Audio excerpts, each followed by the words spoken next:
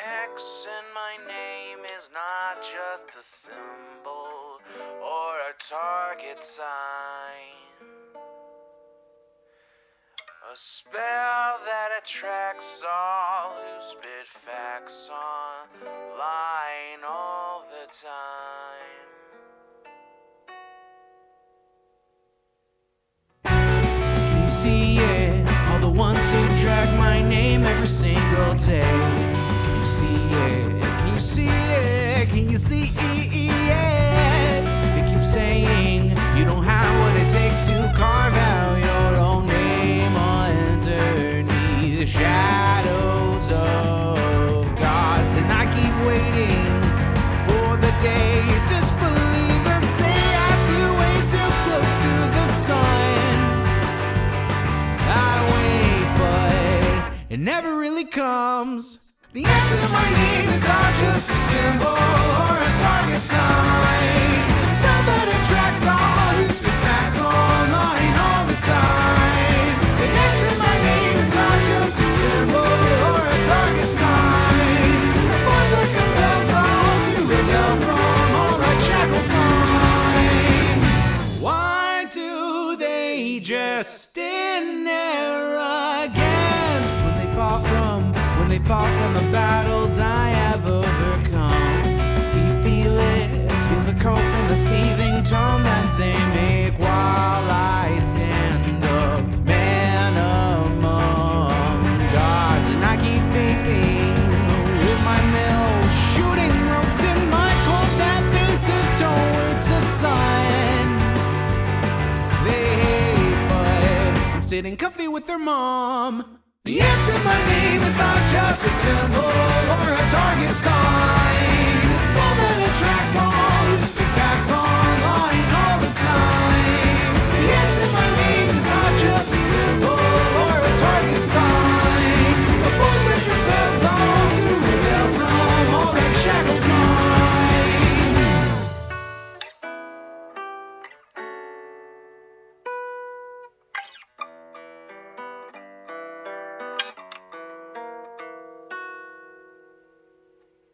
The X in my name is not just a symbol or a target sign. A spell that attracts all who speak facts online all the time. The X in my name is not just a symbol or a target sign. A force that compels all to rebel from all right shackled minds. It's you and me, your mom, it's me. I'll take another hit from my name. You'll see now, watch me not now, punch your face now. Let me show you how.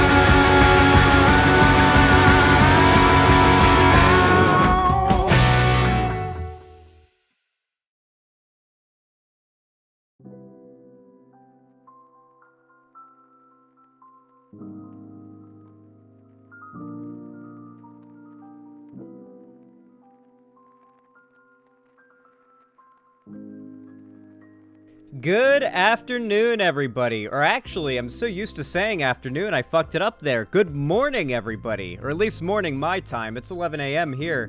What is up, everybody? It's good to see all of you. Hey there, War Penguin. What's good? What's good? TSW the Shadow Wolf. Good to see you. Welcome, welcome. Gloria, what's up? Welcome to the stream. Alexio, welcome. Perry Icefire, good to see ya. Game Master 19, welcome back. War Penguin, I think I already said hi to you, didn't I? Straw Hat Monty 97, what's up? Lord Rose 97. Oh my god, there's so many 97. Is 97 like an import? Is that 1997? I don't know. Maybe that's what that's referencing. Welcome. Summer Star, what's up? Good to see you. Good to see you. Transgender Gal, good to see you. You were in the early chat, I remember. Bazooka Horse, what's up? Wingo, good to see ya. Tommy Dude, how you doing? Lord Fingy, I hope you're doing well. Young Trey 100, how are ya? Hello, hello. Hatsudopia over in YouTube chat, hello. Existence, hello, hello. Loyal King's Hound, welcome. All Existence itself, welcome back. Sunbeam, hello. JQSH, welcome. I hope that JQ in your name doesn't refer to what I think it does. Loco Melon, what's up? Levy, welcome. Good to see ya. Barrel Black, welcome. It does not. Good. I'm glad. It's an unfortunate half of the acronym, though, you know? 5 more days until the Underworld saga for Epic the musical comes out, and then we get the Thunder saga. Cool. I don't know what that is, but I hope you enjoy it. I hope the thing you're excited for is awesome, and you like it, and it makes you very happy. Because unlike, for some reason, like 95% of people on the internet these days, I don't just hate a thing because I'm not part of its fandom and dislike that other people are having fun. Why is that so common? Why is that, like, the meta on the internet? If you are not part of a fandom and you see other people having fun, then you must hate it, and hate the people who are having fun. It's like the default position people online have, because people are annoying. Like, the people having fun or the people who want to be annoying? Because I'd agree, depending on what perspective you're taking there. 97 references the year I was born? Yeah, I guess a lot of you were born in 1997. You see, I was born in the superior year of 1999, giving me the highest possible chance of existing within 3 centuries during my lifetime. If I can live to be 102, I will have lived in 3 centuries. 20th, 21st, and 22nd. That'd go pretty hard. You were born in 92, Barrel Black? Cool.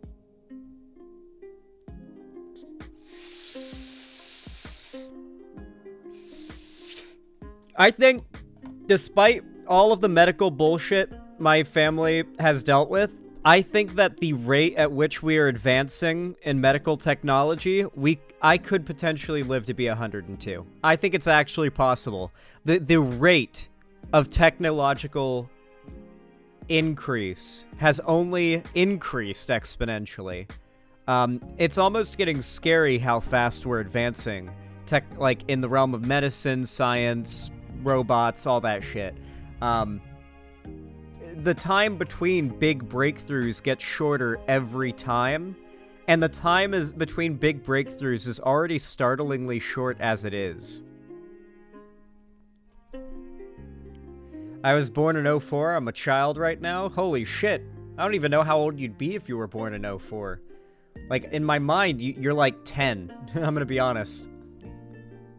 Happy late 420, y'all. Yeah, yesterday was 420. That's totally why I took the stream off yesterday, not because my OBS was broken. By the way, me and Ethan, pretty certain we successfully found what add-on broke my OBS again and got rid of it. I had like 6 add-ons installed, and it seems like 2 of them. One that was for capturing video footage through VR equipment, which I used to have VR stuff and I'd stream in VR. That went out of date and started crashing my OBS a little while ago, if you guys remember, where it was like a persistent big problem and I was super stressed about it. But then after we dealt with that problem just by deleting the out-of-date add-on, when this came around the other day, I was like, okay, well, I know what this is and I know how to fix it. I just don't remember how to fix it. I gotta have my buddy who helped me fix it before walk me through it, but now I've got it pretty solidly remembered.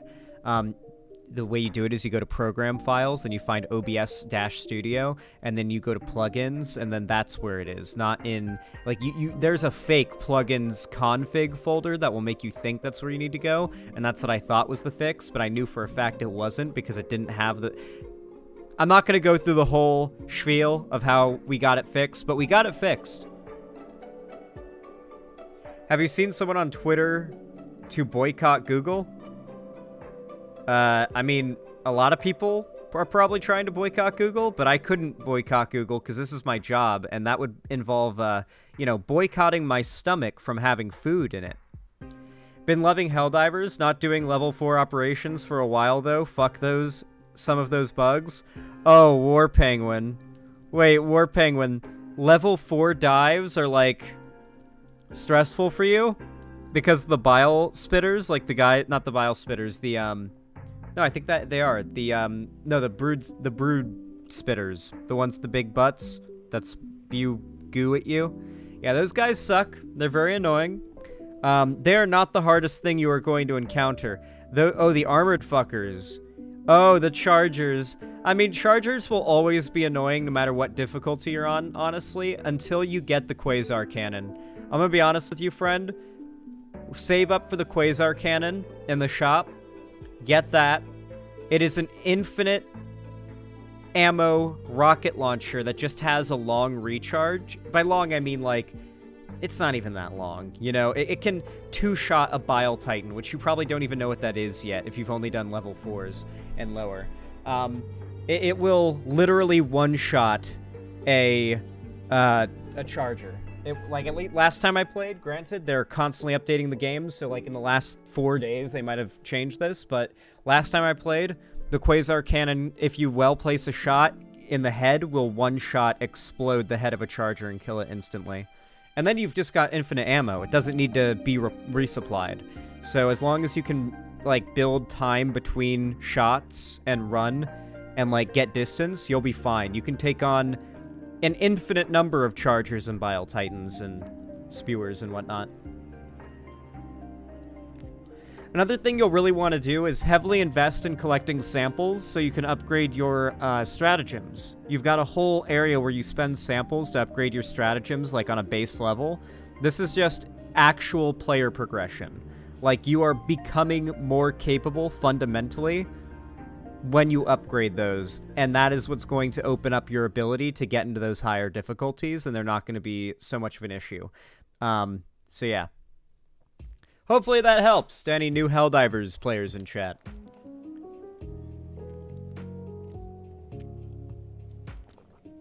Pepper T21, thank you so much for the $5 donation. I really appreciate that. Says, playing New Vegas today? You bet your ass I am. After segments today, we're playing a whole lot of New Vegas. You better believe it. Thank you for the $5. Said, if so, yes, have this banger song the algorithm recommended. Let's check it out.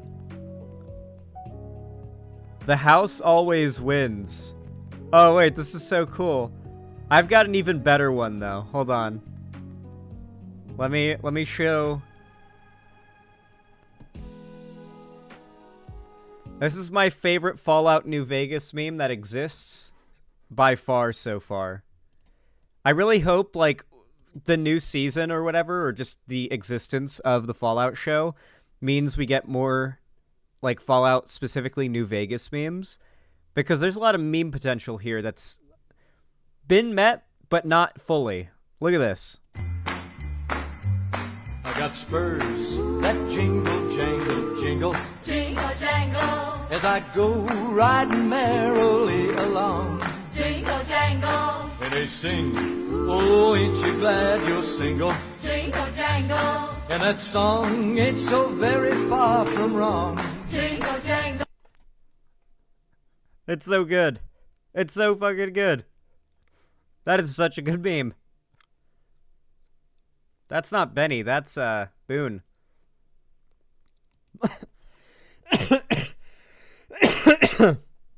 Ugh, that vape hit was harsh. What the hell?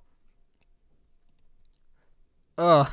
I think I accidentally hit the, Sequoia Banshee Boogers vape. Ugh. Christ.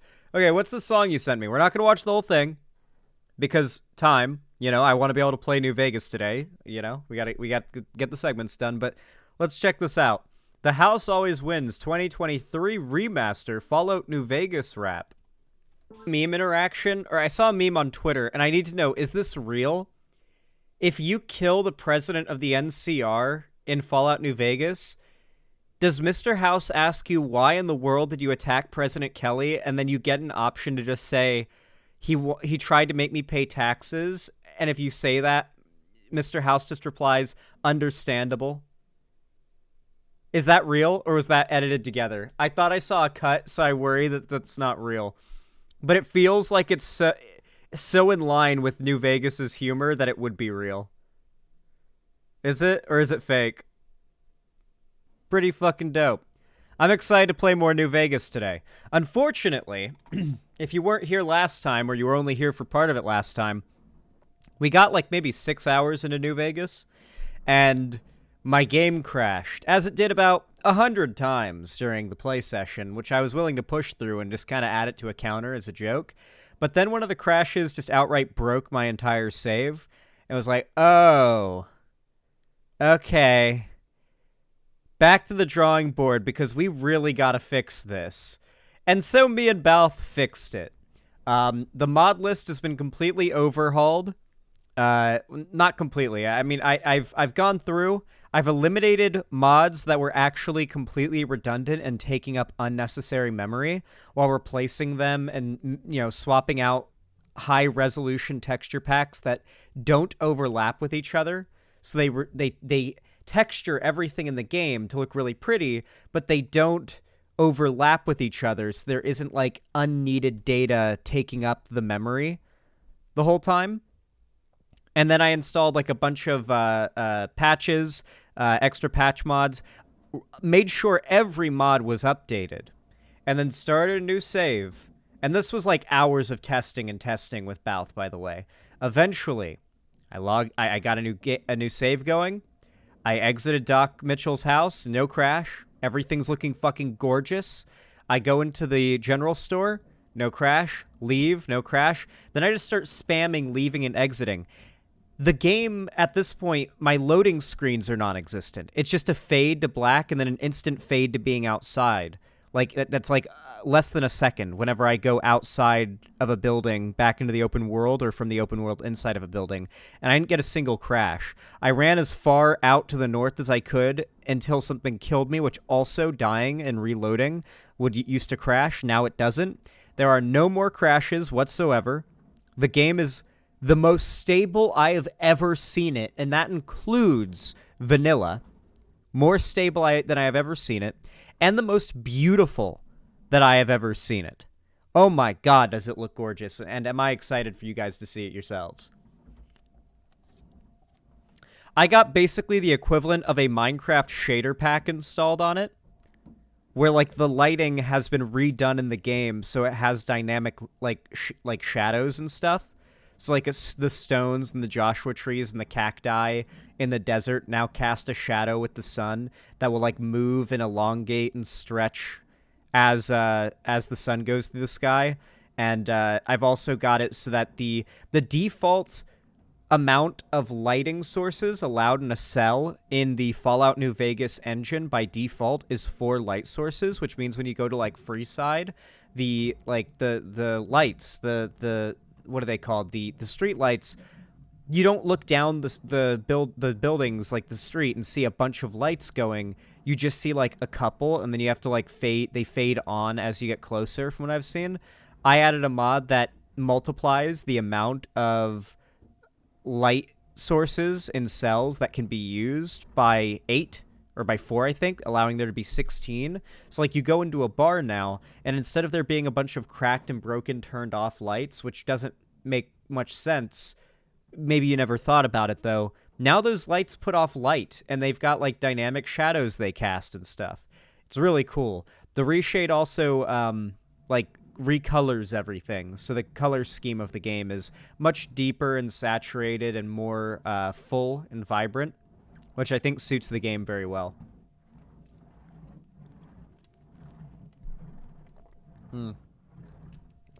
Alrighty. Pepper T21, I appreciate the $5. Very kind of you. Very based. Very pog. You are very cool for that. I really do appreciate it. Thank you, thank you. And again, Pepper T21 with another $5. Oh my god, you are a high roller today. Said, also, a few tips. I saw you throwing away loot after your weapon was repaired, but the more durability the weapon has, the higher its selling value. So repair and sell. Oh. Oh. Oh. Okay. I just had like puzzle pieces click together for me for the game loop of New Vegas. God, it's a great game. I feel like every drawback I've had internally about the game, like, I guess this could be better, like, I feel like I get over-encumbered too much on loot, is not really a drawback if I knew what I was doing, which is, like, combine them to repair, like you do in Minecraft to repair stuff, if you don't have an anvil, and then sell, like, reduce the items down to as few but high durability items as you can to get your, like, your movement back, and then sell that stuff for the highest possible value and caps you can get. I like that a lot. That's really fun. Encourages you to just loot everything you kill, which I really love about Fallout.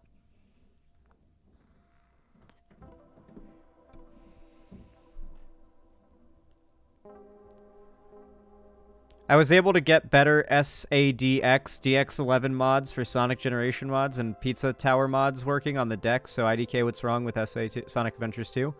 Yeah, Sonic with some graphical mods could be interesting when I play it. You know, maybe sharpen some of the graphics, but I plan to play one of the classic Sonic games. Like one of the ones everybody memes about. Probably the Shadow the Hedgehog one. Shadow the Hedgehog 2, I think it is. The one that starts with him, like, rampaging through a city with guns. That's the one I want to play. As my first ever Sonic game. Ever. Balthazar is king. We must bow to him. Well, Balth goes by they, them pronouns, so they would be a monarch. And you would bow to them. You fucking transphobe. You fucking bigot. I oughta cut you down right now, brother. Pepper T21.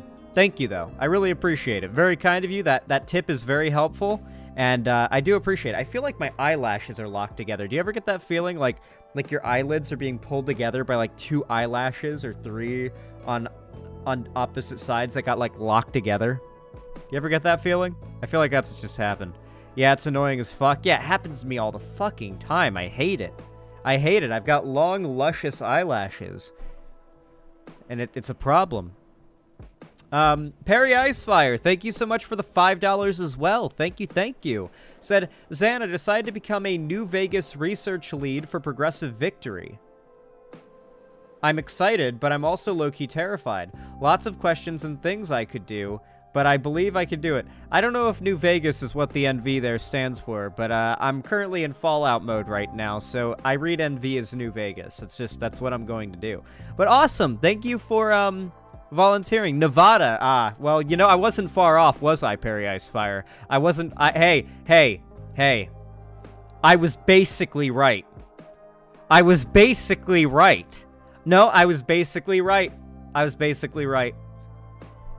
I was right enough for government work, okay? Like, I'm correct. I am correct. I was right. New Vegas is in Nevada. And NV stood for Nevada. I was correct. Stay mad. Thank you so much, though. I really do appreciate the $5, and I really hope you're able to do some good work with Progressive Victory. We are going to take all the W's from the Republicans, and we're going to turn them into Democrat W's. And then once the Democrats have the W's, we're going to force them to take even bigger W's by doing more based stuff. As we did with Biden, you know, like Biden got elected and running on Biden's platform that he ran on is significantly more conservative than the actual policy and like presidency that Biden has executed. Because as Biden has gone through his presidency, he's recognized that his voter base has gotten more progressive and more demanding of change and positive outcomes, positive economic growth, all that kind of stuff. He has to move his positions in order to keep the general progressive vote. And that's what he's done. And so his actual policies in his presidency have been more left-leaning than his platform when running in 2020 and 2019 were. Did he? No, he started in 2020, I think. Yeah, he didn't hop in 2019. He actually joined the primaries pretty late, if I recall correctly.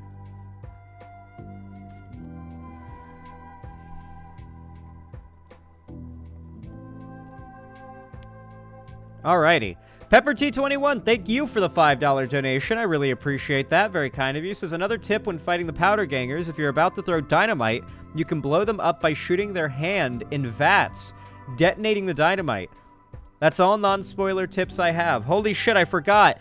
I could vats the dynamite that they've lit in their hands. That goes so hard. God, I forgot. Fallout New Vegas is the best game ever. I need to, like, think like it when I play it. You know? Like, I keep playing it like it's some lesser plebeian game, but I'm playing Fallout New Vegas. I need to understand the company I'm in and think like I'm playing a good game. You know what I mean? Anyway, thank you so much for the $5, Pepper221. I really appreciate it. Let me update the dono goal really fast to reflect all you guys' amazing generosity so far today. Thank you, guys. And of course, don't forget, if you like my streams and you want to support me, you can always drop a thumbs up. It really helps a lot, whether it's a stream, a VOD, or a video. It helps a whole hell of a lot when you hit the like button. For those that don't know, every single thumbs up that you guys give me from each person, no matter, you know, obviously on every video, it forces YouTube to push that content and my channel as a whole and the algorithm to more people and even more of my own subs, which helps me to get higher viewership, which just generally helps me in every metric, you know? So consider hitting the like button. It's a completely free way to support me, and if you make it a habit, I promise you it will pay off with some pretty substantial channel growth on my end, which I hope you guys want for me. I mean, I would hope. You guys watch me, so I would hope you'd want channel growth. So I appreciate it to all you guys who hit the like button. And of course, you can also be like one of the very based and kind people who've donated so far today and sub, donate, or gift a sub on my website, xanderhall.com/live, or support me financially through YouTube, Twitch, Streamlabs, Stream Elements, or Patreon. You can also join my fan Discord, where I do watch parties and cool events and call-ins and all sorts of stuff like that, as well, don't forget, as buying merch. I've got a merch store down below in the description. Do not forget to check out the merch store. I hope you guys enjoy.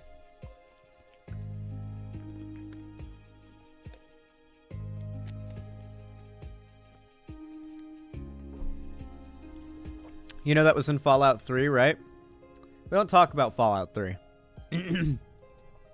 Fallout 3 was my first Fallout game, so I respect it for that, but man, you can't even tell me that I have like some kind of negative bias or like some kind of bias against Fallout 3 when that was my first Fallout game, and it's the game that made me fall in love with the Fallout series. I went from Fallout 3 to Fallout 4 to Fallout 76 to Fallout New Vegas. And now I maintain Fallout New Vegas is the best one.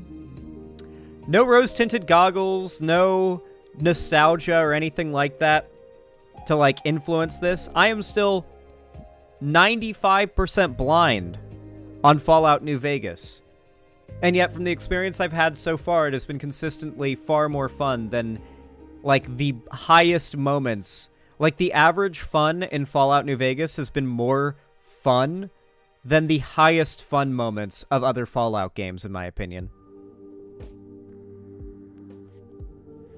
Sorry. But it's facts. It's facts. It's just the best Fallout game. Fallout 3 is the worst Fallout, not counting Fallout Pinball. Yeah. Fallout 76, I know you guys probably have, last time you heard about it was its awful and atrocious launch, which, no doubting, it was an awful and atrocious launch. Fallout 76 is actually quite good these days. They do a lot of free DLC and updates. Recently, they added Atlantic City as free DLC, which goes hard as fuck. You can get, like, NCR Ranger armor. And I saw there was, like, a Twitter post where a clip where a guy was complaining that, like, there are human NPCs in the game now, something the game didn't have on launch. It's been a thing for a while. But when you talk to people, there are, like, it's Fallout New Vegas style dialogue where you've got, like, your character doesn't speak, but you've got, like, a long scroll wheel list of dialogue options. Many of them are just starting conversation and asking questions, and others are speech checks to get things or to, you know, talk people down. They basically, New Vegas is the direct inspiration for the way they do dialogue and the RPG aspects of Fallout 76. And you can also just get full-on NCR Ranger armor in Fallout 76 if you didn't know. Like, that's just a thing you can get in the game. I have it. It's pretty dope. Fallout 76 has definitely had a return to form. It's pretty fun solo, but I think it really shines when you're doing what it was made for, which is playing with a group of friends. I think there's like up to 12 or 20 people on a server. There is PvP, but nobody really fucks with that. Everyone's very friendly in regards to that. Like, a lot of people will call in a nuclear strike, not onto somebody else's base like you can do. Instead, they'll call in a nuclear strike using the launch codes you can get, very rarely, onto, like, a random spot really far from where anyone's basing in, like, the middle of a field. And it spawns, like, a raid boss tier mutant monster.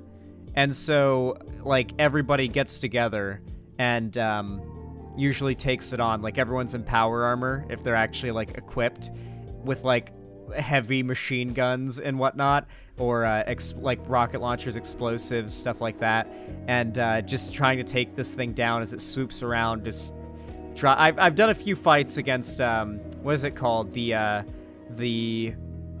think it's called the Scorch Queen. That's wholesome as hell. Yeah, it's really cool. And of course, you can just like queue up with your friends into a lobby, and there is settlement building. Yeah, it's not really settlement building. It's more like this is your base kind of building. Like it's more on the scale of like building a base in Rust than building a base in Fallout 4. Like you're gonna have like your house and like your little area outside, and you can really fancy it up. There's so many things to fancy it up. Holy shit! And they're adding new things constantly. And you'll find other people's bases out in the world, and if you find their base, it means they're online, because your base disappears and reappears in a new server when you log in again. And, yeah, I mean, it's a fun game. For, like, it doesn't... It feels like a mix of Fallout 4 and New Vegas with multiplayer taking place in a much more green and lush environment, which is a pretty nice combination of things. I'm really sad the game's reputation is forever tarnished.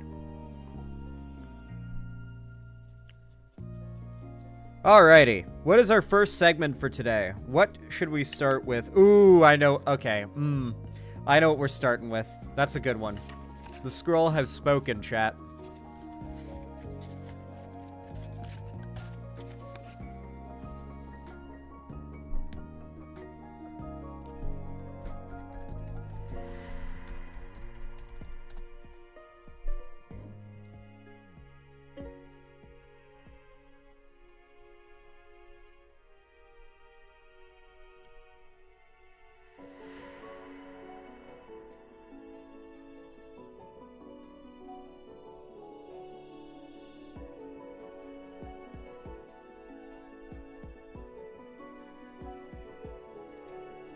Welcome back to...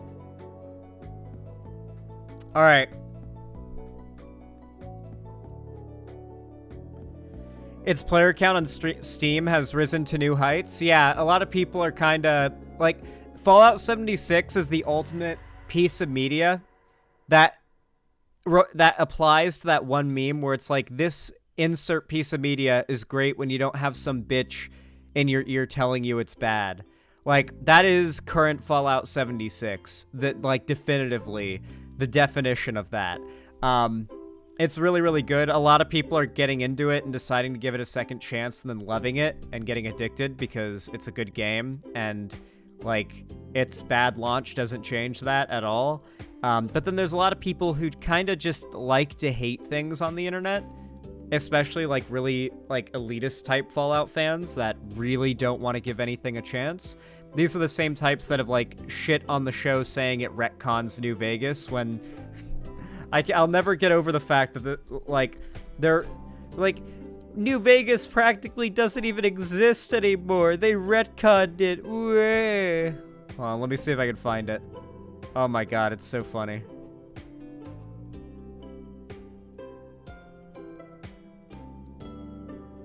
Minor spoilers for the Fallout show, I suppose. Minor spoilers. Let me see if I can find it.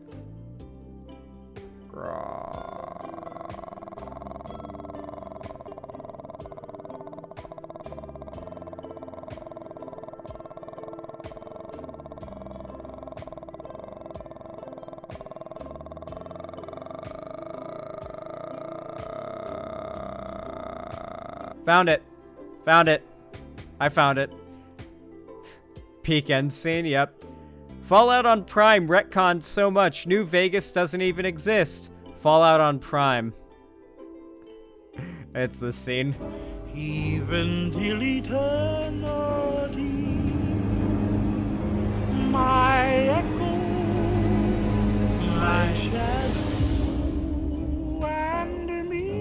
Like, I wonder what's gonna happen when the Fallout fans who've taken seriously the claims that New Vegas is retcon, like when they eventually finally watch this show and they're like, oh, this is good, and they like binge it and then see that scene at the end, like, are they gonna get mad that they fell for bullshit, or are they gonna just like run with it? What are they what's gonna happen? I wonder. I genuinely don't know.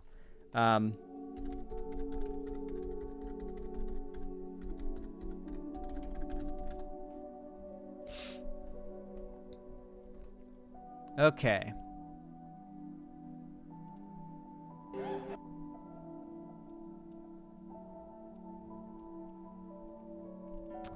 All right, everyone. You all know what to do when I say action, right? 3. Oh, my nose. Ugh. 2. 1. Action. You guys all know the Cybertruck, right? You know, Elon Musk's overpromised was supposed to come out and be, like, capable of traveling on water, fully bulletproof, like, capable of withstanding a nuclear blast or some shit like that, radiation resistant. I might be making a few things up, but most of those were true. He did claim that. And they were supposed to come out, like, years ago, but that's sort of like what Elon is the king of doing, is over-promising things and saying they're going to come out sooner than they're going to come out, and they're going to be better than they're going to be when they come out. A good example of this, obviously, is the quintessential, like, Elon Musk fail project, the Cybertruck. Believe it or not, there's a few thousand Cybertrucks out there these days. They haven't, I don't think, fully released, or I guess if they have, they're so expensive and stupid that only a few thousand have been sold in the world or in the country. But, well, here's an example of how he kind of advertised it, to kind of show off how amazing and indestructible it is. Why is he pixelated? The first frame of this video is fucked, but it'll be fine in a second. Yeah. There we go. Part of this is the fundamental design change. We moved the mass to the outside. We created an exoskeleton.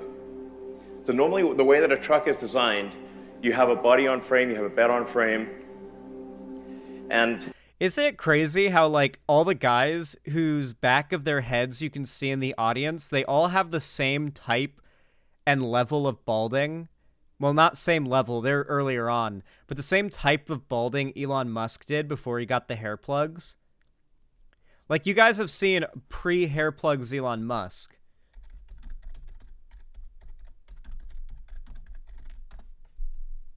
It's not a good scene.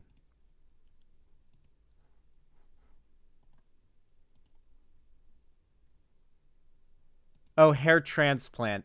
$20,000 hair transplant surgery. This is a photo of him back during the PayPal era, I guess, like a long time ago. And this is him today. I'm going to give you guys like a spicy bit of info. Men's hair does not naturally go from looking like this to looking like this. His hairline has actually moved forward. That's not like a bad haircut. That is thinned out, receding hairline and balding that has been replaced with a hair transplant. For those that don't know, hair transplants, they're quite common. I know Preach, gender affirming care, real. I know that Preach, the WoW guy, most WoW content creators are old men and known for being bald, and one of them is Preach. And he recently, I think, got that procedure. By recently, I mean like 2.5 years ago or something. Is he bald again? I haven't seen Preach. I think he's still bald. Did the procedure fail for him? I don't know. The body and the bed don't do anything useful. They're carried like cargo, like a sack of potatoes. It was the way that aircraft used. I assure you they're not. Guys, I need to give you a little bit of, I'm not going to spoil anything, but just know he does not know how to design a car. His engineers might not know how to design a car, considering the state that this shipped in, which I'll get into momentarily. Take nothing he says seriously here, and if God forbid you're ever trapped on like a desert island somewhere and you need to make like an aqua-capable, bulletproofed, like Cybertruck vehicle of some kind, do not take any advice from Elon when you're building it, okay? Used to be designed when they had biplanes, basically.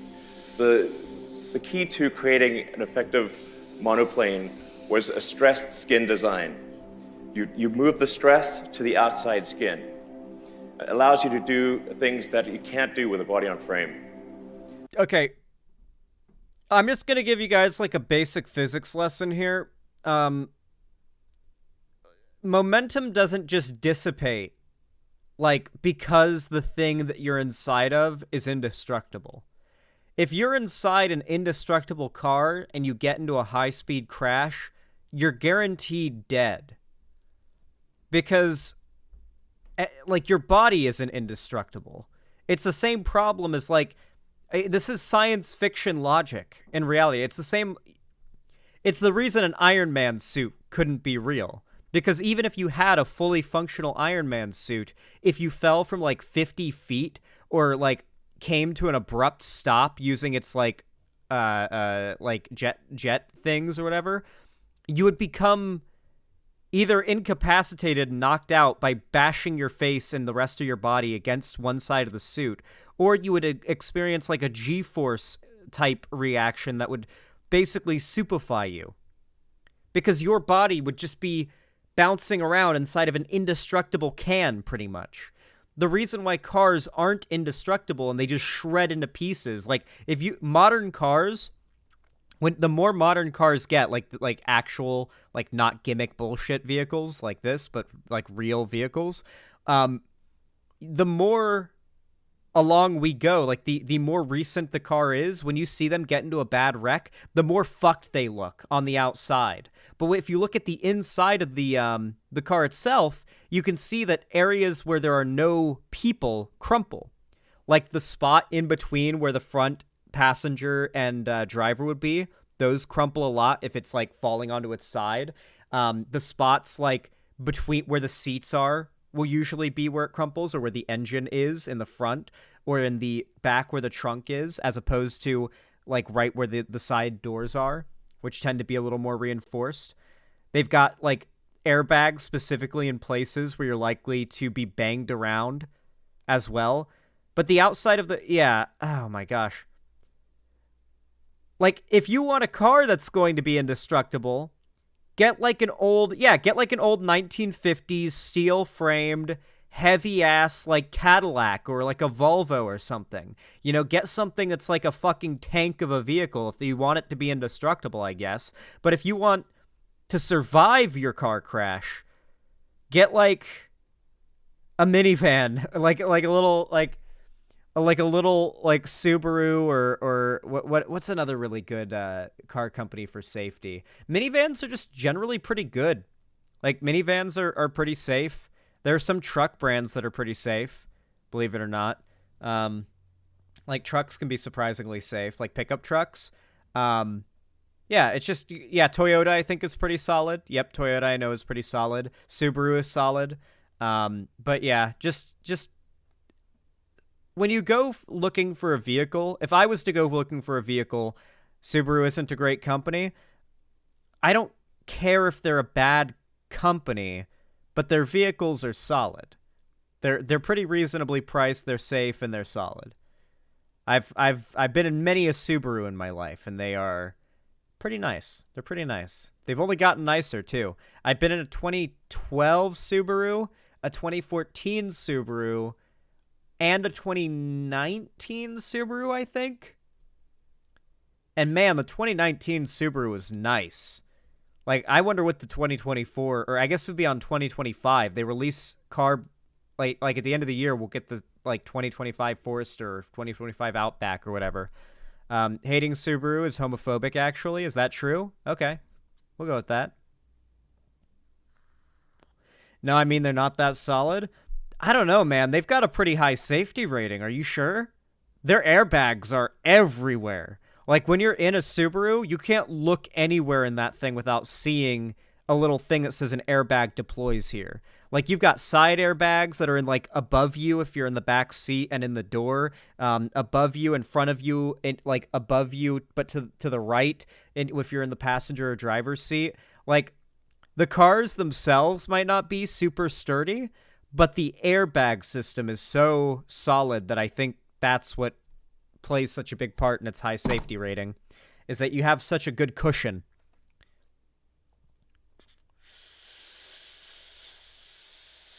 Anyway, we're not getting into car talk, because I know nothing about cars, and I'm not going to pretend to know anything about cars. That's the limit of my knowledge. That's literally, we just hit the end of my knowledge about cars. I don't know anything else about cars. If you asked me a question, like, how do tires work? I couldn't tell you.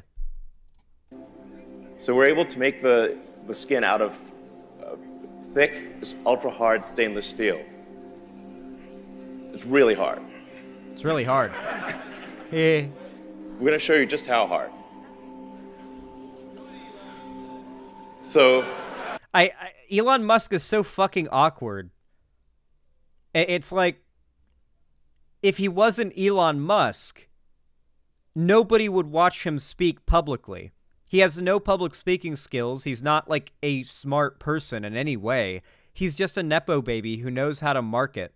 He's like copied the personality and vibes of science popularizers over the years and tried to like butt himself in to be like, he wants to be seen as like another Bill Nye or Neil deGrasse Tyson, some like high-level scientist who is acting as a science popularizer. The fact is, he's not a fucking scientist. He's not a genius.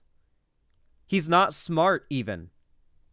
I actually think he might be below average intelligence considering the choices he's made as of late. But we'll watch the rest of this embarrassing, aged like milk sitting out in the Mojave Desert ass showcase of the Cybertruck. Franz has a sledgehammer. By the way, who is buying vehicles with the thought process of, my car needs to be able to survive a sledgehammer?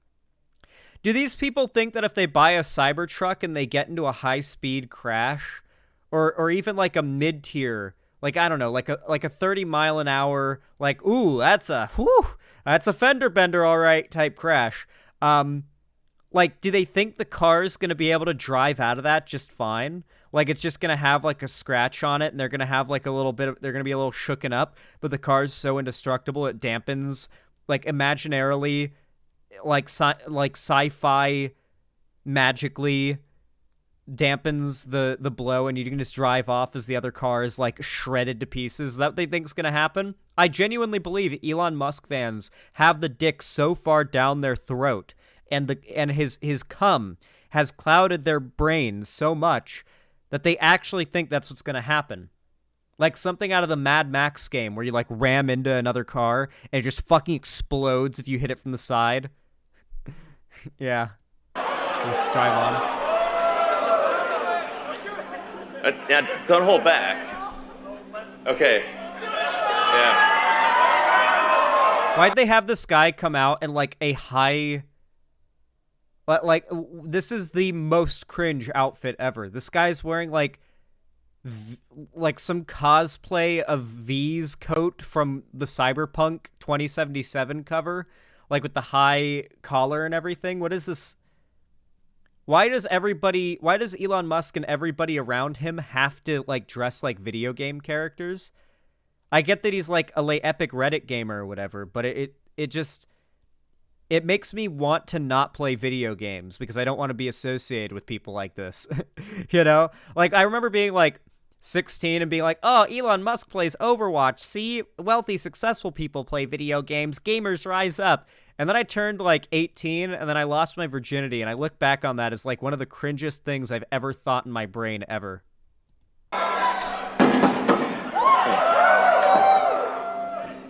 It's a regular truck door.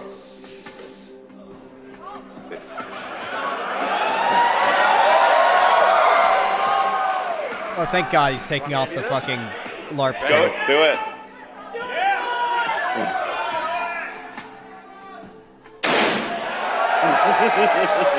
I like how they have him do it and not Elon Musk, because Elon Musk is so, like, physically unimposing that him swinging a sledgehammer, like, it's so easy to say, okay, but would it stand up to, like, an actual man swinging at it with a sledgehammer, you know? Yeah. Stop. Yeah, hit it a couple times. You want to hit it again? All right.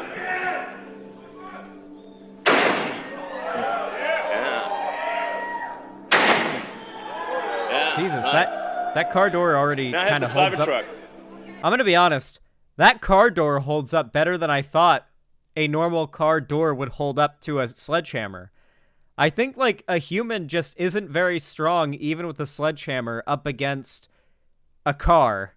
Like, you can dent the shit out of it, it seems, but outside of that... So, is this car literally just designed to withstand sledgehammer attacks?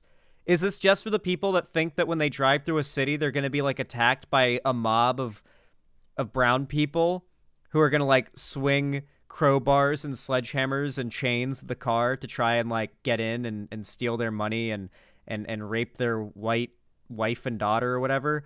Like that is how conservatives that are like tuned into nothing but Fox News think of cities. Like I think Europeans really don't understand this because a lot of them don't live in places that are big enough to like understand scale. Like I know British people, that famous fucking post especially, but I know British people who think that like a 4-hour drive is a long drive. To like see family or go on a trip or something, that a 4-hour drive is a long drive. In America, a 4-hour drive is some people's daily commute. Sometimes not just there, like there and back, sometimes just to work. Like that is how big America is, and because America is so big, there is a lot of what like the elitist type, like what conservatives would call elitist Ivory Coast liberal Americans would call flyover country. And this flyover country is vast and makes up the enormous majority of America, and a significant amount of Americans live deep in what is called this flyover country. So deep into it that it's like a 6, 7, or 8 hour drive to go to the nearest city where they have buildings that are taller than 2 stories. Like ground floor and then a second floor. Like that is a real thing in America. Especially the further out west you go. That's a real fucking thing. Where it is hours just to see a tall building. And because of that, there are so many Americans. There might even be people like Lord Fingy in chat who this applies to. There are so many Americans who have never once in their fucking lives seen a real city before. And so because they live somewhere rural, that tends to predispose them to more conservative values due to lesser education, et cetera, lower income. And so they're going to be watching Fox News and listening to May His Body Rot in the Ground, Rush Limbaugh, and Alex Jones, and these like right-wing radio guys. Hell, a lot of these people don't have cable or didn't have cable for a long time. So the dominant entertainment was radio. And when you're getting your news from radio, like talk personalities, that is dominated by the right. So a lot of the conservative, like heartland core in America are generations of people who've grown up never seeing a city before and just having mobs of brown people burning them down being described to them over right-wing talk show radio in their very rural place where they've never really left. There are an insane amount of Americans who have never left their town. Because if there's a 10-hour drive to the nearest city outside of your town, like the nearest city that's worth seeing, why the fuck would you ever leave your town in your life? Especially when like you get so comfortable with it. A lot of these people never ever leave once they become adults, and they have every ability to because they are uncomfortable doing so. It gives them anxiety. So it's just a lot of Americans are these like insane, and these are like in some cases wealthy people too. A lot of these people are farmers. Farmers are very wealthy people. Like a tractor, like the average like commercial farming tractor, and most commercial farming is done by like, you know, family farmers who've had like contracts with the government, mostly for corn. And so like these tractors go for like millions of dollars. You know, like the farmers are not the poor people. It's like they're wealthy, but they also are part of this group. So there are very wealthy, well-funded, nice house living people that are just out there in the middle of nowhere listening to talk radio and like Fox News, and they've never seen a city before. So as far as they know, everything they hear about BLM burning down Portland, that's completely true. Portland looks like something out of Fallout right now in their world. Same thing. I wonder, hit it harder. Look at this. I wonder if, like, those are the people this is meant to market to. The people who think that if they ever drive through a city someday, their truck needs to be able to withstand bullets and attacks from sledgehammers. But meanwhile, if you ever get into, like, an accident at 30 miles an hour, Like you're gonna get like there's no crumple, so you're gonna receive the full 30 miles an hour of instant stoppage to your entire body, and none of it's going to be dampened by the crumpling of the car.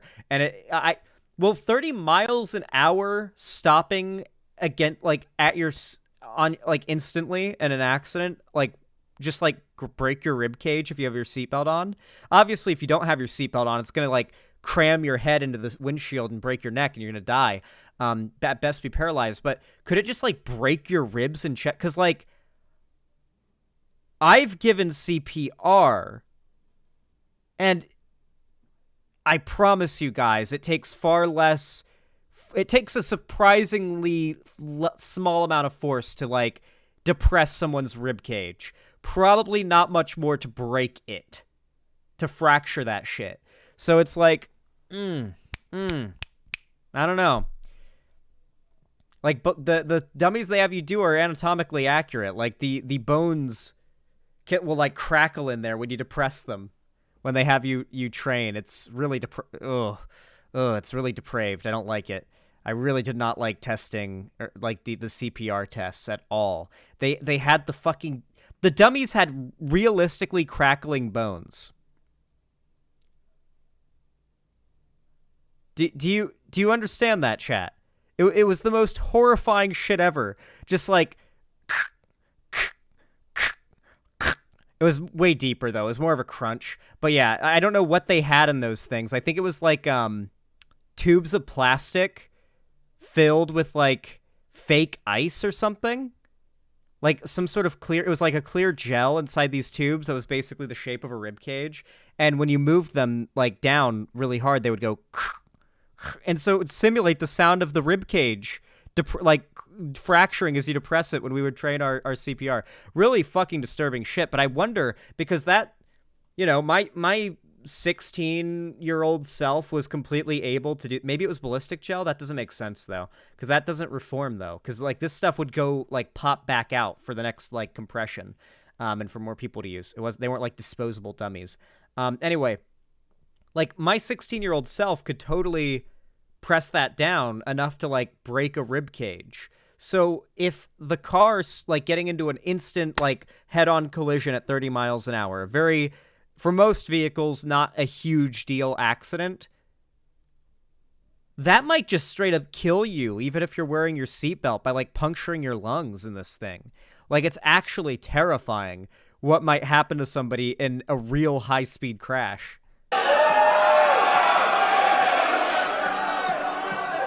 So let's see how this handles it.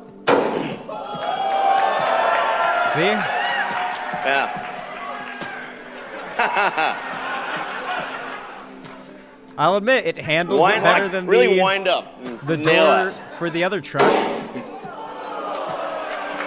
I wonder if the door can open now. It's pretty strong. He really doesn't look like he's giving it as hard of a hit as he was the other door regardless, but I wonder if that door even opens and closes now. Because that whole thing shook when he hit it. Like, you could see it, like, there was a real depression to that there. So, here's the hilarious thing. They touted how safe the Cybertruck was. It was supposed to come out years ago, and now it finally has come out. Only, well, here's the headline. Cybertruck owners shares Cybertruck owner shares his experience with a truck accelerator pedal. Now, this is just one person giving their story following the total recall of all Cybertrucks out there, all 4,000 of them, less than 4,000. It was like 3,700. All of them have been recalled due to the accelerator pedal getting stuck down, meaning you would like press down the pedal to like accelerate, and it wouldn't come back up, so you would just continue to accelerate. And if you try to push it down to like maybe unstuck it, like out of panic, you're just going to get it stuck further down, going even faster. So, well, that's just downright terrifying, but very on brand for Elon Musk. You know, he rushed it out to try and like, mitigate the severe hit to his reputation that was once again overpromising something and it not coming out when he promises. And now it's a death trap, of course. Welcome back to Last Call. Tesla shares ending the week on a low note. The EV maker has issued a voluntary recall of all its long-awaited Cybertrucks. It's a real recall in the traditional sense, not an over-the-air update like the previous Tesla quote-unquote recall. This is a proper recall. Like, they are bringing them back. Like, they're coming to take your car. Calls. This one is to repair a trapped pedal issue. It's pretty important for that to work. Brought to the public attention in a viral TikTok video by a guy who owns a Cybertruck, Jose Martinez. He posted. Dude, less than 4,000 people have Cybertrucks right now. I don't know how much that's going to change at this point, to be honest. It might only go down. But the fact that out of 4,000 people, they were already able to find something this severe makes me wonder that if this car gets up into like the tens of thousands of people buying it in the future, what other horrid flaws are they going to discover? Like, is the battery that powers it going to be explosive and going to start blowing up on people like old Teslas used to? Posted it last weekend, but according to his traffic safety filing, Tesla originally became aware of this issue March 31st and then decided on April 12th it would issue the recall order. With us tonight for more, Jose Martinez. Thank you for being here. So what happened? When did you know that you had a problem? So I was actually at a local drag strip with the car. It has an advertised 0 to 60 of 2.6 seconds, 845 horsepower. He is so fucking lucky he was at a place where it is made for cars to go quickly. And for, like, there are areas made for if things go wrong and there's a crash. Because if this was, like, going down the highway and he needed to, like, hit, like, an off-ramp or something, and all of a sudden he realizes, like, as he's merging into the off-ramp, holy shit, I'm not decelerating. My accelerator, my pedal is stuck. Like, I'm still going just as fast.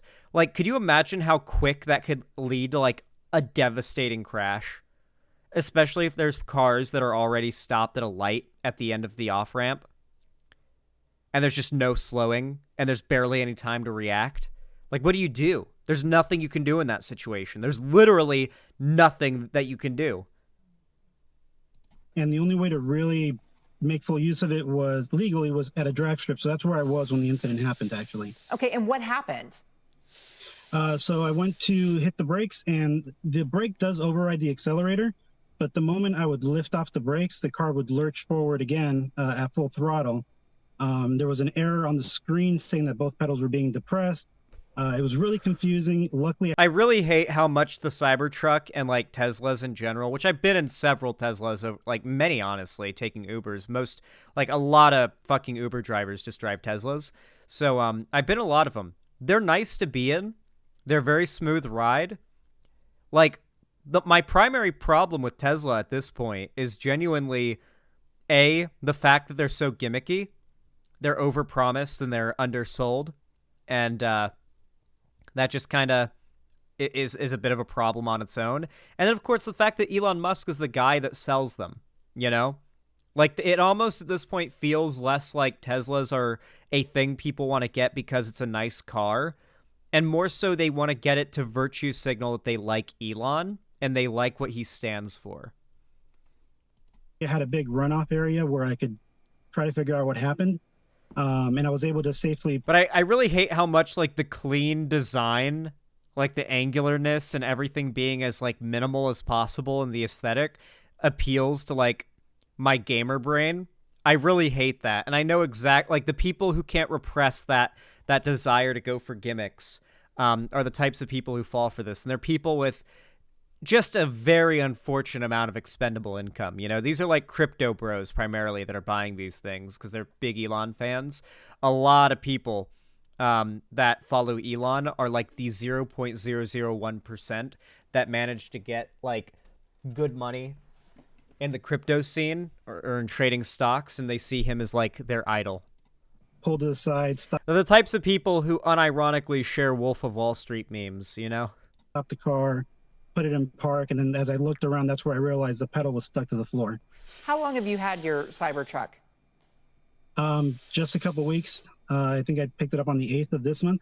And What's it like for you now? I mean, I know that people who wanted these have been waiting for so long to get them and to be able to drive them around. What's it like for you now to be facing a recall of a very serious issue? If you hadn't been in a place where you could, you know, have a runoff like that, it seems like this could have ended very differently. Yeah, so I was definitely in the right kind of situation for something to go wrong, and be able to safely be out of that situation. But no, had I been on a street or a highway or something, it probably would have brought more panic to me, especially being around other cars and other people. And that's kind of the reason why He was very lucky that the way this was discovered by him was in the safest possible situation to suddenly have this problem happen, which is when you've got like a whole racetrack in front of you to like stay driving on while the car continues to be stuck in acceleration while you try to figure out how to unstuck the pedal. I made the video. It was more of an awareness thing. I didn't realize it was going to go as wild as it did. I'm sure there'll be people who'll be like, oh, I wish this stupid Cybertruck owner had crashed or something. But it's like, no, this is the best case scenario, because if these trucks get on the road, it's not just going to be the stupid people buying the trucks that are going to die in the car accidents. It's going to be the poor people that are going to get like rammed through, like the SUV with like 4 kids and a whole family and like 2 parents, like a whole family in it. That get like rammed through by the Cybertruck when its pedal gets stuck down. If these had, God forbid, shipped out to tens of thousands of people, and this happened, rather than a couple thousand. And we see right there the video of you pointing out the brake covers and oh my God, no. The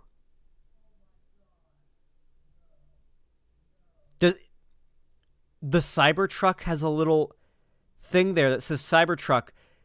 That is literally the Cyberpunk font. This is literally like something you'd find online, some like knockoff. He is trying so hard to evoke like the vibe of Cyberpunk to the extent that he has copied the Cyberpunk logo. Is that not like the Cyberpunk logo, but like it says Cybertruck? Is that not like basically the same font and design style? I'll show you what the Cyberpunk logo looks like. Maybe I'm totally off right now. No, dog. You can't tell me. I mean, it's called the fucking Cybertruck. No one's fooled. But, like, also... Dude. Do you see it?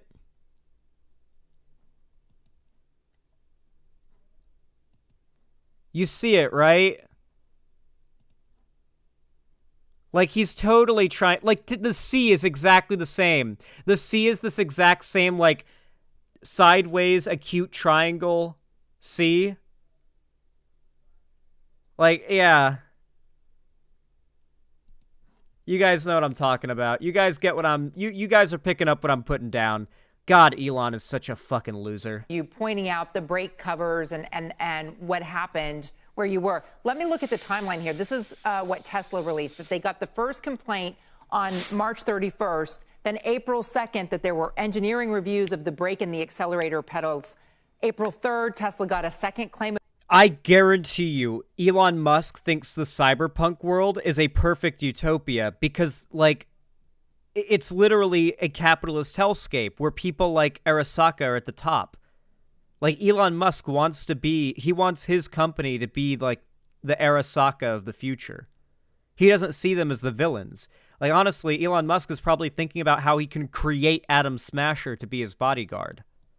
Of an issue, the engineering had reviewed the first customer claim. They conducted more tests, and then April 12th decided to issue the voluntary recall. They say that they are unaware of any collisions, injuries, or deaths related to... He probably also really wants to be Mr. House from New Vegas. You know for a fact that Elon Musk has played New Vegas and that he loves Mr. House and has probably, like, based a lot of his entire, like, brand and personality off of him. Like, didn't Elon Musk start being known as, like, how he is today around when New Vegas came out? Can we like line up the timeline there and definitively show he guaranteed played New Vegas and said, I want to be him? to the issue. Are you satisfied with the timeline on this? Do you feel like the company that manufactures your vehicle is taking it seriously?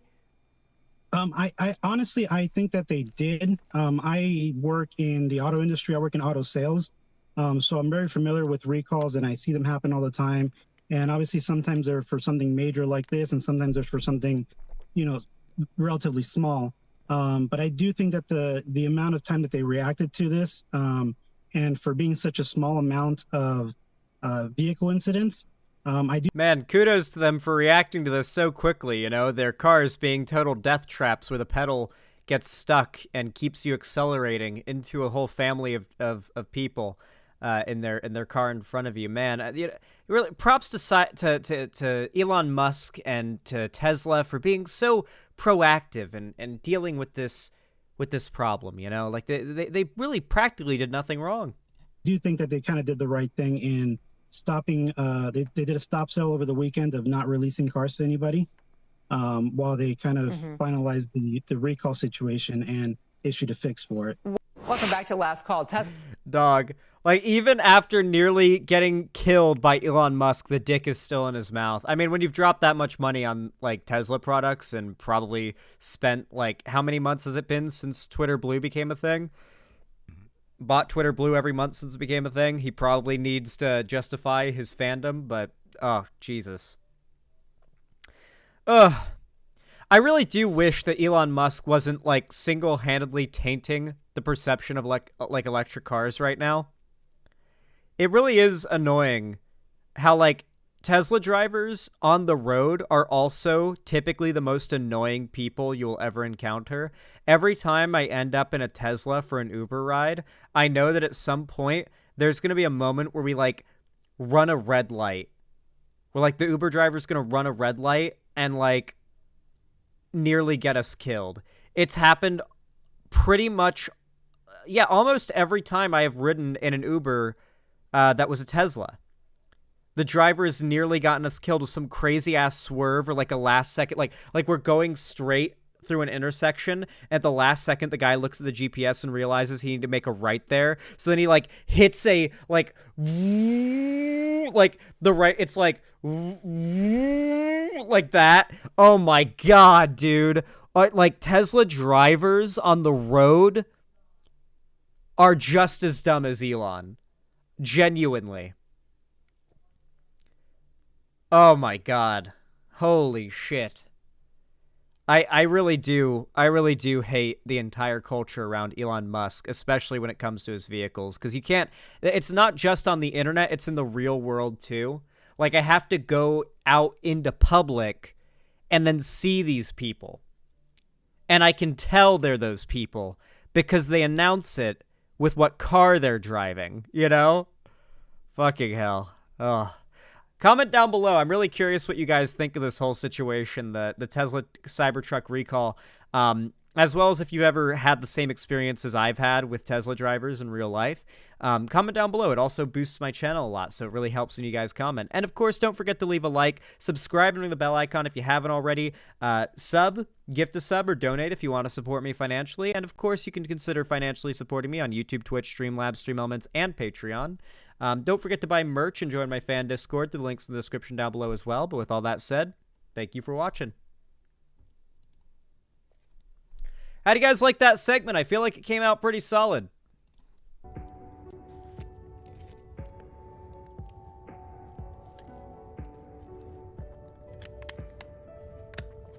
Good Seggy? Hell yeah. Hell yeah. Hell yeah. Let me mark that off the list.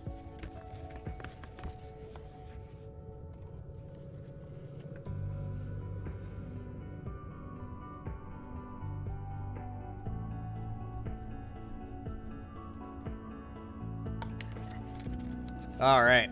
Came in late, but I support dogging on Cyberpunk. Great set. We weren't dogging on Cyberpunk. Cybertruck. Oh, man, I have dyslexia, don't I? Fucking hell. I think I might... like, the amount of times that I misread Chatter's messages, but I, like, definitively saw it as a different word. I swear I saw it as Cyberpunk and not Cybertruck. Like, I have the memory of seeing the word Cyberpunk. Jesus Christ. 4,000 trucks are going to be recalled, and everybody who has their truck taken is going to talk about how good it is to not having a vehicle is some other thing to feel superior about. Yeah, I'm sure they'll try to use this as some example of how much Elon Musk cares about them, you know? They'll find a way to, like, rationalize this. Trust me. It's a thing these people are very good at. They've been doing it for a long time. They're basically, like, gold medalists in this.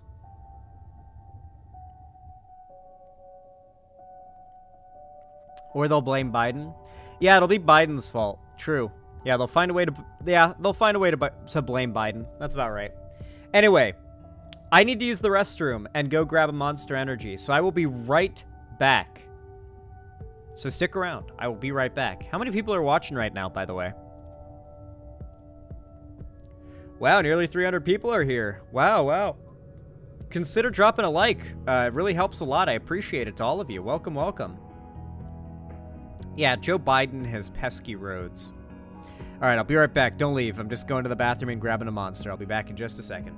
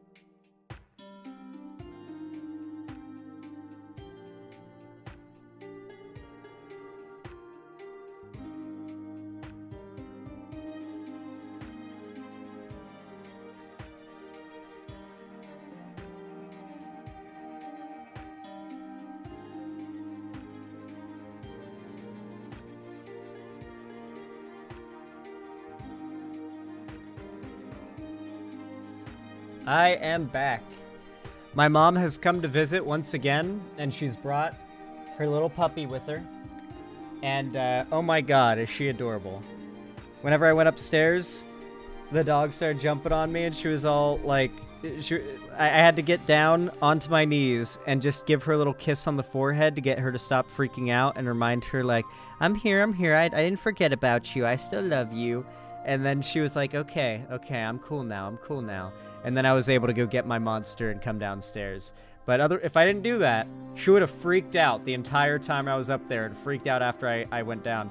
Can we see a picture of the Doge? Absolutely you can. There's actually, here, you'll get a rare Xander Hall sleeping photo. My mom took a picture of me sleeping and how the dog sleeps with me when I am sleeping. I've got the dog's toy right next to my head.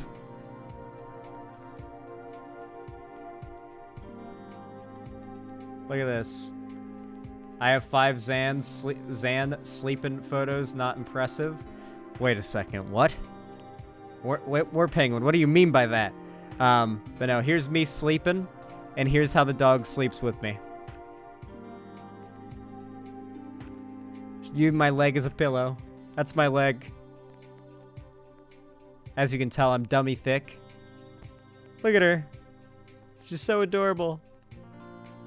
Very cute dog. Very adorable dog. Adding to the collection. Y'all are weird. Oh yeah, she has such a cute little, like, button nose. She is the cutest little dog ever.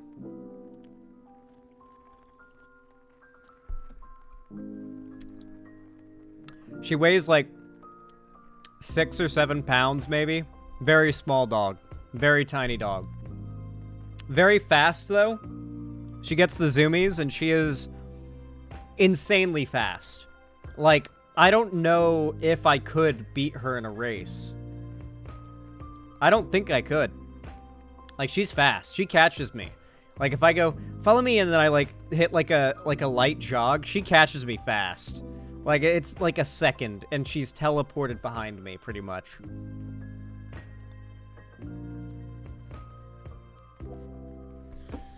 Thank you, TSW Shadow Wolf. Thank you, for, paying rent for living in my walls, right? TSW Shadow Wolf, you're paying rent for living in my walls. That'll be $800 a month. You should start today. Yeah, if any of you are living in my walls, I expect you to pay rent, and I expect payments monthly. You can break them up into small amounts as donations over the streams, but I expect like $800 a month from you in rent. This is Seattle. That is a fucking bargain.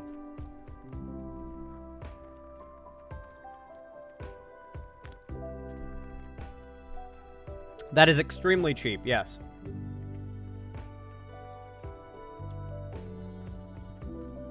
If I told you guys how much my rent is to live in Seattle, you guys would probably think I'm rich.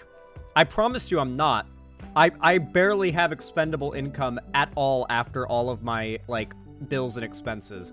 Like, barely. Like, not even really, you know? Yeah, no, rent is fucking expensive in Seattle. It's insane. And because of that, I want to thank Lord Fingy for the $10 donation. Thank you so much. That really helps a lot. I appreciate it. And of course, soon we'll be starting quail content. Spring has sprung, guys. The flowers are blooming. Days are getting warmer and the sky is getting clearer with less rainy days. I want to start the quail soon. So if you guys can get those donos a pumping, I will be able to afford to start that quail content. I do have to start it after my trip in a couple weeks, but yeah, quail arc is coming, guys. Spring has sprung. I'm so fucking hyped. I've already got a lot of birds that hang out in the back area of my backyard because of feeding the birds, and they're pretty cool. I'm hoping they don't, like, cause any problems with the quail, especially when they're chicks, because I think, like, a woodpecker or a sparrow could very easily, like, hurt one of my chicks if it, like, gets too close to the edges of the cage, of the brooder box or whatever. I worry about that a lot. Maybe they won't attack each other, though. Maybe they'll be friendly.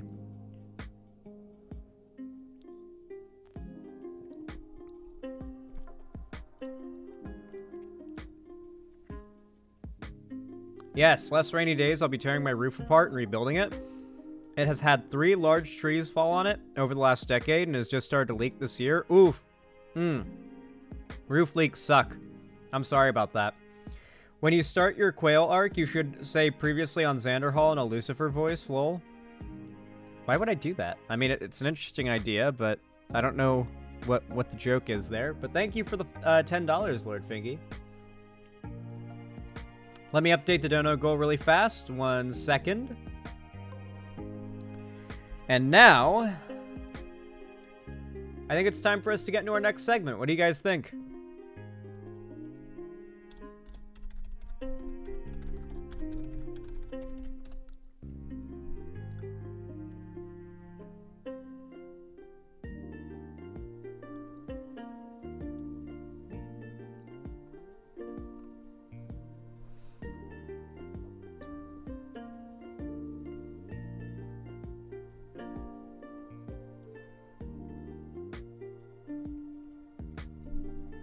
You guys know what to do when I say action, right? 3, 2, 1, action.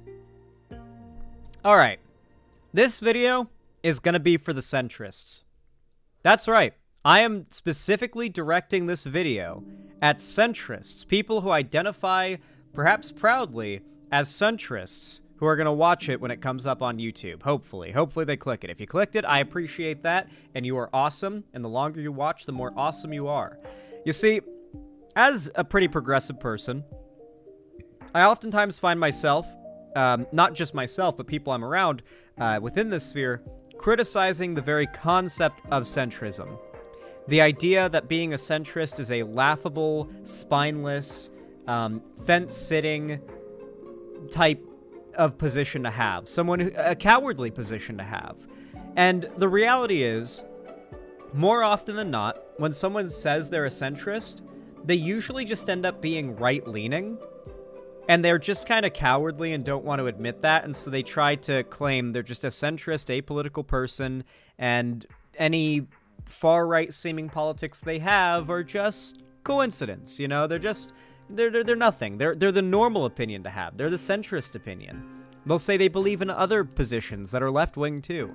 But if you are a genuine centrist, you're not somebody who's like, yes, I think that women should not be able to vote, but I'm fine with there not being slavery, and you know, I'm fine with black civil rights. Like, obviously, if you're not one of those centrists who claims that being far right on one issue and marginally progressive on another issue makes them a centrist, if you're an actual one, then maybe this will show you why people on the left get so, you know, angry and maybe a little antagonistic towards people who call themselves centrists. Because in reality, trying to play the centrist more often than not only ever benefits the right. And almost always when the stakes are the rights of a marginalized group of people, like a minority group. To showcase this, we've got a pretty sad headline. Kansas governor passed law requiring ID to view acts of homosexuality online while vetoing another anti-LGBTQ+ bill. This is a Democratic governor, by the way, Democrat governor. Who tried to take, like, the centrist position and passed one anti-gay bill, but vetoed the other, because I guess it went too far. Now, when we talk about viewing acts of homosexuality online here, we're not talking about gay sex, okay? If that was the case, I mean, well, the ID laws are pretty stupid no matter what. Like, the porn ID laws, not a big fan of those that Republicans have been passing in their red states, but in that case, I would argue it's at least a little more understandable than this.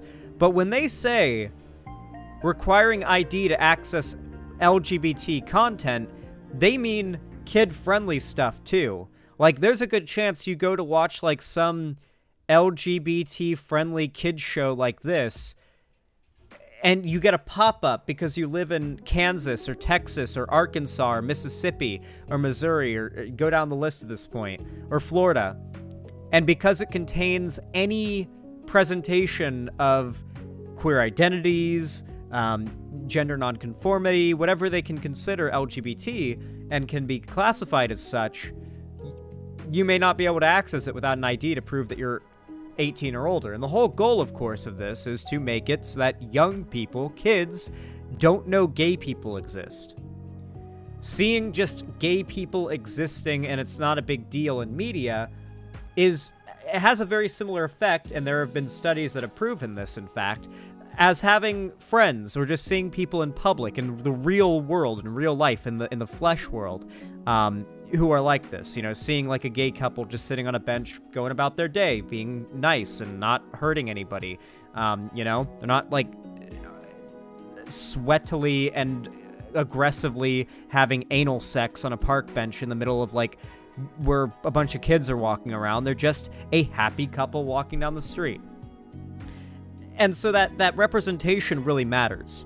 That's why a lot of people on the left say representation matters, is A, you want people who are part of marginalized groups to at least see, like, that there are people who look like them that can be in the realm of, like, successful media, right? Like, it kind of sucks, like, if you were to be part of a group of people and you, like, grew up watching, say, like, a lot of sci-fi, but then you never saw anybody from your particular, like, group of people in that realm of sci-fi, you know? I'm trying to think of an example, you know? Like, I don't know, let's say you're, like, native New Zealand, like, Maori? I don't know how it's pronounced, right? But, like, that's not an enormously large population of people in the grand scheme of things. There are far larger, like, groups of people, like, ethnic groups of people in the world. And yet, like, I don't know if I've ever seen, like, a Maori actor in like, a sci-fi movie. And so if I was, like, a guy from that culture, like, a New Zealand, like, indigenous person, Maori is how it's pronounced? Thank you, I appreciate that. I've only ever read it, okay? So, like, if you were, like, a young guy who likes sci-fi and you're Maori, and you just kind of, like, go, man, you know, it'd be kind of nice if I could see, like, a Maori actor represented in, like, a popular sci-fi movie or something, and then that happens, that's a big deal for you. No, it's pronounced Maori. I've heard... Okay, the only place I've ever heard it pronounced is Australians and New Zealanders, and they pronounce it Maori. But I don't know if that's the accent or not. I don't know. Listen, I just hope you guys know that I'm sincerely trying here, okay? I'm trying, and if I pronounced it wrong, which I'm sure I did, because I pronounced it 3 different ways at this point, so 2 out of 3 of those ways I pronounced it are wrong, for sure, at least. Just know that I'm trying. Anyway, you know, that representation would really matter to you in that position, you know? Isn't the actor for Jango Fett a native man from New Zealand? I use that example because the first thing I thought of was Boba and Jango Fett. Yeah, the first example I thought of was them, and I was like, well, fuck it. I'm not going to be able to stop thinking of that example, which isn't an example, so I made one up. But you guys understand what perspective I'm going from here, right? Like, you get it?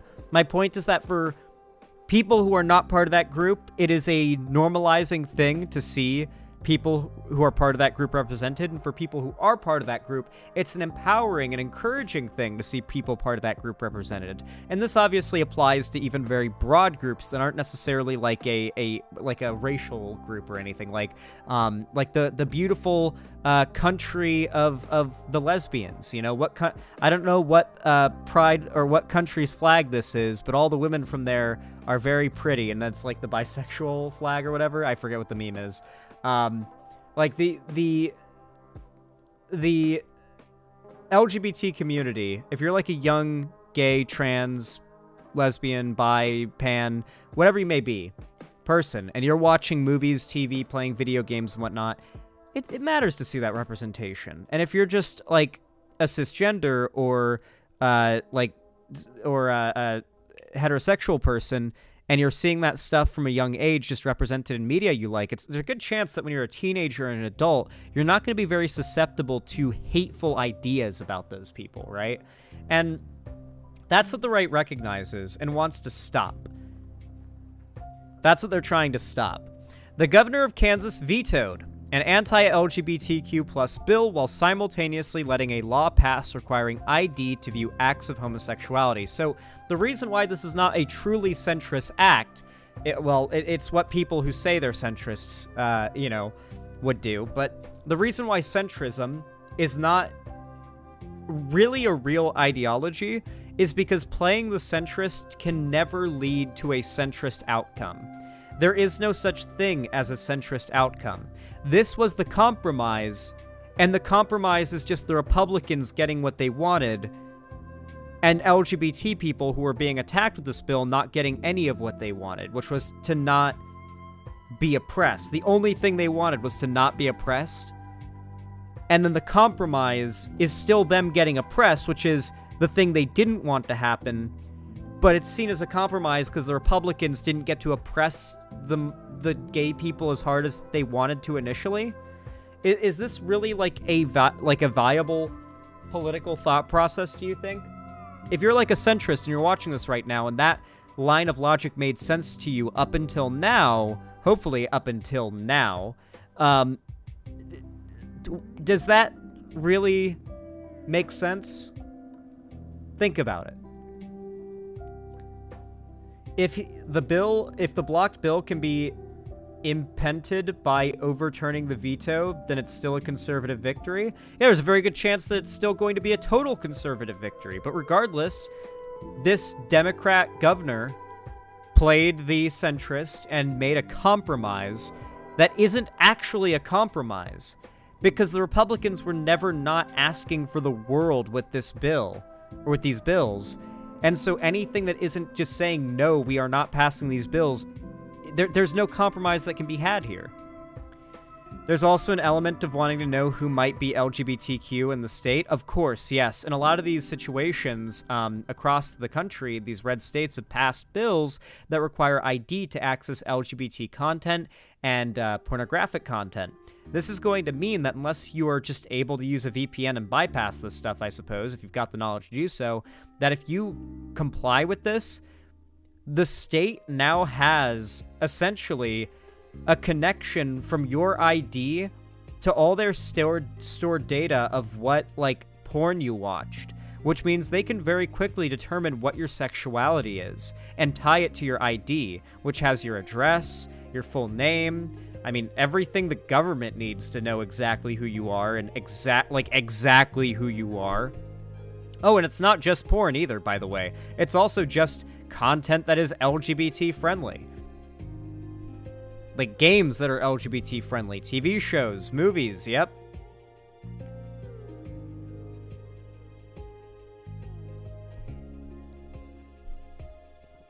Registries, gee, that sounds horrifying. Yep. Yeah, that's probably the scariest part of all this, for sure. Under Kansas criminal law, material, quote, harmful to minors includes nudity and sexual content, which is defined in part as, quote, acts of masturbation, homosexuality, or sexual intercourse. Sexual content under Kansas criminal law is defined as acts of masturbation, homosexuality, or sexual intercourse. That is the wording under Kansas criminal law. So, yes, people who violate and those that are not willing to comply will be met with criminal fines and charges. Yes. This violates right to privacy. The problem is that the Constitution and our government, especially the Republicans, fight in such a way that it's not the people who have rights, more so than it is the states who have rights. Like, it is always that individual states must have complete authority over what happens in that state over the federal government. So the idea is, like, the argument Republicans make is if a single Republican state wants to bring back slavery, for example, that's fine because that's a states' rights issue. It's the same line of logic they've always used. It's a states' rights issue. Whether they want abortion to be illegal, whether they want being gay to be legal, whether they want there to be slavery or not. It should be a matter of a state-by-state standard is what conservatives want, so that they can have their big blob of red states where it's a enclave of conservative, they get everything they want. And then I think they want to secede. Like, genuinely, I think they want to either find a way to coup the entire country and take over the government as it is, or just secede and make their own country. I like, that is what they talk about nonstop. It's a LARP. It's a fascist LARP, but it's what they constantly talk about wanting to do.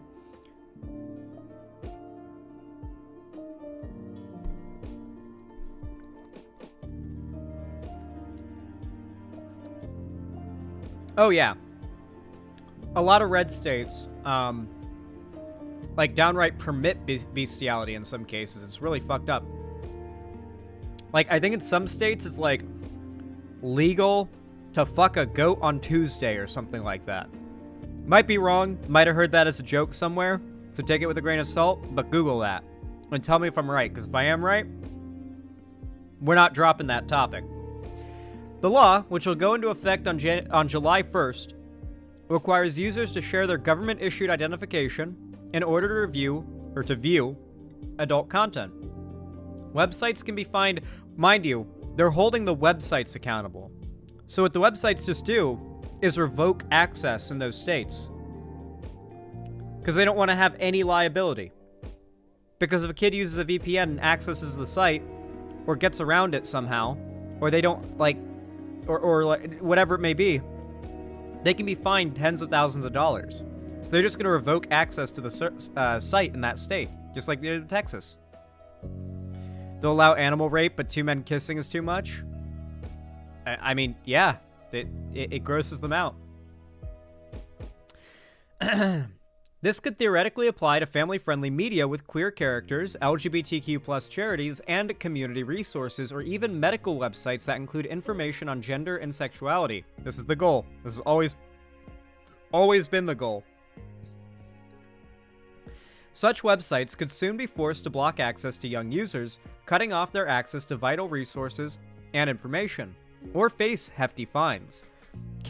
Oh my god, my mouse wheel is so fucked. I need to buy a new mouse. Kelly did not comment on the age verification bill, but gave justification for each of her vetoes. She said that a ban on gender-affirming care for minors, quote, tramples parental rights and targets a, quote, a small group, unquote. She vetoed a similar bill last year, and the legislature did not have the votes to override it. It's so bizarre that she let this one pass. Like, what is this, like, we have to compromise and take the high road bullshit? On a civil rights issue, like a very, very blatant, settled civil rights issue of, are gay people real? Is it bad if kids know that gay people? If the legislature paid this much attention to the other 99.8% of students, we'd have the best schools on earth, she wrote. That's the person who passed this bill, by the way. Lawmakers were able to override Kelly's veto on an anti-transgender school sports bill last year. Her veto of a bill ending the state's legal recognition of changes in gender identity was also overridden, meaning that transgender people can no longer change their sex on their driver's licenses or birth certificates in the state. Guys, like, you gotta understand that, like, nothing's going to stop the Republican stronghold in red states. Like, the Republicans are fleeing blue states to strengthen the red hold in those red states. They aren't swinging blue. A lot of them are not swinging blue. Like, one or two might because of very particular circumstantial things having to do with how bad Trump's administration fucked them, particularly in the Rust Belt. As, like, you know, that might have some effect. You might see, like, around Michigan and down, like, in the Great Lake region along that kind of area, we might see a fair amount of, like, you know, we might see Michigan go blue again. You know, that could be a big deal. Blue Michigan might happen again. You know, Wisconsin might happen again. But besides that, a lot of these places are, like, so solidly red, and they're getting redder because of, like, the Republican, like, moving to red states out of, like, blue states because they want to be part of, like, this culture war thing. It makes me wonder, like, it might actually just be time to, like, cut tail and run if you're LGBT and you live in a red state. Like, get deep into the blue states, you know? Like, don't even go to, like, the blue state next door. Get deep into the blue states. Like, cross the country by plane and move, like, sell everything but what you need most in the world. Like, minimize everything down as much as possible and just, like, fucking move. Just get the fuck out of there. I know it sounds scary and impossible. It's not. I've moved across the country twice. It's surprisingly cheap to just, like, not have a lot of things and then to get a plane ticket and then to fly and not be in that other place anymore. And then you can just, like, figure it out from there. But I promise you don't want to wait until they're actively, like, arresting and charging people for being gay. Like, you don't want it to be when they start arresting and charging parents who quote unquote enable gay kids. Like, and it's like, holy shit, we need to, like, get out of this state now. Like, this goes into effect in, like, 5 hours or some shit. You don't want to wait too long and not, yeah. Xander Hall, you convinced me not to move back to my red state. I don't recommend moving back to a red state. I would not move back to Florida if I was LGBT. I just wouldn't. I'm not even talking about just, like, getting hate crimed. I genuinely think you're far less likely to get hate crimed in Florida than you are to just be negatively impacted on a constant daily basis by the continuously antagonistic policy decisions, you know? At this point, it's a crime to tell kids that gay people exist in several red states. Especially if you're a teacher.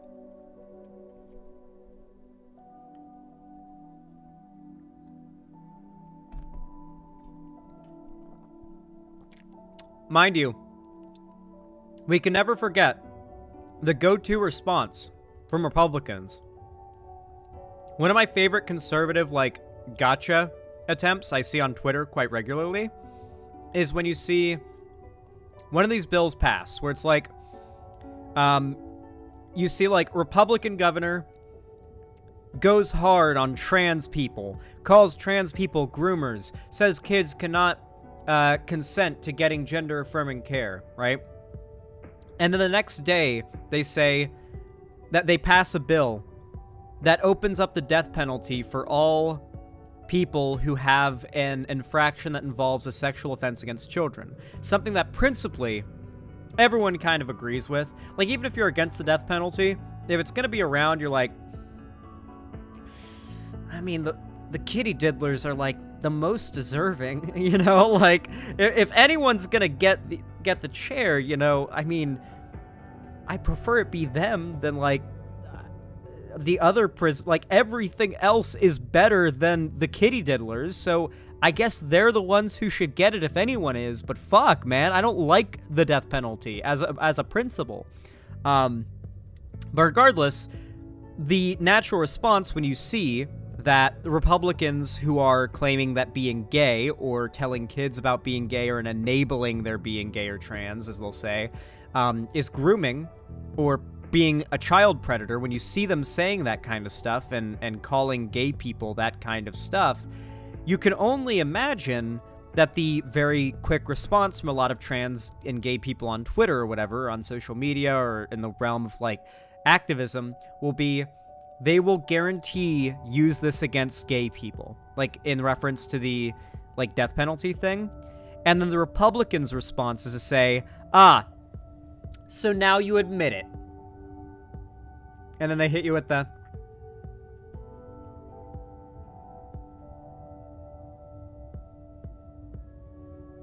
They hit you with that. And they say, now you admit it. As if what you had said when you pointed out that the Republicans are expanding their policies and considerations of what is, like, predating on children to include being gay or trans, or telling kids that gay or trans people exist, or encouraging them or supporting them if they are gay or trans, and then saying, okay, now they're going to do this, they're including that as a thing that is going to be death penalty worthy. They see that as, okay, so you admit that you're pedophiles then. And so for a lot of conservatives, when you point out, like, hey, look what they're doing here, they're doing the thing we keep saying they're going to do, they don't see that as you proving that you were right the whole time, that the Republicans are going to continue to, like, tighten the grip on gay rights. They see it as you admitting that gay people are a danger to kids, because all that bill says is that child predators get the death penalty, something that most people agree with. Something the left is not good at is having cohesive, like, messaging that's good at appealing to people. The left is correct in basically every position. I mean, there's a few things that the general left-wing consensus is kind of wrong on, or a little misguided on, I'd say. But for the most part, the left gets it right 99% of the time, at least insofar as the conclusion. But in the messaging to try to get more people on board, the left is so much less reserved, disciplined, knowledgeable. Hell, it almost seems like not giving a fuck whether or not your left-wing ideals are convincing to other people is almost like a left-wing virtue itself. Like, I am going to be left-wing and advocate for left-wing things, and the more it pisses off average people who think it's annoying, the more I'm doing a good job of being a left-winger. You've seen these types of lefties, right? Who must be operating with that mindset. They must be.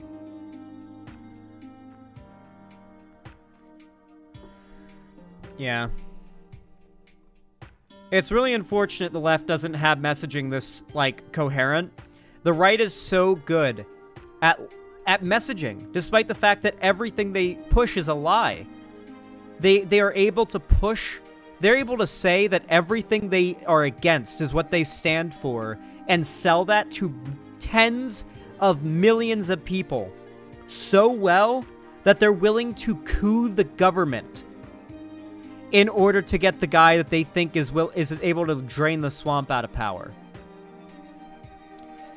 People are very susceptible to conservative propaganda, and they are very good at engaging in messaging to the average American voter that does not connect two and two. Like, to the average American, politics is just a series of complicated issues that they maybe half give a shit about at best, not a long-running story, you know? Once you stop seeing politics as an amorphous blob and more as like an ongoing story that you're keeping up with, almost like a reality TV show, unfortunately, is the best thing to compare it to. Once you're like caught up in the reality TV show of politics, you very quickly start to see it that way. Like you're keeping for live updates, and you're just like waiting for new shit to happen and relating it to old shit. It's not just a series of disjointed, independent issues that are coming up and bubbling up into the cultural relevance. These are parts of a political campaign that's not only been long in the making, but is currently ongoing and has lots ahead of us. The Republicans have a multiple presidential term long plan for their takeover of America, as do the Democrats. Both parties have multiple long-term plans for how to gain superiority in politics. And those plans are going to be unfolding over the course of several presidential terms. And once you start to look at it in the bigger picture like that, you got to recognize, like, man, the left is not as good as the Republicans at selling people on believing... Honestly, the left isn't good at selling people on believing things that are true, while the right is exceptional at selling people on shit that's false. It's really embarrassing. The left is in kind of a cooked state right now. But if you guys agree or disagree, comment down below. I'm curious to see what you guys think. Drop a like if you enjoyed this video. Really does help the channel. It really, really, really does. It forces every single thumbs up, forces my videos, my streams, my channel, and the algorithm out to more brand new people that might see my videos and subscribe and check it out and watch my videos. So it really helps. The total free way of supporting me is hitting that thumbs up button. And of course, if you haven't already, consider subscribing, ring the bell icon to turn on all notifications. Don't forget to donate, subscribe, or gift a sub on my website, xanderhall.com/live, if you want to support me financially. You can also buy merch or support me financially through YouTube, Twitch, Streamlabs, Stream Elements, or Patreon. And do not forget to join my fan Discord. We do watch parties, we have call-in streams, and all sorts of fun events in there. It's a really fun time, so consider joining my Discord. But with all that said, thank you for watching. I hope you enjoyed. How do you guys like that segment? I feel like it came out pretty good.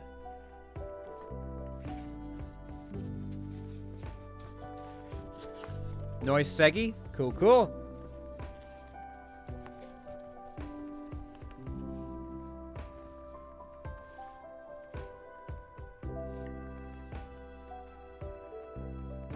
Where is it? There it is.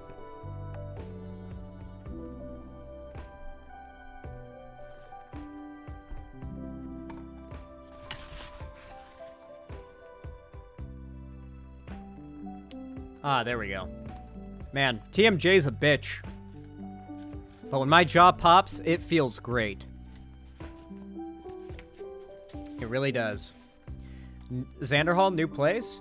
Have you not been around in a while, Samiostatic? I mean, it's not a new place unless you haven't been here in like maybe 6 months. In which case, yes, it is a new place. The place... No?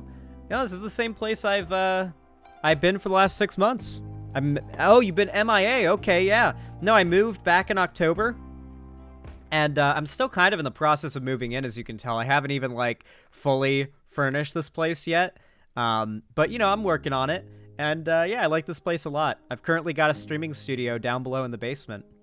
It's really chill. This is like a whole furnished bedroom. Like the basement's entirely furnished. It's like another floor of the house.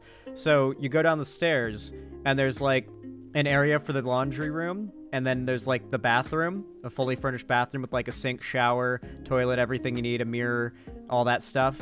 And then like this room, which is meant to be a bedroom, but I've just turned it into a streaming room, you know? And then, yeah, do you have any soundproofing? I really don't. I imagine getting like furniture in here will reduce echo, but it's got carpet and wood walls, and like a foam panel ceiling, like a drop ceiling. So not much echo in here as it is, and it's only going to get less echoey as I get more furniture in here. But I'm underground right now. Like the ground level is pretty much where that wood starts. Like everything below that wood is underground level. This is like where it starts being above ground. Like I got windows that are like on this part of the upper wall right above me here. But everything from here down is underground. Don't really need acoustic tiles. I'm pretty sure, considering I am underground, I can be pretty loud. And I don't think my neighbors can hear it much. Like, I yell a fair amount while playing video games down here with my friends. Like, I've yelled, "My body for Super Earth!" so many times while, like, sacrificing myself in Helldivers. I've never gotten a knock at my door, or at the very least, if I have, I didn't hear it and go and answer the door. So, you know, it doesn't exist. Underground? Yeah, I have a basement. It's dope.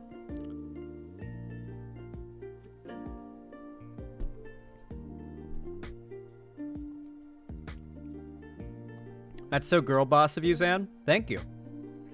I'm actually a boy boss, though. Don't misgender me.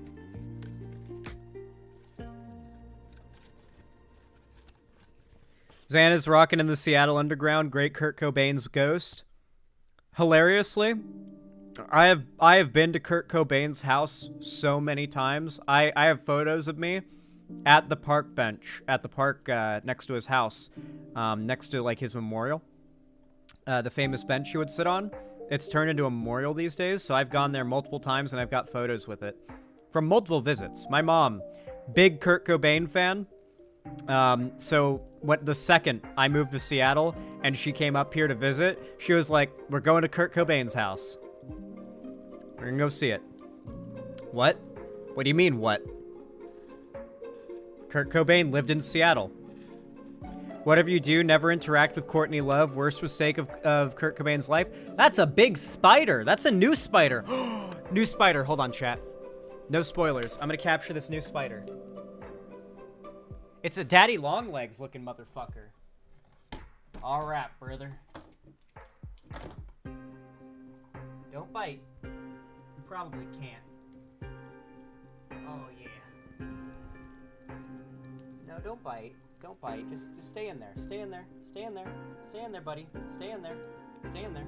No. Don't climb out. Don't climb out, please. Don't climb out. Please don't climb out. Please don't climb out. I really wish I had a glass jar that I know these spiders can't climb. Oh, Jesus. This looks venomous. This guy looks a little venomous. I'm not gonna lie.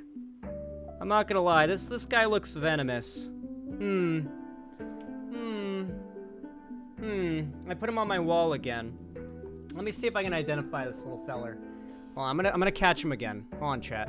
I'm gonna catch him again so you guys can see what his deal is. Okay, buddy. Come on. Climb back in.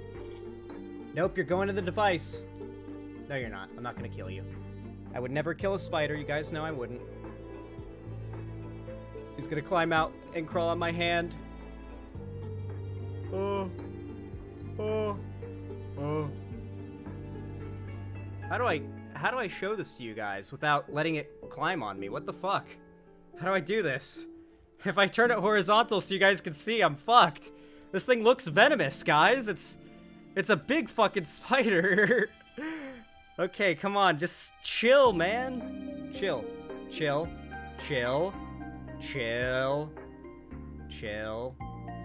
Okay, you're chilling. All right, you're big chilling now, okay? You're big chilling. I'm gonna take this blanket off my lap just in case you fall on it and get lost in it. I'll literally scream. Okay, buddy, come on. If I knew you were not venomous, I would let you crawl on my face, just to show stream how much I love spiders, but I don't know what you are. What are you? I hope you're just a daddy longlegs. You look like a daddy longlegs. Okay, I'm gonna tip it sideways so you guys can see. He's coming out. Oh, there he is. Yeah. There you go. There you guys go. What is that, guys? What is this? Can you guys identify this little guy? Not a daddy longlegs. Very venomous.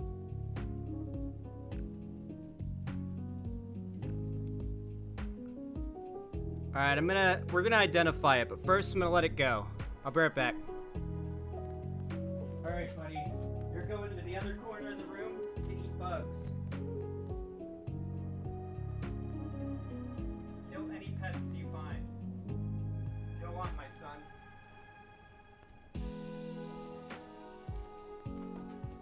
Alright. I put it in the other corner of the room.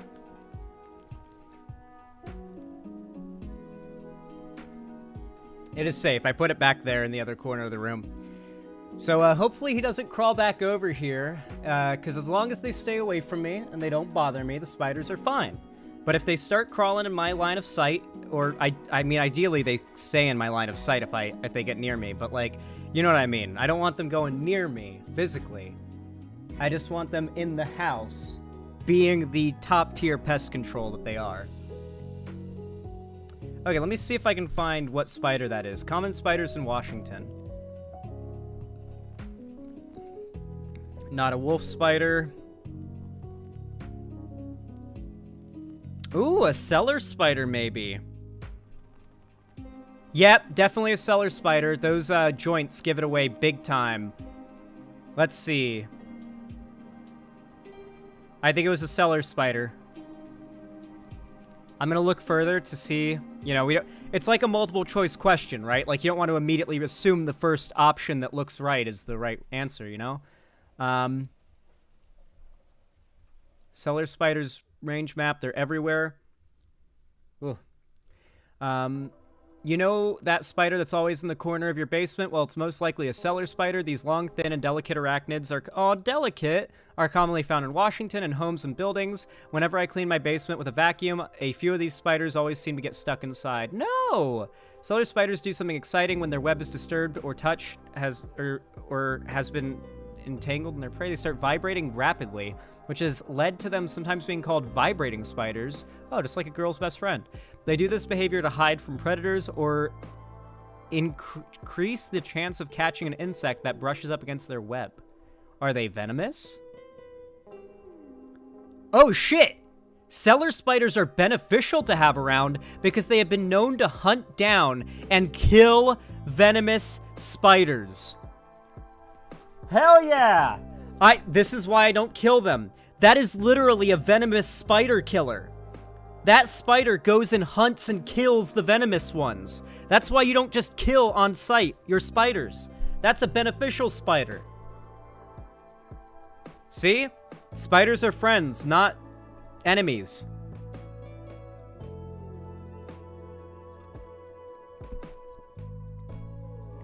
I've got no black widows in my house. I've never once seen, out of all the like 500 spiders I've seen in my house, not one venomous one, not one black widow, because I've got so many giant house spiders and apparently these cellar spiders that hunt and kill venomous spiders. My house is already conquered by non-venomous spiders, so if a venomous one pulls up, its ass is gonna get jumped. They're gonna enter the wrong neighborhood. We got hella false widows. I mean, in Washington, we just have real black widows, I think, as well. We're racially profiling spiders now. Not racially, but definitely by whether or not they're venomous or biters. Listen, I grew up in Florida. The spider bites there give you, like, necrotic flesh, like, sloughing off. Like, God, dude, like, people... I've seen so many bad brown recluse bites online, and I would just see brown recluse all the time when I lived near the beach in Florida. They were everywhere. Once a night when I went out to do the laundry in the garage, there would be a brown recluse on the laundry pile. And I would have to, like, dig through the laundry pile, knowing that in any second I could feel a brown recluse or a giant, pregnant, or covered in babies wolf spider climb onto my arm. Brown recluses hide in your clothes? Yes, they do. They absolutely do. I don't think we have them here, thankfully. Do we? Do we have brown recluses here? Brown recluses, Washington. Yep. Seems like we do. Oh, they're not normally found in the Northwest. I'm sure they've been brought up. This is a first brown recluse found in my shower in Seattle. Gruh. Yeah, these guys. Not to be confused with wolf spiders, who are also quite brownish orange, but dog. These guys. When you see something like this, be scared. I'm pretty certain that traditionally, venomous spiders have bigger, what is this, the thorax? And, like, a smaller butt. Is that true? Because normally when I see non-venomous spiders, they have big, fat butts and smaller, like, mid-bodies. But the venomous, awful, scary ones have bigger mid-bodies and a smaller, like, bug ass. Whatever it's called.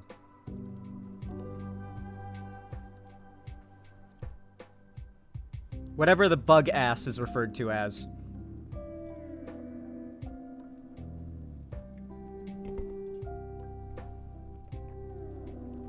Mostly, yeah. Well, I guess that's a handy rule of thumb. Yeah, crab spiders are a great example of this. Apparently we've... Wow. Dude, these are cool. I'm used to the Florida crab spiders. These are what they look like here in Washington. But once again, non-venomous spiders, they're crab spiders. I would always catch these and have them crawl all over me when I'm on the pool deck in Florida. But they look very different in Florida. They'd have like white and then black speckles, and they have red spikes that come off of their little crab shell back. But big butt, smaller midsection, and just a little head. Not venomous. The abdomen is the center part, the thorax is the bug ass. Ah, I see. So the abdomen's larger, the thorax is the bigger part on the less venomous spiders, it seems. Are these ones toxic like frogs? Venomous means it can bite or sting you, and you're fucked. Poisonous means that if you eat it, then you're fucked. Poison is ingested. Venom is injected, or, like, applied.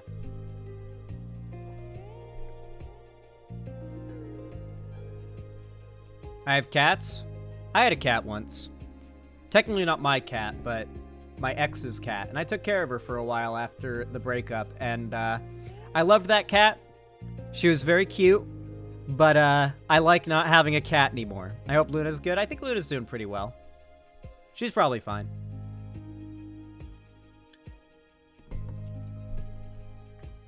She was pretty healthy for as old of a cat as she was. Like, I oftentimes would just get randomly attacked by her while I'm eating. She'd be like, I want your food. And so she'd climb up behind me on the couch and get, like... I mean, you guys saw, when I would stream, she would get up right here sometimes and sit perched right here, sit perched on my shoulder, or just sometimes sit right in my lap. She was a pretty active cat for being, like, 12 years old. So she's probably still doing quite well. Man, ever since I saw a daddy longlegs in the bathtub, that gave me arachnophobia ever since. I just can't stand spiders.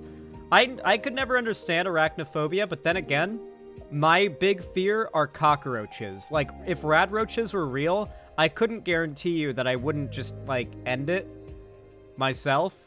Because there's a there would be a non-zero chance that I encounter rad roaches and they kill me, and that just can't happen. That has to be avoided at all costs.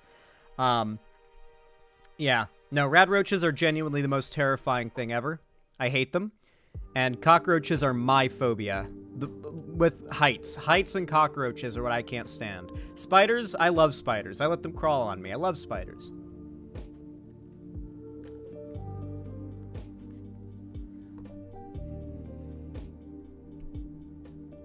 Yeah, it's weird I have severe specific entomophobia, but not arachnophobia.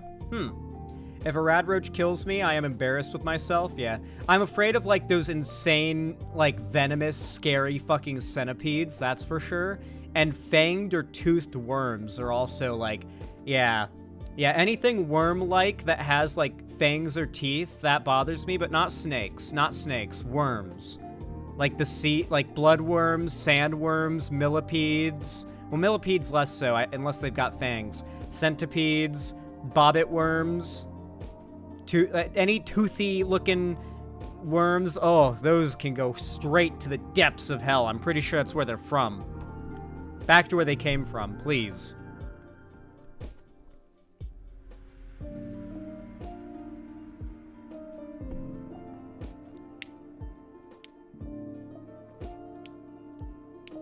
Yeah, weird mutant crabs don't scare me. I've eaten too much crab to be scared or grossed out by crab. What about roly-polies? I love roly-polies. I grew up in Florida. I would just find roly-polies and play with them. That was something I did growing up. Like, I'm from Florida. You think I'm afraid of roly-polies? I'm afraid of corn roots? The fuck? Oh, grubs. Grubs are disgusting. I hate grubs. Those things are really fucking disturbing. You want to know why? There are grubs that have pinchers. And when I was a little kid, I was playing in my grandmama's garden. I think I was, like, watering her garden. And so, like, everything was wet. And that's what makes them come up out of the soil.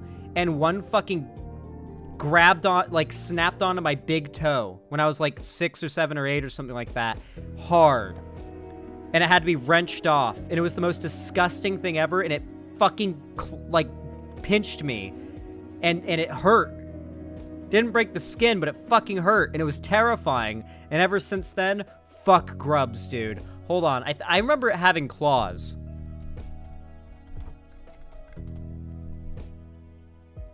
Mole crickets? Oh, maybe it wasn't a grub.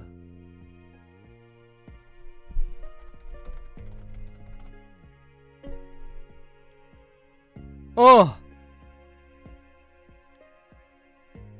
What the fuck?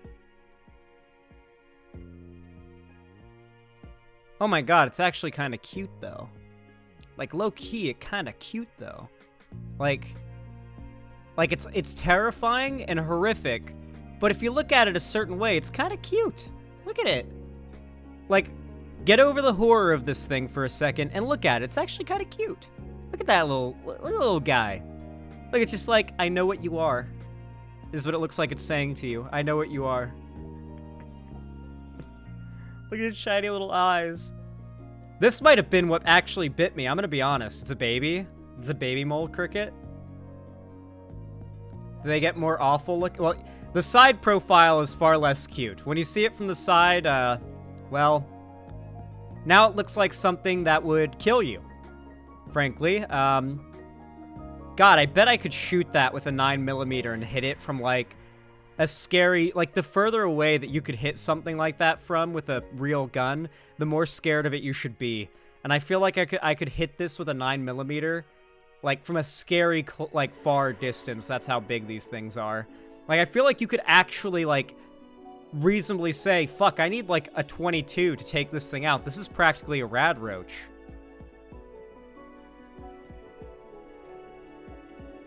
I hate scorpions for being overly aggressive. I love scorpions. My uncle had a scorpion, and, I don't know, I love them. What was the type of scorpion? It was just a black scorpion. Malaysian black scorpion, I'm pretty certain is what it was. The big fat claws. Pretty certain this is what my uncle had. A Malaysian black scorpion. Nowadays, he has a tarantula. But, yeah, my uncle had a scorpion for, like, a lot of the time I was growing up. And, I think it was allowed to crawl on me. Because, like, they're very temperamental creatures. Like, they don't tend to sting that which isn't bothering them. And they're not that, like, the bigger ones aren't that venomous. I think like, I was allowed to have it crawl on me. I don't remember. But I don't think it was, like, dangerous, you know? I don't remember it being, like, a dangerous thing. I'd have to ask my mom. Venomous, aggressive assholes? Really? I mean, I remember it being very nice and a fun thing. The scorpions in Arizona are highly venomous and aggressive. Well, yeah, Arizona. This is, like, a pet scorpion. This is the type that people have as pets. I'll have to ask my mom. Let me see. Is she watching the stream? Can she message me in real time?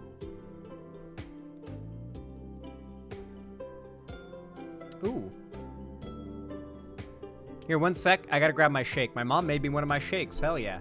I'll be right back, guys. Based mom moment?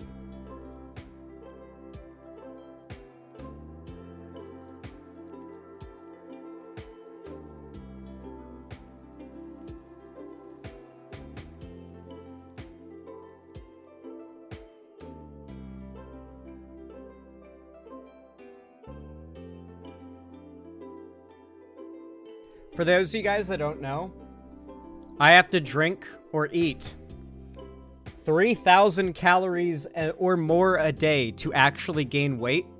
Otherwise, I'll be in, like, either calorie neutral or in a calorie deficit because my metabolism is just monstrous.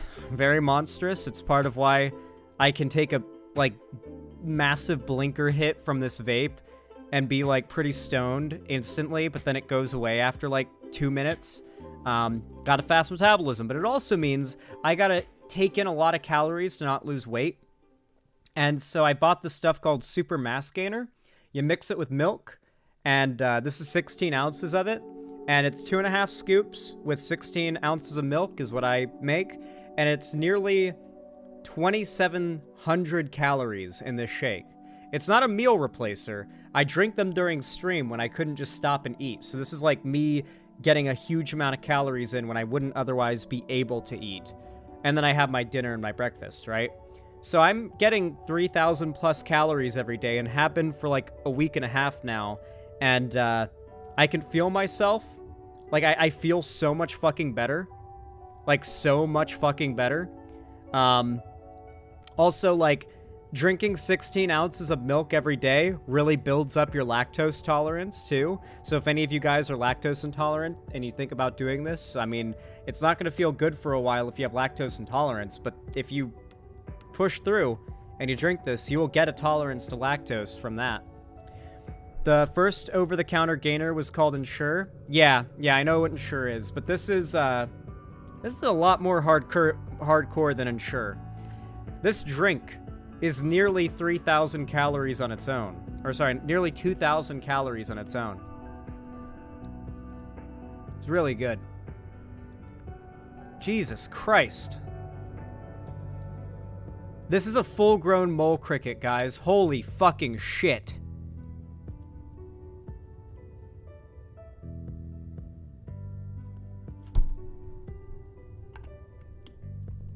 I see where it got its name.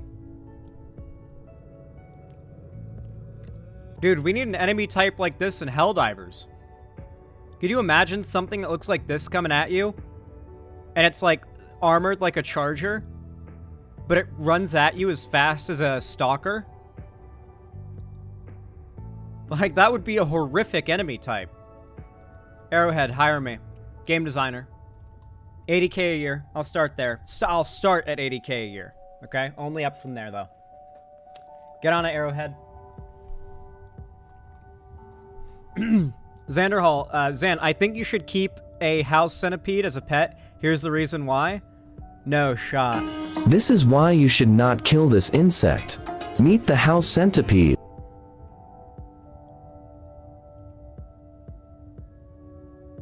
No? Nature's pest control experts.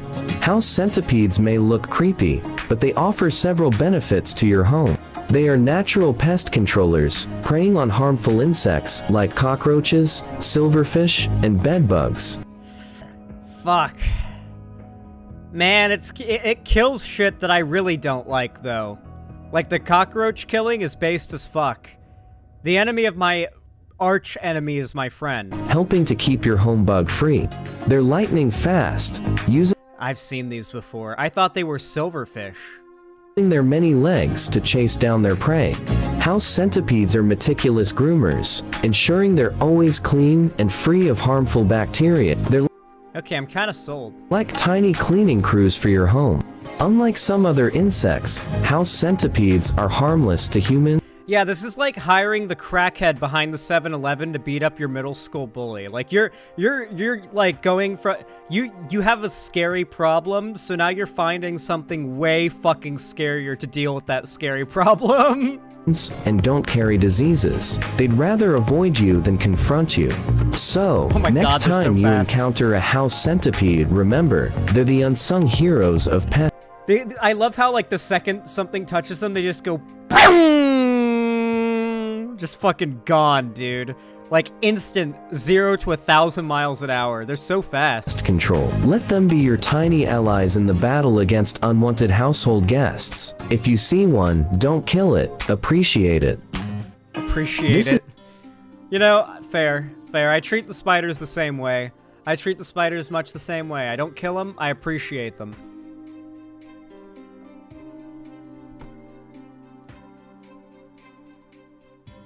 Mole crickets burrow? Don't like that. Don't like things that burrow. Don't like things that burrow at all. Burrowing things are like burrowing bugs, not a fan. Don't like it when they burrow. Not a fan. Nope, not cool. Not cool. Not cool. Not a fan. Don't approve.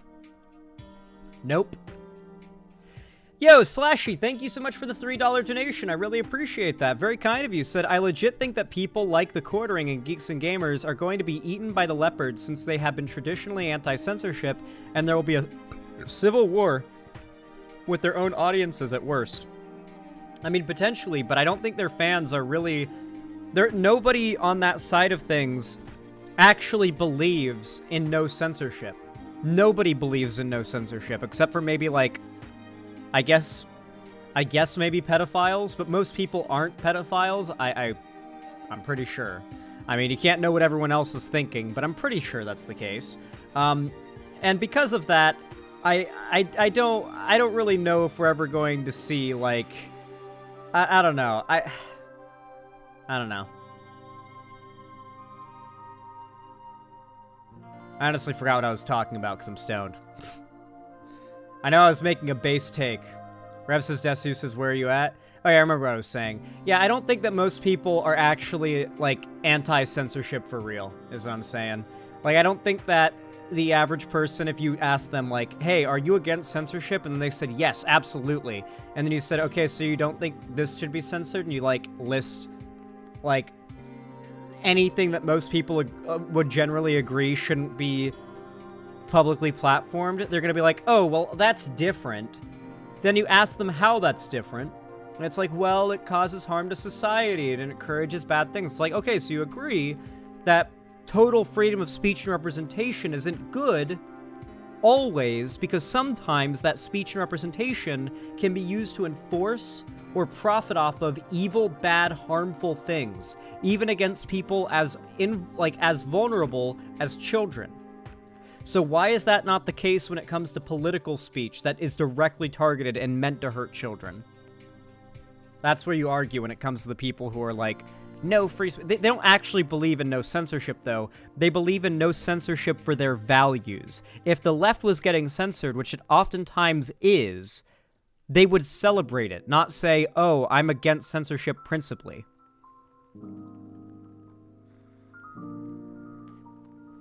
They say they are, but they aren't. Anyway, what's the next topic on the scroll?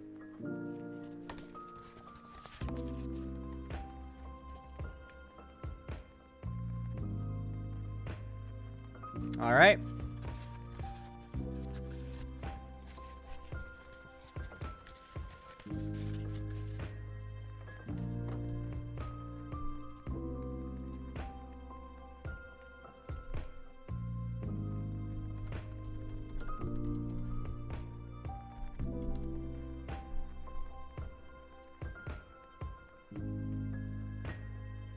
This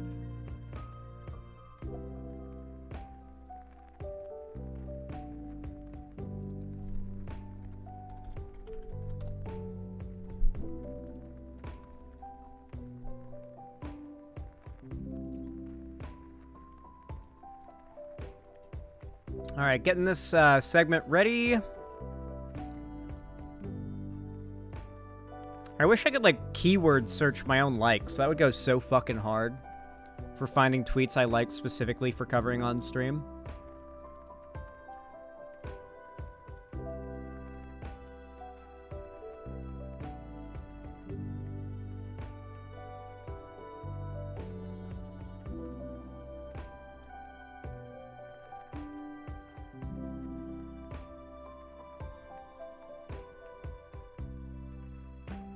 Oh, the banger came up in my likes. We gotta watch it again.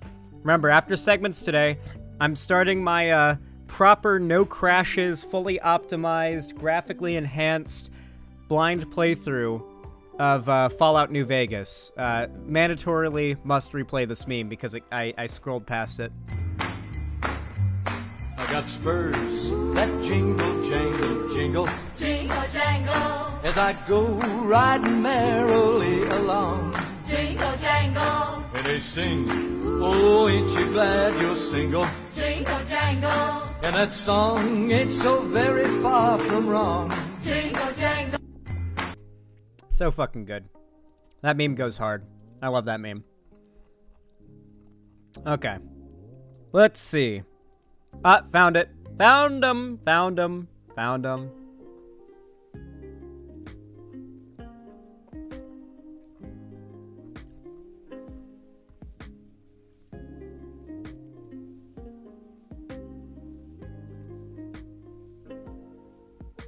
All right.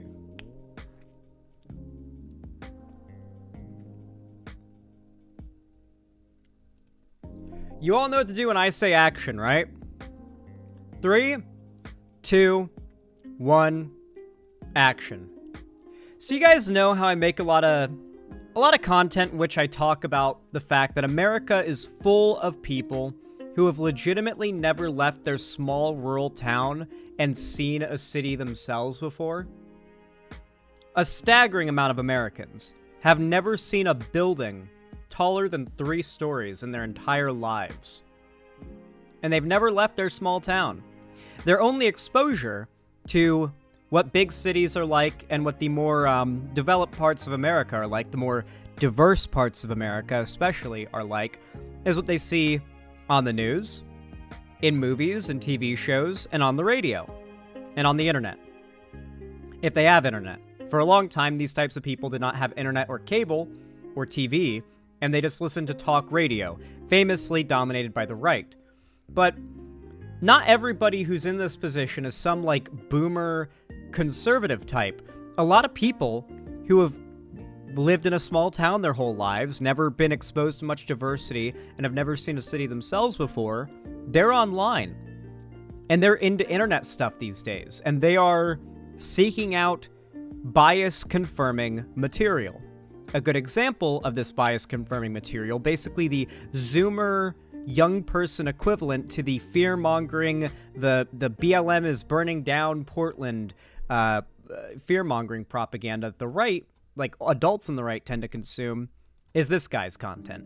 Tyler Oliveira, who's only recently, despite his massive virality, getting the warranted criticism that he deserves.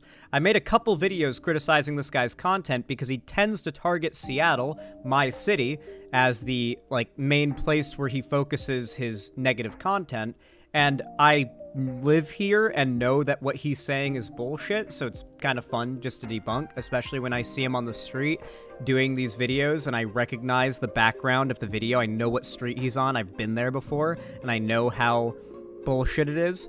Anyway, this person tweeted, I researched Tyler Oliveira a few months ago, and I think his content needs much more extensive coverage from Boy Official. This is, the Australian YouTuber Friendly Jordies, and one of his friends runs Boy Official. And Hassan the Hun. Unfortunately, they're friends with Hassan, I think. I can only describe the guy as a racist, homeless, hating right-winger who masks his rhetoric as the white moderate. He really does. And he quote tweeted this tweet saying, "Telling the truth is crazy in a world full of lies." Meanwhile, this is the thumbnail of his video. Something you'll notice if you look close enough, by the way, is that nothing in this thumbnail is real. Like, at all. He's taken a random background where he found a street with some cops and what looks like an ACAB-ish, like, spray paint art in the background. And then he photoshopped some sort of, like, thing here that says "fuck the police" and says and photoshopped something that says "warning, no cops allowed," and then photoshopped 3 black men into a place. They're not here. Like, you can even look at the shadows and the like like they're not here. This is not a real photo of 3 black men here, and they're not even really holding guns. Like, these 3 black men, in whatever photo he originally took them from, they're not even holding guns, because if you look close enough, you can see the clipping, and the hands are all fucked up.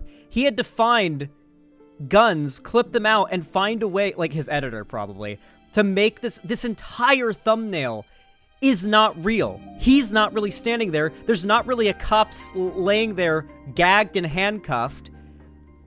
There's not really... These 3 black men were never holding guns in the original photo. They were never here.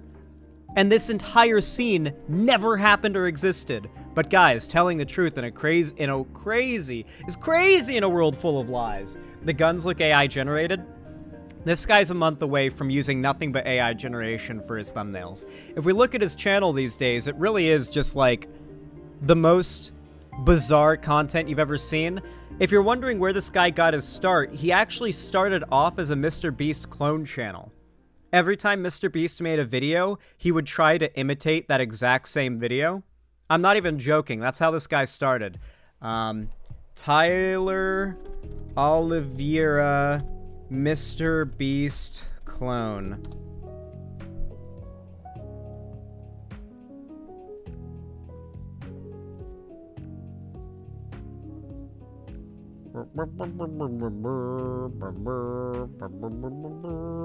Yeah, here's one of the famous images showing.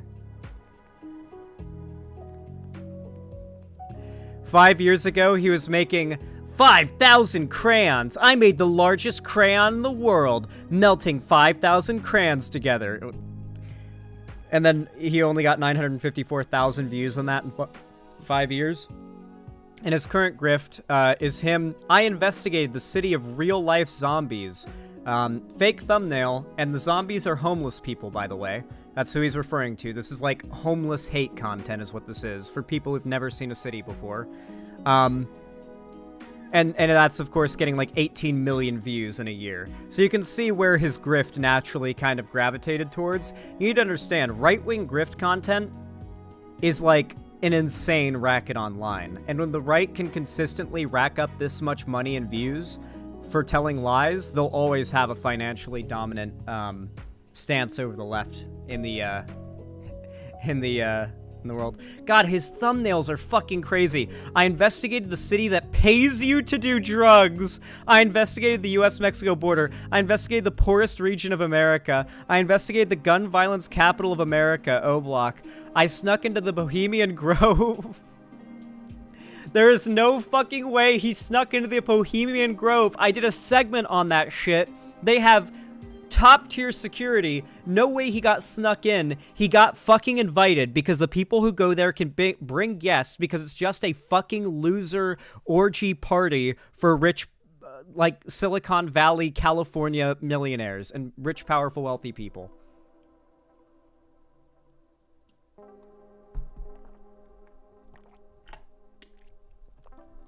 Oh, yeah. It's very much a Mr. Beast clone thing, too. Because just like Mr. Beast, he's using the same image of himself in almost every thumbnail. In the videos where he doesn't use that same image of himself, they don't do as well. This one image is eventually going to be the only one he uses. He sometimes mixes it up, but... yeah. So many views, Jesus. Yeah. No, people love this shit. People really love this shit. This type of, like, slop content is very consistently successful. I investigated the most violent city in America. Alright, let's see it. People crazy out here right now. I done got shot multiple times, man. It's dangerous out here. You guys are strapped? Yeah. How old are you? I'm 13. This is Memphis, the most violent... Listen, they're just exercising their Second Amendment rights. What are you talking about, man? Wait, what do you have against... What do you have against these young men exercising their Second Amendment rights? Are you some fucking pansy boy liberal who thinks that you shouldn't... a 13-year-old shouldn't have a gun? What is this? What is this cuck saying? He thinks 13-year-olds shouldn't be walking around with a gun in their waistband? This guy's some kind of cuck? Some kind of liberal? Some of these thumbnails include anti-black stereotypes. No, literally the focus of this video is to be anti-black, okay? Like, the entire point of this is to be like, hey, look, aren't these black people scary? For his, like, white Zoomer audience. They don't want black people to have guns? Yeah. Well, I mean, like, you've got, like, your normal gun enthusiasts that, like, are absolutely thrilled to see diversity in the gun sphere because they just want to see more people being part of the sport and hobby of shooting guns. But then you've got the people who've made, like, guns their entire personality politically. Not in, like, an enthusiast sports type of way, like I do, but in a political way. And those are the people who you'll typically see, like, I love the Second Amendment, but only certain people should have it. You know what I mean? Violent city in America. This graph shows the violent crime trend in Memphis dating back nearly 40 years. The last few years have been the most violent in the city's history. Are you on any drugs today? Yeah. By the way, what I really love about these videos as well is they're capitalizing on something that is actually the opposite is what's happening. You know? Right now, violent crime is dropping to the lowest lows they've ever seen, especially in cities. New York, Chicago, Baltimore, these cities that have all famously had high crime even, are seeing record lows and record drops in crime, particularly violent crime. So the hilarious thing about these videos that are getting so many views is they're basically just for, like, suburban and rural white people to feed into a fear of a thing that's actively going away. Like, the cities are getting safer, and yet the right's response is they have to keep the wheel going and convince these people that they're actually getting more dangerous when the exact opposite is happening. A similar situation as with Biden's economy, where we're seeing unprecedented, record-breaking economic growth, unlike anything we've seen since, like, the 1940s, 50s, and 60s. And the Republicans, like, you watch Fox News economic segments, and they're, like, struggling and fumbling over themselves to interpret all the green up arrows into something somehow bad for Biden, or to find a way to say that Biden has had no impact on it, and it's actually not a sign that Biden is creating a good economy, even though the economy is good under Biden. It's really, they desperately have to cope and convince you that reality isn't happening, so you're convinced the problems they say they will solve are still problems, and you'll elect them to solve those non-existent problems. I got shot on my arm. I got shot on my side. Yeah, these guys look awfully, like, healthy and, like, I don't know, fit, and just, like, normal dudes you'd see just, like, on the street to be supposedly, like, gang members or crackheads or whatever. Like, yeah, it's very, like, it makes me wonder, like, does this guy just find random people and give them $20 to, like, bullshit in a video and then he never sees them again? Yeah. I didn't expect so many people to get shot. Got shot in front of me. What? That doesn't look like a scar from a getting shot surgery. That looks like a scar from, like, some kind of, like, procedure. Like, that does not look. Is that what it looks like when someone gets shot in the gut? Was it like maybe if it was a hollow point and they had to cut some shit out? I mean, I guess those look like they could be bullet wounds. That looks like it could be a bullet wound, and it looks like he could have been shot here maybe. But, like, fuck. Yeah, it must have been, like, hollow points in his gut for this. Jesus Christ, he's lucky. Well, I mean, people survive that all the time, but he's lucky he can, like, eat and shit just fine. You know what I mean? Like, that's not fun. Fucking hell.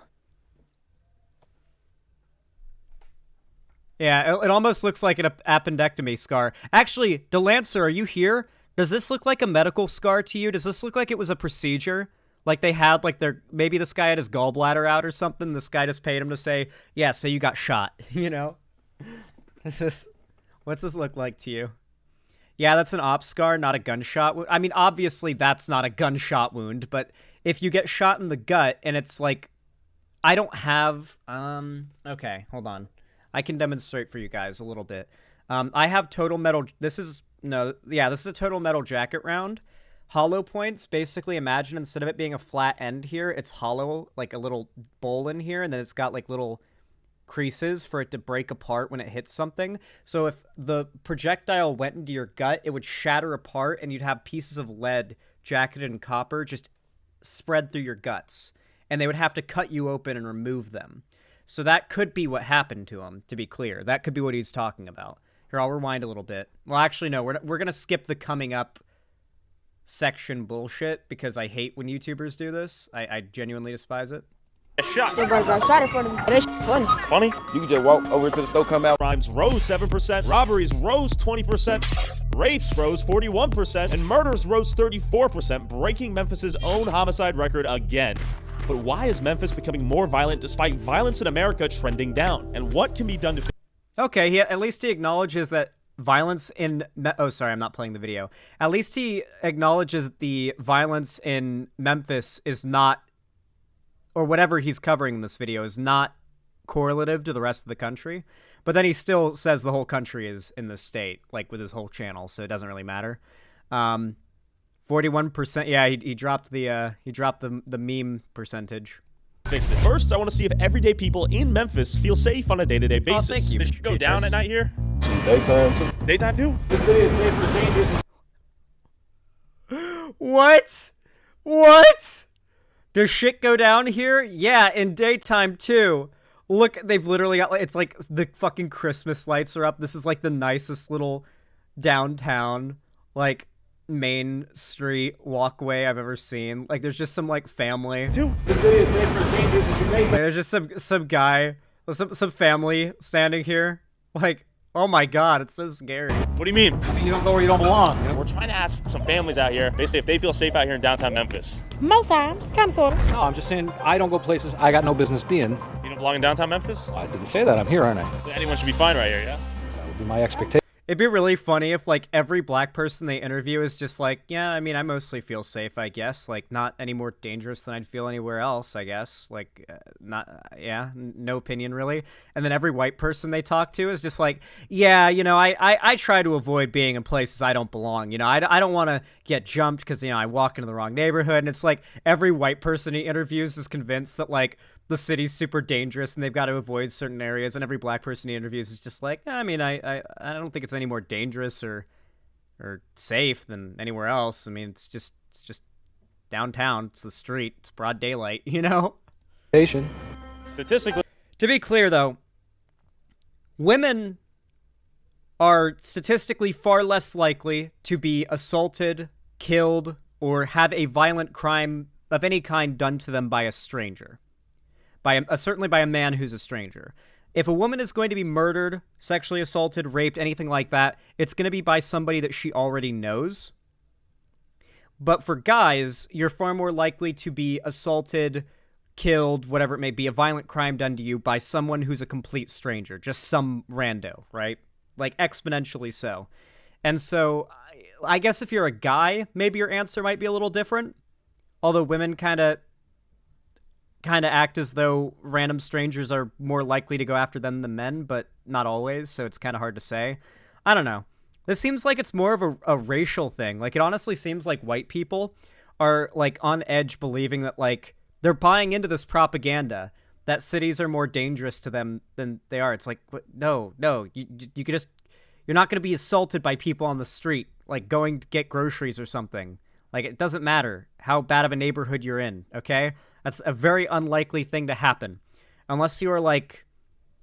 I mean, it's never bad to be, like, careful. I mean, like, I'm not going to pretend like I'm the super careless, I'm not worried about anything person. I own guns, for God's sakes. But, like, there's a difference between being prepared for the worst and having, like, a safe mindset and being, like, constantly existing in a state of unpleasant anxiety.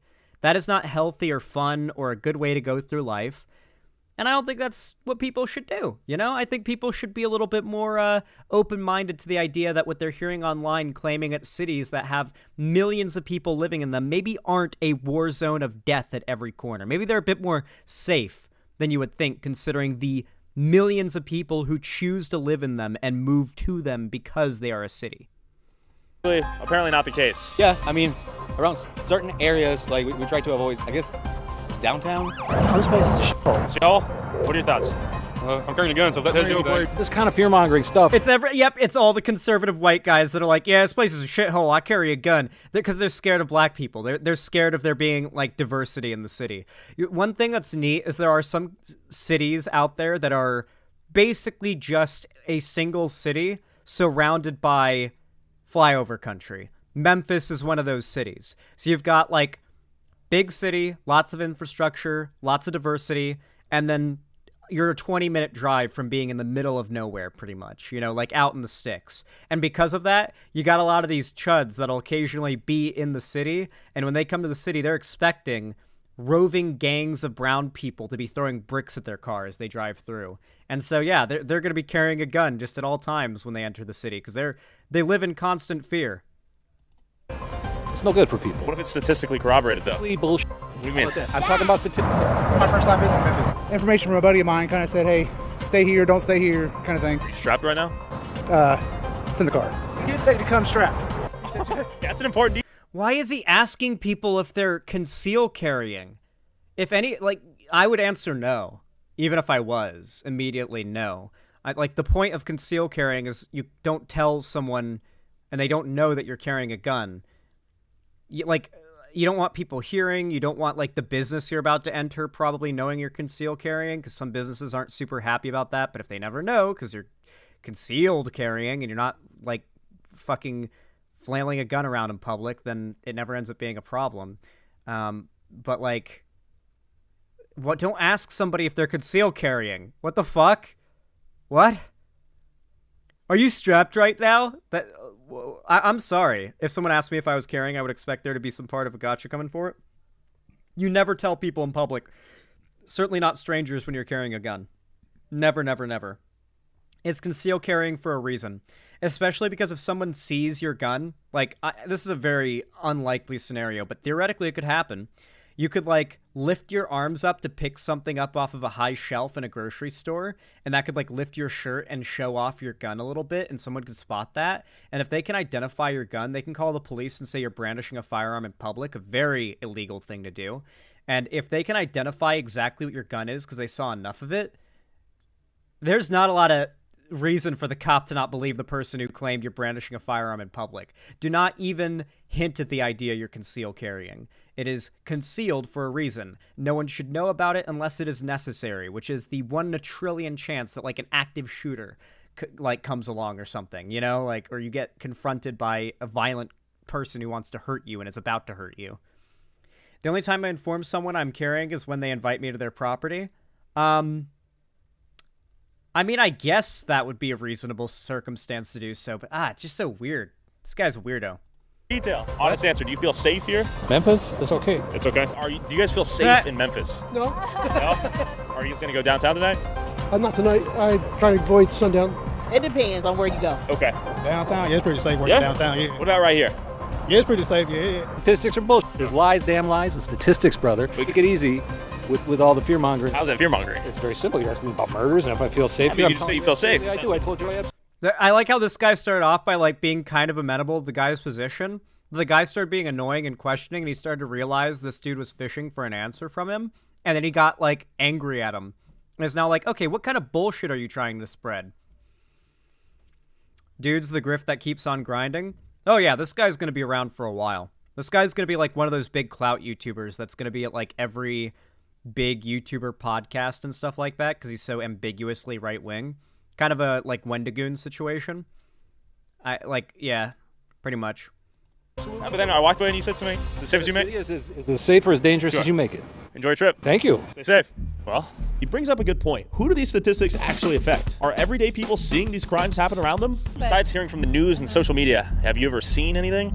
Yes. Yeah. I did see someone get shot. Oh, yeah. Pretty It's chill? very safe. Yeah, very safe. There's mad creeps out here, Yeah? There's a lot of fucked up shit going on, but it's what you make it like everything in life. It's mad chill here. You know what I'm saying? Thank you, man. There's a lot of friction associated with the discussion of this may in fact be the most violent city in America right now, statistically. Violent city? I really love how this is the video, and the thumbnail is... Can we go back and look at the thumbnail of this video really quick?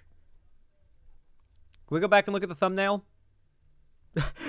Oh my fucking god! What? I investigated the most violent city in America, and you've of course got the black man and like the torn wife beater with a bloody machete, and then the sign that just says, "Warning, you will die!"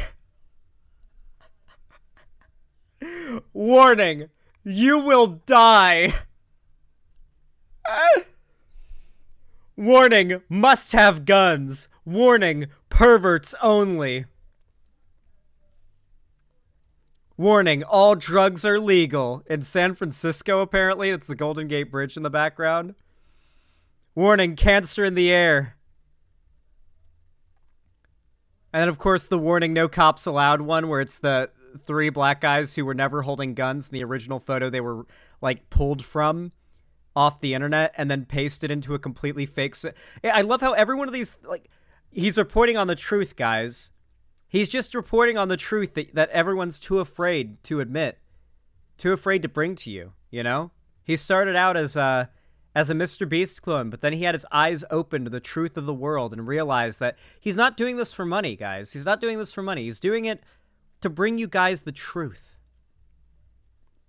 I investigated New York City's illegal immigrant invasion, and it's like the police beating the shit out of some guy with the dog about to attack too. Like, I guess that's the illegal immigrant, and it's an invasion, so that's supposed to be good. How are these thumbnails pulling views? Do you not know what kind of thumbnails do well on YouTube? This is like perfect virality bait. What do you mean? The more shameless your thumbnails and titles are, the more likely the average lowest common denominator person on YouTube is to click the video. This is like absolutely the kind of shit people click on. This is like perfect thumbnails. This is like flawless thumbnail making. If you guys think this is bad, then you guys fundamentally don't understand why right-wing propaganda works on so many people. Anyway, I'm really curious to hear what you guys think about all this, like, just slop generation content that's going so viral lately. I truly feel the left is in, like, one of the biggest cultural ruts it's been in a while, where, like, the biggest left-wing figures are all dropping, like, off the charts in regards to their numbers. Hassan in particular really dropping, which is probably going to be a good thing for the left in the long run, don't get me wrong. But it really feels like everything's so disjointed and unorganized at the moment that, like, the general consensus is that, like, the left sucks among most people, especially online. And it seems like we're genuinely entering Gamergate 2. Like the right, as they've called it, Gamergate 2, it's happening. So, damn. TLDR, fuck Tyler Oliveira. True! I'm curious to see what you guys think. If this content's able to drum up, like, millions of views in just a few days, and it's, like, the top of YouTube trending and everything, do you guys think we're truly entering a new era of Gamergate, as the right says? I'm curious to hear what you guys think. But, comment down below your opinion. It helps my channel a lot, and I'm curious to read your comments. Leave a like, thumbs up if you want to help my channel. It's totally free, and it really does go a long way. Subscribe and ring the bell icon if you haven't already so you get notifications and everything. And, of course, please consider following me on all my social medias linked down below, as well as consider donating, subscribing, or gifting a sub on my website, or supporting me financially through YouTube, Twitch, Streamlabs, Stream Elements, or Patreon. Don't forget to buy merch if you want to buy some merch, and don't forget to join my fan Discord if you want to be a part of the community. It's a great time there, so consider joining. With all that said, I hope you liked.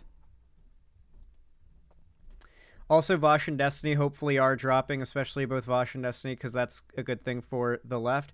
Well, I think Vosh is doing pretty all right now, but Destiny is skyrocketing in growth. Now, Destiny is actually, like, the one left-adjacent political figure who is growing right now. and by a lot. Like, Destiny is the fastest growing political figure around at the moment, I'd say. Right now, like, his brand of, like, the left sucks, look how awful they are, look at how bad Hassan is far more successful with people online right now because everybody, like, the average person is so disillusioned with leftists online. Left adjacent? I mean, he's not a Nazi. He's not, like, a conservative. He is as left-wing as it gets to be a popular, broadly accepted figure right now. Hassan is hated. Like, if you guys think I hate Hassan, you haven't talked to, like, your average normie online before. Hassan has, like, as bad of a reputation as, like, Dream at this point outside of the left, okay?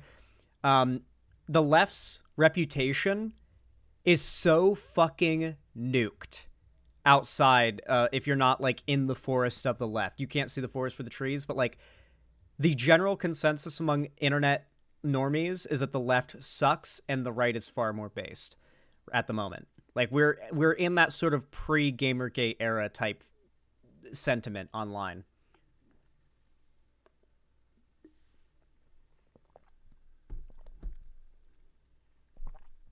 The tanky stuff and the woke scold stuff has sort of festered and grown for years now, primarily since 2019. And I think it finally hit a fever pitch last year and has just kind of, like, kept getting worse since then. And right now we're in this unprecedented era of people, like, even agreeing with the left's positions, but a lot of, like, radical out there people just giving the worst name. A good example of this is that one woman who had a meltdown at the Bakersville City Council.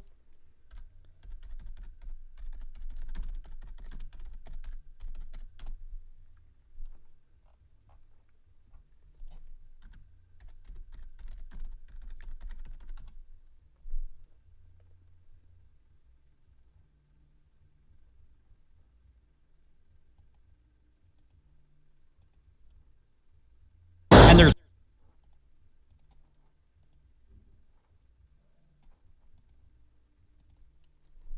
okay. This is actually a good segue into the next segment, believe it or not.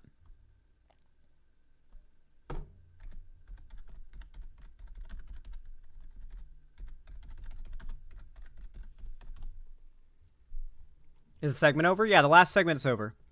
But I'm gonna segue straight into another one right now. Jewel_EN_.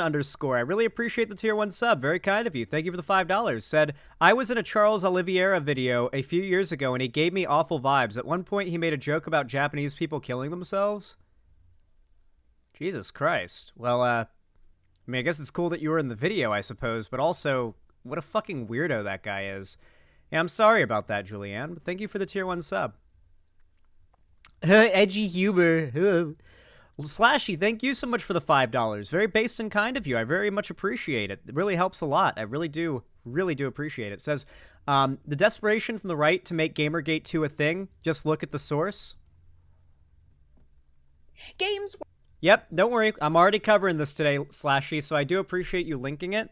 I will go ahead and save the link.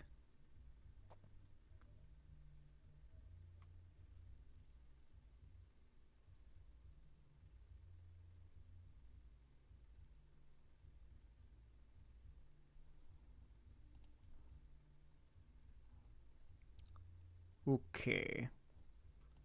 Let me see. Let me update the dono goal. $43. Thank you, guys. You're so cool. All right. I gotta use the restroom really quick. I'll be right back. And I'll be there in a moment. Okay, I'll be back in a second. You guys are hopefully going to be ready when I get back, and we're going to be starting the next segment. Do not leave. Do not dip out. Do not panic. I'll be back in a moment. I just have to relieve my bladder. I do not have superhuman bladder size, unfortunately. The volume of my bladder is not infinite.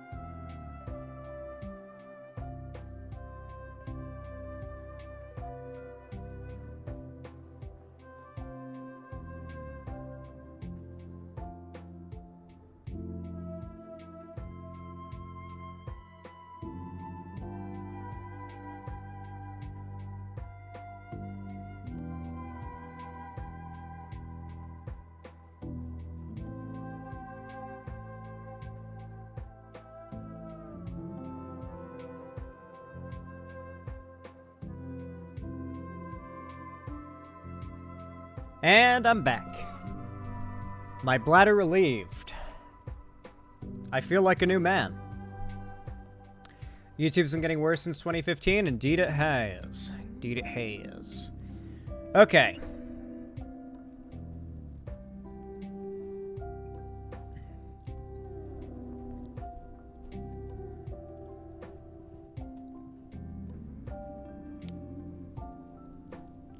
Alright.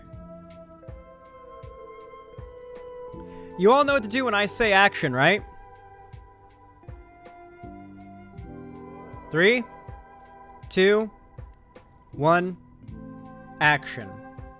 Okay, guys, so just a minute ago I was talking about how right now it really feels like the left is cooked.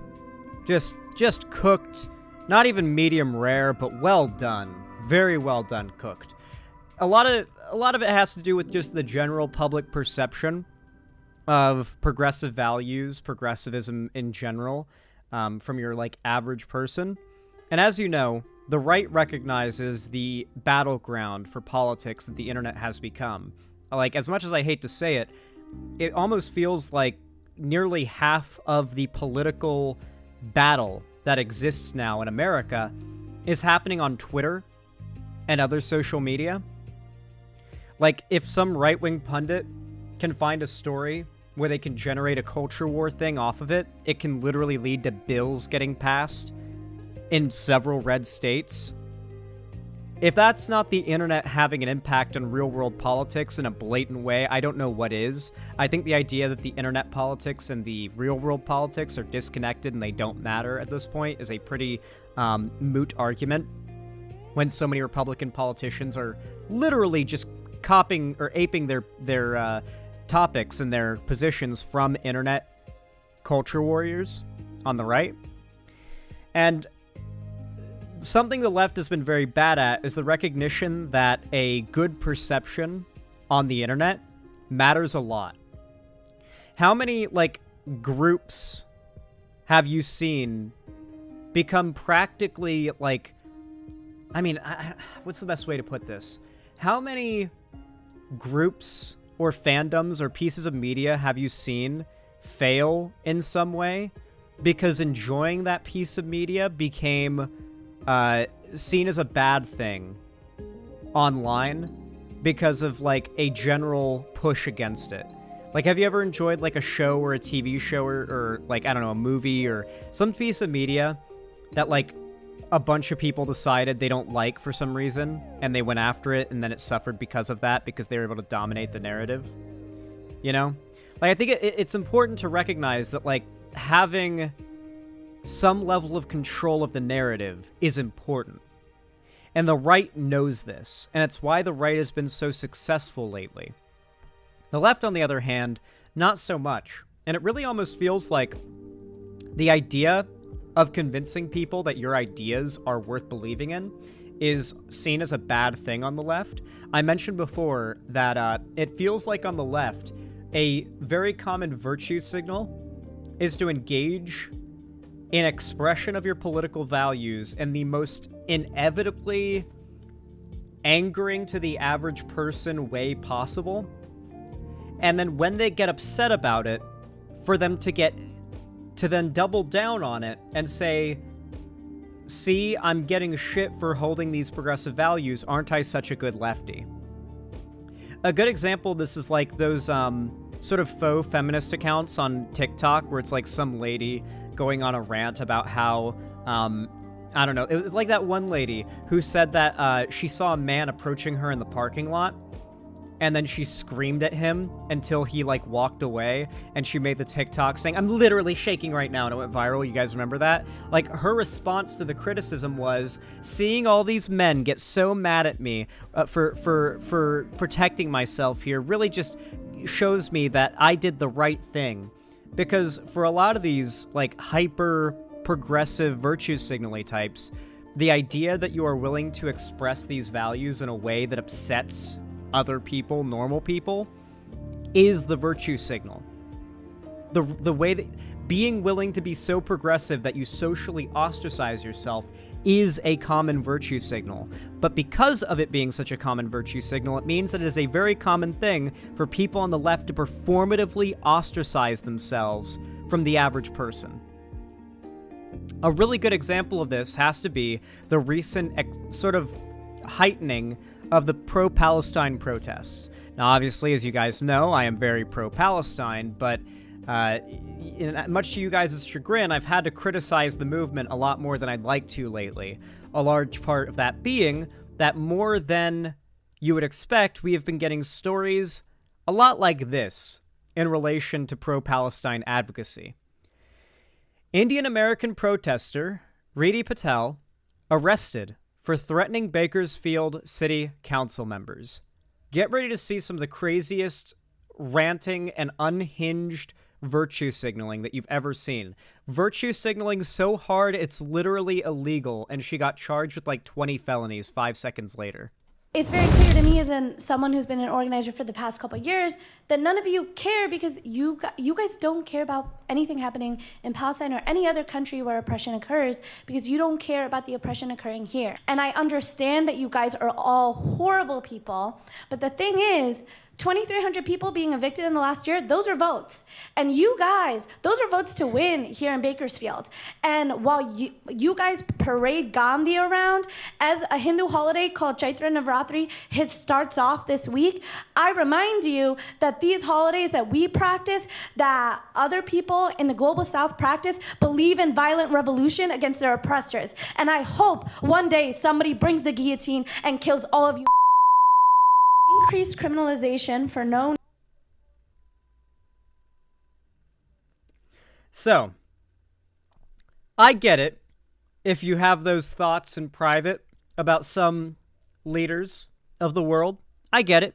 Have those thoughts. Do your Fed posting in private, okay? Fed post in private. Do not Fed post like this in public, because you very well might end up with federal charges. This week, I remind you that these holidays that we practice, that other people in the global south practice, believe in violent revolution against their oppressors. And I hope one day somebody brings the guillotine. This is a temper tantrum. You recognize that, right? Political advocacy should not be public temper tantrums. The left is known not for passion, but for temper tantrums. And it's hard to argue against that perception when so many on the left are like this. When the people on the left that are on TV and on the news are like this. Or, God, do you guys remember that anti-work Reddit mod? It really, really sucks that there isn't some, like, the same level of control of the narrative the right has on the left, because it means that people like this are now going to be forever associated with whatever movement the left advocates for. In this case, pro-Palestine issues.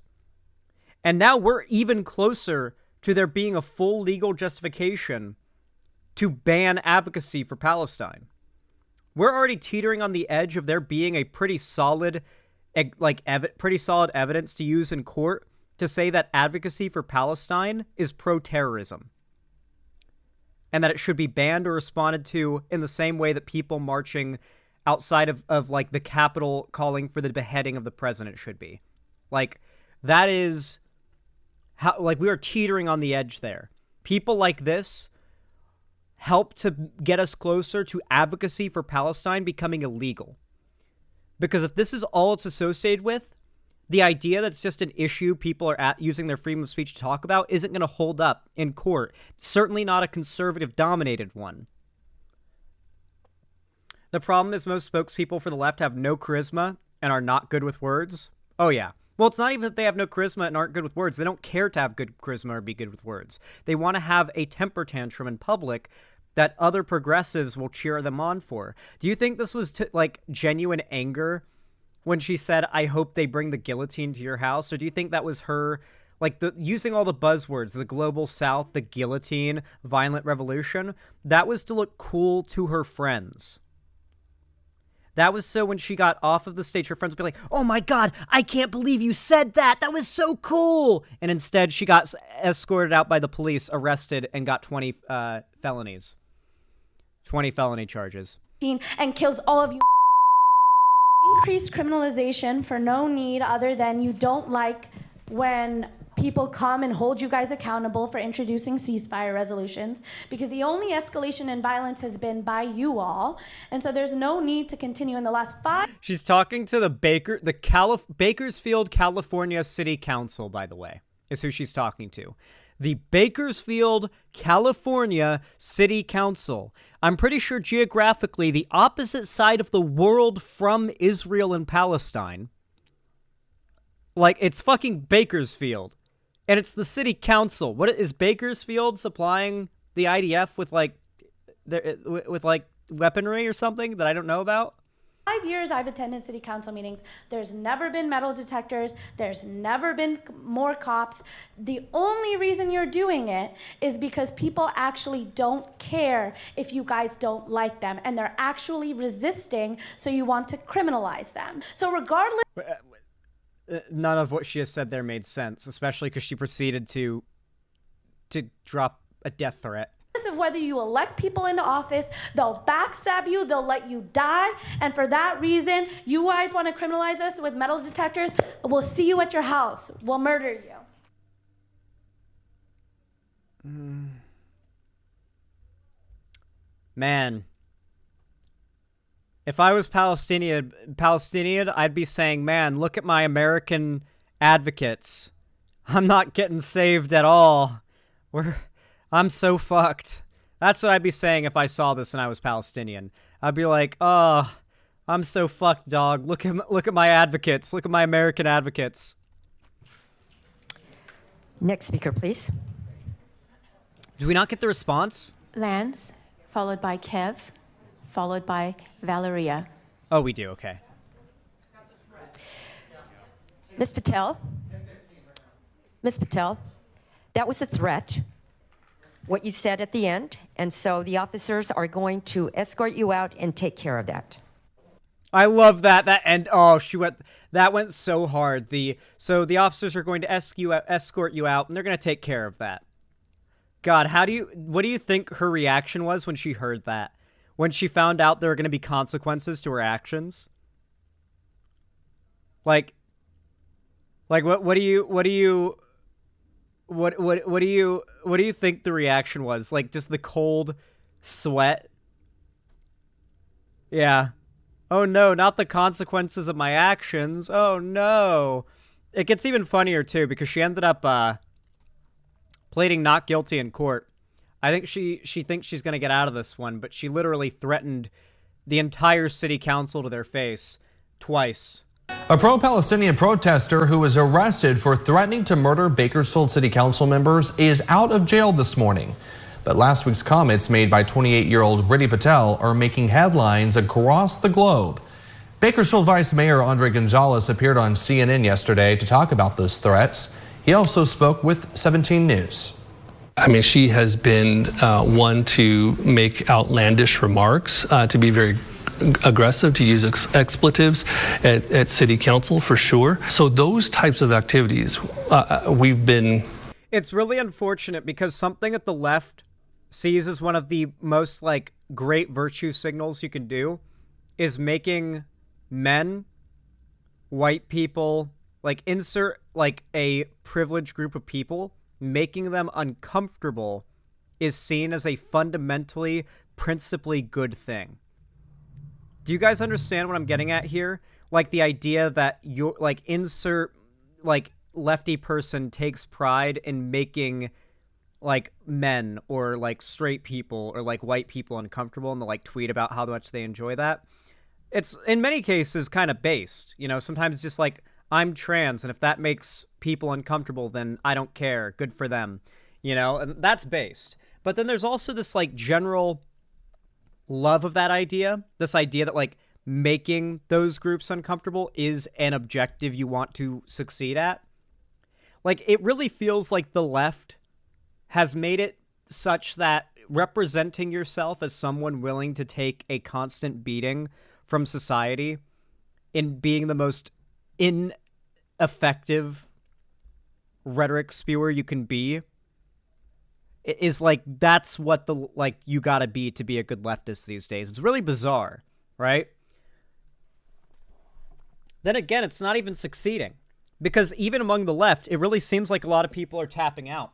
I know that, like, even among my own subscribers, I've never seen so many stupid comments that are, like, right-leaning from my own subs in some cases. Recently, I put out a video. I forgot what it was. It was, like, on woke Warhammer or something. And I had, like, dozens of people who had been subbed to me for, like, 2 or 3 years commenting, like, nah, this is definitely shoehorned in wokeness. This is why I don't watch BreadTube anymore. And it's like, holy shit. There are people who were, like, subbed to me 2 or 3 years ago who came to my videos today to comment about how I'm wrong about this insert thing not being woke anymore, and then saying they don't watch BreadTube anymore because of this stuff. So there are a lot of people who were fully into, like, BreadTube stuff a few years ago who left and became more conservative because of the state that things are in right now. A lot of the loss in momentum for the left isn't just lost momentum for the left, it was transferred to the right. Those people jumped off board the left and got into the right. They kept her in jail for like a month? Yeah. We've seen in the past. Like, this rhetoric is pushing away very progressive people from having any association with the left. But never have we seen or heard from her a threat to murder us.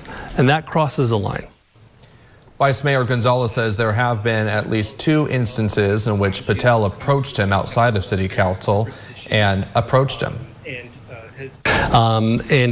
also in private settings when I'm out to dinner, for example. She's come up to my table and cussed me out in front of the entire... This woman's mentally ill. This woman is very clearly mentally ill, by the way. I do think the left... It feels like the left... You would think the left and the right would have akin levels of mental illness, like, present within political sides. Like, on one end, you've got the right... Kinda, you have to be a little crazy to believe what the right believes, unironically, or very brainwashed. But then you've got the left, where the entire... One of the core ideas of the left is, like, giving attention and, like, acceptance to people who are, like, differently abled mentally. And so it makes me wonder, like, are there just more crazies on the left? Or are there more crazies on the right? Because it seems like if there are more crazies on the right, they're better at just, like, not being crazy always, or at least enough to push away the average person. But with the left, it seems like the crazy people are doing crazy shit all the time. And there's always a new crazy person on the left doing a crazy thing that's, like, you can't even defend it. Like, can you really defend what this woman's doing? Like, even if you agree with what she's doing, she's being so ineffective, it's actually, like, impossible to defend. Like, she's literally threatening the city council members of Bakersfield, California for not stopping the genocide in Palestine. Like, it's so ineffective, even though you agree with her general conclusion, for the most part, I'm sure. It's like, man, I kind of just want to see her go to jail for this, because she sucks so much. And when even I have that vibe, most people who are, like, center-leaning are going to have a much more harsh opinion on the left and her than I will. Entire restaurant. Reddy Patel was arrested last Wednesday during the city council meeting after telling city council members that she was going to go to their house and murder them. You guys are all horrible human beings, and Jesus probably would have killed you himself. And I hope one day somebody brings the guillotine and kills all of you mother. Patel and other pro-Palestinian protesters have gone to city council meetings demanding that Bakersfield pass a Gaza ceasefire resolution. Patel faces 18 felony charges and has pleaded not guilty. Bail was reduced to $500,000, and this morning Patel is not listed as in custody. A pro-Palestinian protest... I guess they let her out, but, I mean, does she still have the charges? Seems like she still has those felony charges, though. She's just going to have to reappear in court. It's pretty common with federal charges is you're going to spend, like, years before the actual trial happens. So I guess she got bailed out. And now she's crying, bro, this woman is dumb. Listen, The consequences of her actions existed. She could have never predicted something like that. She's never had consequences for this behavior before, and now they've just happened. Like, she clearly felt very confident that she had nothing to worry about in saying and doing these things. And now that reality's kind of shattered, so of course she's crying, you know? Like, oh, fuck, this whole time I haven't been just, you know, getting my good girl points from my little tanky Twitter group. Aw. Xander Hall, this reminds me of that one video of anti-Israel protesters randomly entering a Starbucks and screaming at the underpaid workers. It makes us look like complete idiots. Oh, do you have that video? I saw that the other day on Twitter. Do you have that one? Oh, God. Yeah. Holy shit. The boycotting as well. Like, boycott's one of the most unpopular forms of protest. And then, of course, another unpopular form of protest. Like, you realize there are statistics taken for, like, how popular forms of protest are with, like, the general public. And one of the most unpopular forms of protest there is blocking public roadways. And it is the go-to method of protest for the pro-Palestinian movement, is blocking public roadways that are actively, like, open. It is literally in the top 3 most unpopular forms of protest. As, like, studied. There are studies to track what the least popular forms of protest are that have the least positive impact, even which ones make people go against the values that people are protesting for. The public road blocking makes people in favor of attacking those protesters statistically. It makes it go from having sympathy for their position to being in favor of violence against those protesters. If it is that type of protest, that is how angry the majority of people are about that sort of protest, and it is the default let's go protest in the street thing that like Palestinian protesters do. It's so, please, for God's sakes. Why does cringe protesting sting us more than it does conservatives, especially when conservatives are always more obnoxious and factually incorrect? Because, NASDAQ, the left has no control of the narrative. That's what I keep trying to emphasize to you guys. The right has videos with millions of views, massive amounts of support, donations. They've got their content creators that live in compounds with skate parks in the fucking basement, like Tim Pool, and like the underground bunker Alex Jones has, despite how many lawsuits he's been through. He still has his underground super bunker studio, and all of his Rolexes and shit, and all of his supercars. Like, what's his name? Andrew Tate. Like, you have to understand, when you are a good businessman who can rally up large amounts of money and knows how to control a narrative and like speak to a broad amount of people and has like no shame and just being like a clickbaiting, clout chasing shithead, then that you're going to see much larger success than you're going to see on the left.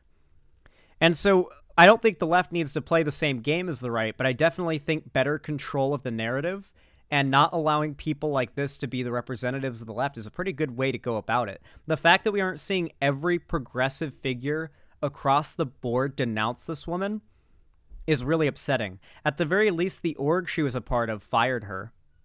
So there's that at least, but I doubt that'll be getting much attention, you know? I really think the left needs to go on like a full self-cleanse arc of disavowing and separating ourselves from the types of people who are dragging the left's reputation down. People like Hassan, as I mentioned before, if you ask like the average person who is like not politically in touch online or in real life, if they know about him, what they think of Hassan, they do not have a positive opinion. On the bright side, Hassan's follower counts and sub counts and average viewer counts and everything are all dropping. Like every consecutive month, Hassan's numbers are dropping in every metric, and by quite a lot, and he's getting pretty stressed about it. So hopefully in a couple years, there won't be a Hassan to act as like such a core cyst on the left's like back, you know what I mean? But there will always be a group of people online within the left that are trying to use the space for their own gains, and that will always be something that needs to be fought against. Hassan wasn't getting this much hate even 6 months ago. It's ridiculous. Well, a lot of it has to do with the fact that Hassan in the last, like, 4 or 3 months has really leaned into the tanky audience fully. The fact that his numbers have shrunk so much realizes he has to niche down. He's never, ever reaching the numbers he had it, like, before ever again. He'll never be, like, a 40, 30,000 viewer streamer ever again. He's now, like, at best a 20,000 viewer streamer currently, and it's only dropping. And I think he knows he has to niche down to his, like, hyper anti-American fans and build, like, that core follower base that won't ever go away of, like, sycophants, because he's losing that broad normie appeal. He's not going to have a big audience for much longer. So he's trying to niche down to have a smaller but more reliable audience. He's recognizing that, like, he's on his way out.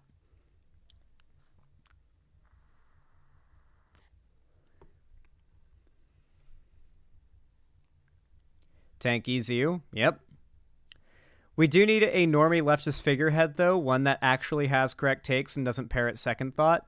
Yeah, people like Second Thought are falling off really bad as well. God, do you see Second Thought claiming that he's, like, not making enough money to keep his channel going, but meanwhile he's making, like, a minimum of $5,000 a month on Patreon or something like that?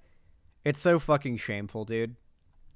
How much you want to bet? Like, he has his own studio he's bought, by the way. Second Thought owns his own studio.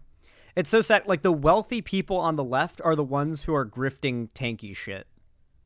Like, actual progressive values, not very successful, believe it or not. Not very attractive, because they aren't based in hate.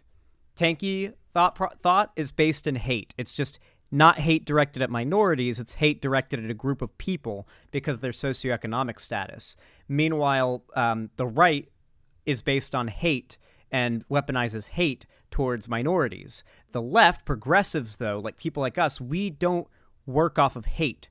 We work off of support for groups of people who are under attack. And working, like, wanting to, there's not a lot of, like, emotional drive in the average person to want to, like, advocate for other people because you like, want to advocate for them because they're under attack and they deserve to be, like, advocated for.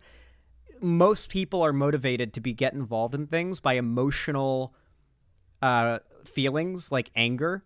And so tanky shit, just like right-wing shit, weaponizes people's hate. And that is the biggest tool that grifters take advantage of, your emotions. The big leftist one that is tolerable and has correct takes is Vosh, but Vosh cannot really grow anymore due to how vehemently he is hated.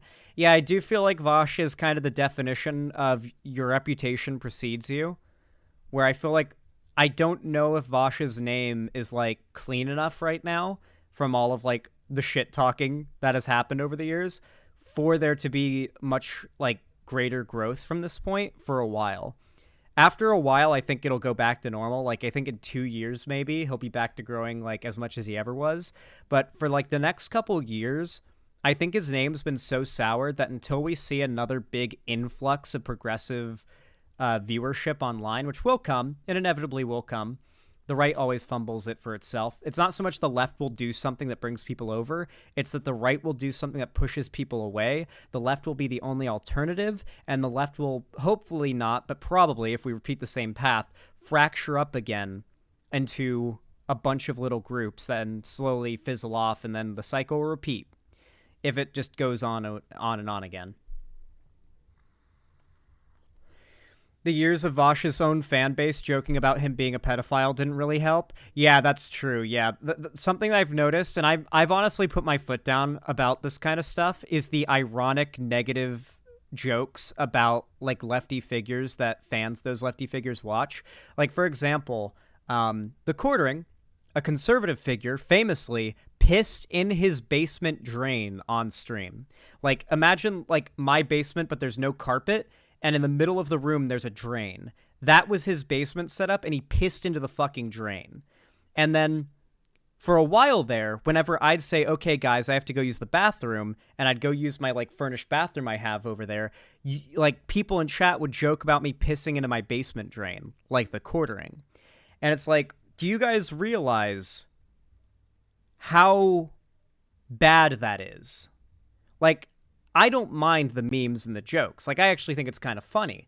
But you do recognize that, like, people online hear you joke about that, and instead of taking the idea that the quartering is a basement pisser from that joke, they get the idea that lefty figure is a basement pisser from that joke, right?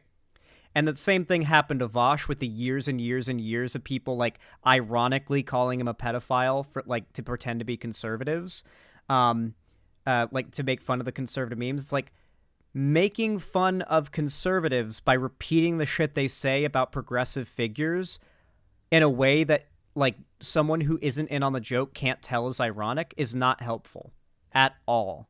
At all. A good example of this, actually, of how people can fall for things that are total memes is the Chud Logic thing. For those of you guys don't know, Chud Logic, a far-right YouTuber who does like drama content, his like meme is that he says any content creator that he covers in like a negative way has AIDS. He's done it to me. He's done it to Dark Viper. He just has like his fans repeat that person has AIDS over and over again. And they'll comment it like on your tweets. They'll comment it on your videos, and they'll get it going as like a rumor because random people will hear that and they don't know that's not true.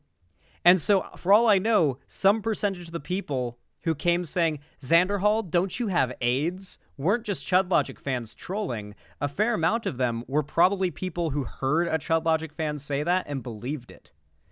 And so a lot of the left's biggest problems is just playing into negative stereotypes and jokes like that normal people, when they hear it being joked about ironically, think it's serious. And so Vosh putting his foot down about those kind of jokes is completely understandable. I've done the same thing. Like if there's like if a conservative does something or says something and you guys want to repeat it like ironically, I put my foot down about that because most people will not know it's ironic. They're just going to see it and think it's real. And there's already enough like bad shit being said about progressive figures as it is. There's also the fact that I do think a lot more left-wing viewers of left-wing content online tend to be lazier. Like, I've looked at the like-to-dislike ratios and like-to-view ratios of conservative content creators compared to left-wing content creators, and it's way lower for left-wing content creators. A left-wing YouTuber might get 100,000 views on a video, and they'll get like 5,000 likes. They'll get 5,000 likes and like no dislikes, because let's say in this example, because only 5% of the 100,000 lefties that watch the video cared to hit the like button and boost the channel. And I see the same trend in my own channel. Like, I'll see you guys complain about the success and popularity of conservative figures over the left, and yet we've got 100 more viewers right now than we do likes on the stream, and there's been 1,800 people uniquely who've already been in here. So in reality, of the 1,806 people that have watched this stream, 202 have hit the like button. That type of percentage is pretty high, to be fair, because I've got a pretty like loving and close-knit community. But if I uploaded a video and I didn't have people spamming like right now to try to change my point of what I'm saying at the moment and like try to invalidate what I'm saying, you guys might be able to recognize like the left has like a tendency to think, my like doesn't count, my donation doesn't count, my comment doesn't count, and so much lower engagement on left-wing content, and engagement is all that matters on social media, like YouTube and Twitter and stuff, and that's why, at the moment, the left is on a super fucking downslope. The content and the advocates aren't particularly appealing, and even if they were, the fan bases of those people are busy making ironic negative memes calling their favorite lefty figure a pedophile or a basement pisser, or like not liking their videos or commenting or giving support. And meanwhile, like these conservative pundits will get like, do you ask for likes in videos typically? Yeah, I ask for likes after every segment at the end. And this isn't like me complaining. It's me just pointing out why this is the case. Social media works very simply. Engagement matters. The right gets more engagement. Not only that, but have you ever tuned into like some nothing, nobody, 300 viewer Nazi streamer that you've never heard of before? And like, it's just some far right, alt-right stream that comes up in like YouTube or something. It's like, what the fuck? Who is this person? And they've got like, they might have like 50 viewers. And yet every other message is a donation. Have you ever noticed that? Like, go to a Kick stream or something, and, like, almost every other message is a donation. Watch, like, an Aiden Ross stream or, like, a Sneeko stream or any of their content. Every other chat message between the W's and L's is a donation, sometimes ranging up to $100. We covered an Aiden Ross segment recently where Aiden Ross got a $500 donation from some random guy and just surrounded by $5 and $10 donations. Because even for a smaller size, the donations, the engagement, the likes, the comments, all of it is so much higher in proportion for right-wingers because these right-winger content creators, they're so shameless. Every other sentence of their videos is self-promotion. You've noticed that, right? When we cover a quartering video or a video from one of these, like, weird, like, conservative channels, like, insert any right-wing channel, half their runtime is self-promotion sometimes. Do you remember that one, who is it, Brett Cooper video we covered, where it was a 5-minute video, and the first 3 minutes were her intro, please like and subscribe, sponsorship, and then her talking for like 2 minutes and the video ends? Do you remember that one? That was fucking insane. And yet, massive amounts of support on it.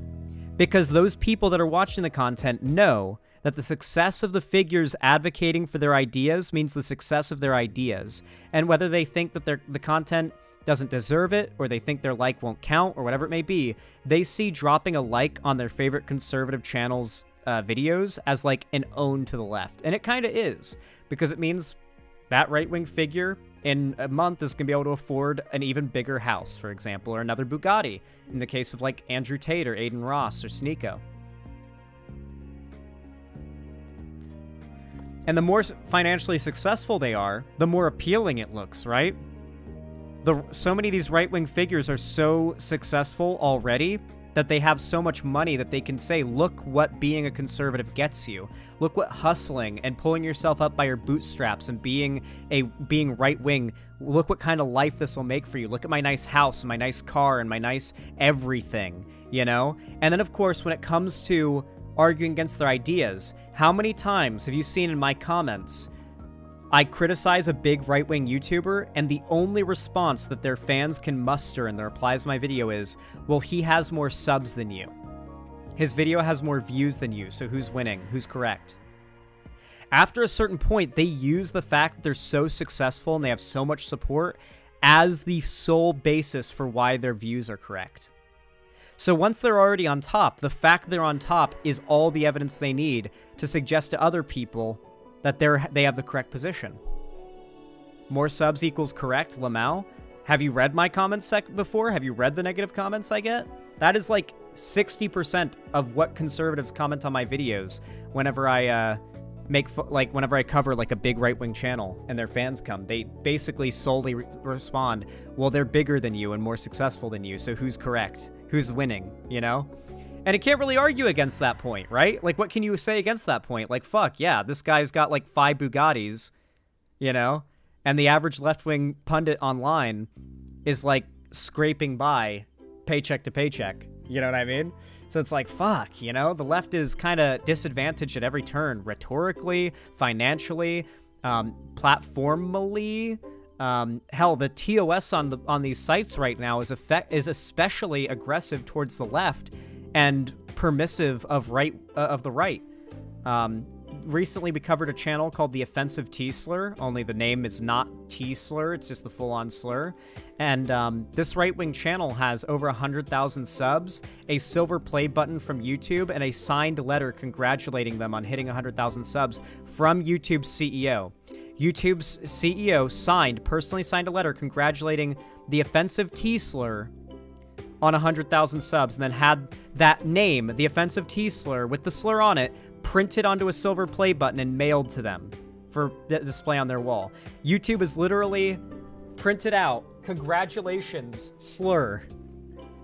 That is how attached they are to their, dedicated they are to their, are they actually trans man? Yeah. Hold on, let me show you.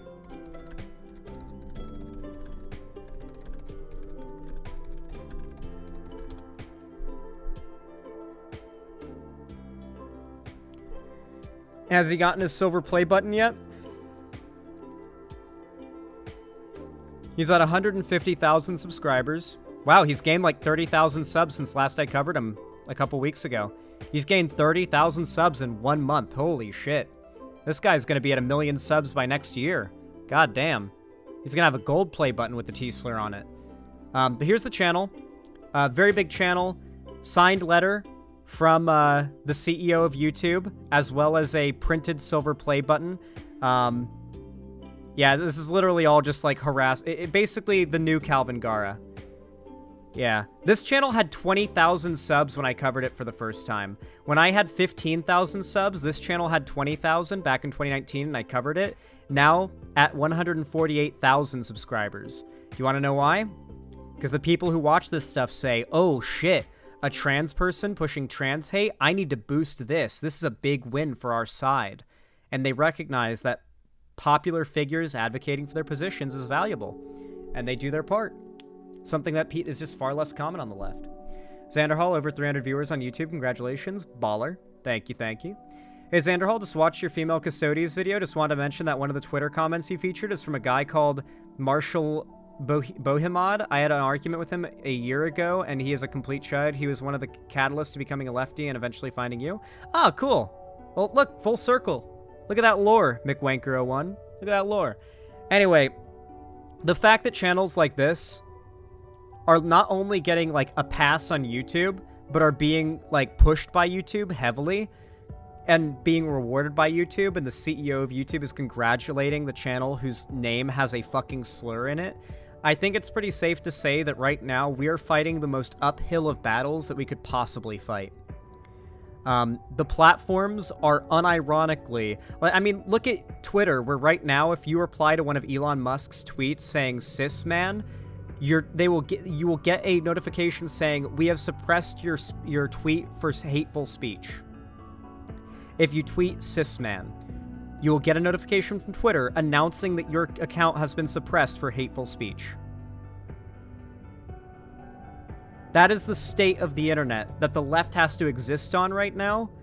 God knows we don't need the general problems the left already faces on top of that, like random virtue signaling psychos threatening public officials on television. We don't need this right now. The left is already cooked enough. I'm genuinely curious to hear what you guys think of this whole situation down below in the comments. Please consider leaving a like if you want to support the channel. It really does help a lot. You can donate, subscribe, or gift a sub to support me financially on my website, and you can do so through YouTube, Twitch, Streamlabs, Elements, and Patreon as well. We also have a merch section if you guys want to get some cool merch. I don't make any profit on it, don't worry. It's just the manufacturing and shipping fees you pay for, so if you want to pick one up, then, you know, you can always check it out. We got lots of cool merch. And, of course, don't forget to join my fan Discord, where we got all sorts of cool stuff going on. We do a lot of community events in there, like watch parties and call-in streams, so consider joining there so you can be part of the community. And, yeah, I hope you enjoyed this video. You know, comment down below if you did, and thank you for watching. Have a good one. Alrighty. How do you guys enjoy that segment? I feel like it came out pretty good. I feel like it's been sort of long been the elephant in the room that right now the left is like in a really bad place, and I haven't really talked about it much. I think I've needed to do that seggy for a while, because the left is really not in a good place at the moment, especially online.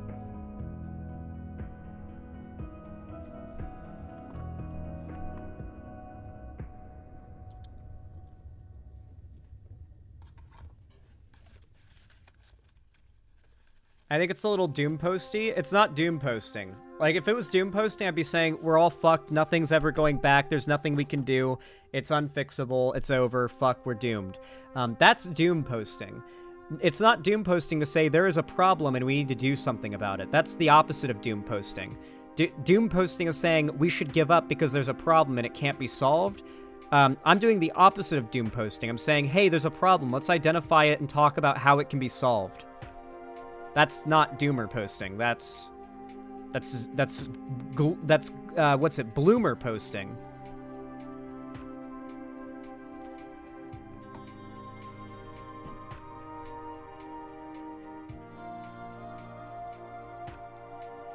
Based, you're not saying we're all gonna die? Yeah, we're not. I'm not saying it's all over, obviously. It's not what I'm saying. I'm just saying there's definitely a problem at the moment. Not a fan. Yeah, we eat doomers for breakfast here. Okay.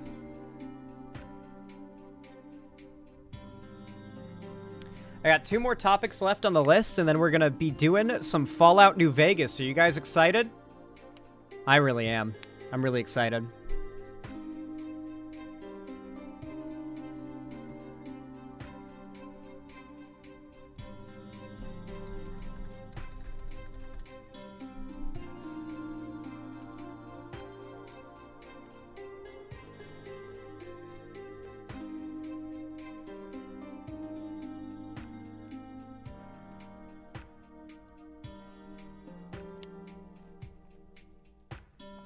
Knuckles series watch party when, San? Potentially, potentially. Might do it for the memes, it'd be funny. Alright. You all know what to do when I say action, right? 3, 2, 1, action. Oh boy. Right now, with all the gloomy and doomy news about trans rights at the moment, and just LGBT rights across the board, it really must feel like the world is against trans kids. Like, if you're a youth who is trans, it really must feel like the world is against you right now. But I really hope this news story helps to kind of change that a little bit, because Biden seems to have made clear that he stands with trans people, particularly trans youth. Biden Title 11 rules set to protect trans students, survivors of abuse. The Biden administration on Friday finalized sweeping new rules barring schools from discriminating against transgender students and ordering significant changes for how schools adjudicate claims of sexual harassment and assault on campus. This is literally just the based bill. This is literally just the you can't ignore claims of sexual assault or abuse on campus, and also you can't discriminate against trans kids. Like, just the most based bill. Like, hey, the actually protecting kids bill. As you can imagine, this actually protecting kids bill got the right real fucking mad. They are furious over this. Yeah, they should have just called it the based bill. The provisions regarding gender identity are the most politically fraught, feeding an election year culture clash with conservative states and school boards that have limited transgender rights in schools, banned discussion of gender identity in classrooms, and removed books with LGBTQ+ themes. Mindful of the politics, the administration is delaying action on the contentious issue of whether transgender girls and women should be allowed to compete in women's and girls' sports. That is honestly smart. As much as the general, population is not in favor of, the hyper anti-trans policy the right has taken to, the one pro-trans position that is extremely unpopular with the general public is the claim that trans kids and trans athletes should be able to compete with the sports team of their gender they identify with. As much as you guys might not like it, overwhelmingly, the trans sports stuff is the most popular take the right has on trans issues. And that's why even the Democrats, even Biden, are like, let's take a bit off of ruling on this one, because if we make the pro-trans ruling here, we are going to ostracize the majority of Americans, because the majority of Americans do not believe that trans people should be able to compete in the sports of the gender they identify as. It sucks, but that is a battle that we have not won the hearts and minds of people on, unfortunately. The right have fully successfully counter-messaged when it comes to trans sports. It is their, wedge issue on trans stuff is trans sports. That is the right's wedge issue that they really have solid. So it's understandable that Biden's trying to avoid it, because for Biden, it will make him look bad if he backs the trans sports thing. It will hurt his chances of winning again. I hate to say it, but that's just the reality. I've looked into the stats on what the average support among Americans is for each individual issue. Trans sports, very low. Pro-trans sports stuff, very low support from the average American. The long-awaited regulation represents the administration's interpretation of Title 11, a 1972 law that bars sex discrimination in schools that receive federal funding. Title 11 is known for ushering in equal treatment for women in sports, but it also governs how schools handle complaints of sexual harassment and assault, a huge issue on many college campuses. Now the Biden administration is deploying the regulation to formalize its long-standing view that sex discrimination includes discrimination based on gender identity as well as sexual orientation, a direct challenge to conservative policies across the country. I love that Biden is like kind of the perfect progressive right now, low-key, like in that everything that he's done has been effective and has resulted in demonstrable statistical improvements to people's lives in his rhetoric and his like political advocacy and movements ever since he became president. And yet he doesn't go he knows when to draw the line. He knows when a policy decision, despite how based it might be, is a political career ender because America's just not ready for it yet. Like he knows when to like draw it back and get people on board before getting them the full potato, you know what I'm saying? Which I kind of appreciate. He knows how to play to an audience, and right now his audience is the entire country. Some school districts will not use the pronouns corresponding with a trans student's gender identity. 10 states, for instance, require transgender students to use bathrooms and locker rooms that assign with their biological sex identified at birth, according to tracking by the Movement Advancement Project. Some school districts will not use the pronouns corresponding with a trans student's gender identity. Those situations might constitute violations of Title 11 under the new regulation. In addition, if a school failed to protect or to properly address bullying based on gender identity or sexual orientation, that could be a violation of federal law. Hell yeah. State law when federal law comes along. This is going to be argued by the right as a big-time states' rights thing. Absolutely it will be. Quote, no one should face bullying or discrimination just because of who they are or who they love. Sadly, this happens all too often. Education Secretary Miguel Cardona told reporters in a conference call. The Education Department's Office of Civil Rights for Civil Rights investigates allegations of sex discrimination, among other things, and schools that fail to come into compliance risk losing federal funding. A senior administration officer said that the office could investigate cases where schools were potentially discriminating, even if they were following their own state's law. Yes! These state laws in red states won't even protect these schools from discriminating against trans people if this federal law is applied. 1 second. Hopefully YouTube will load.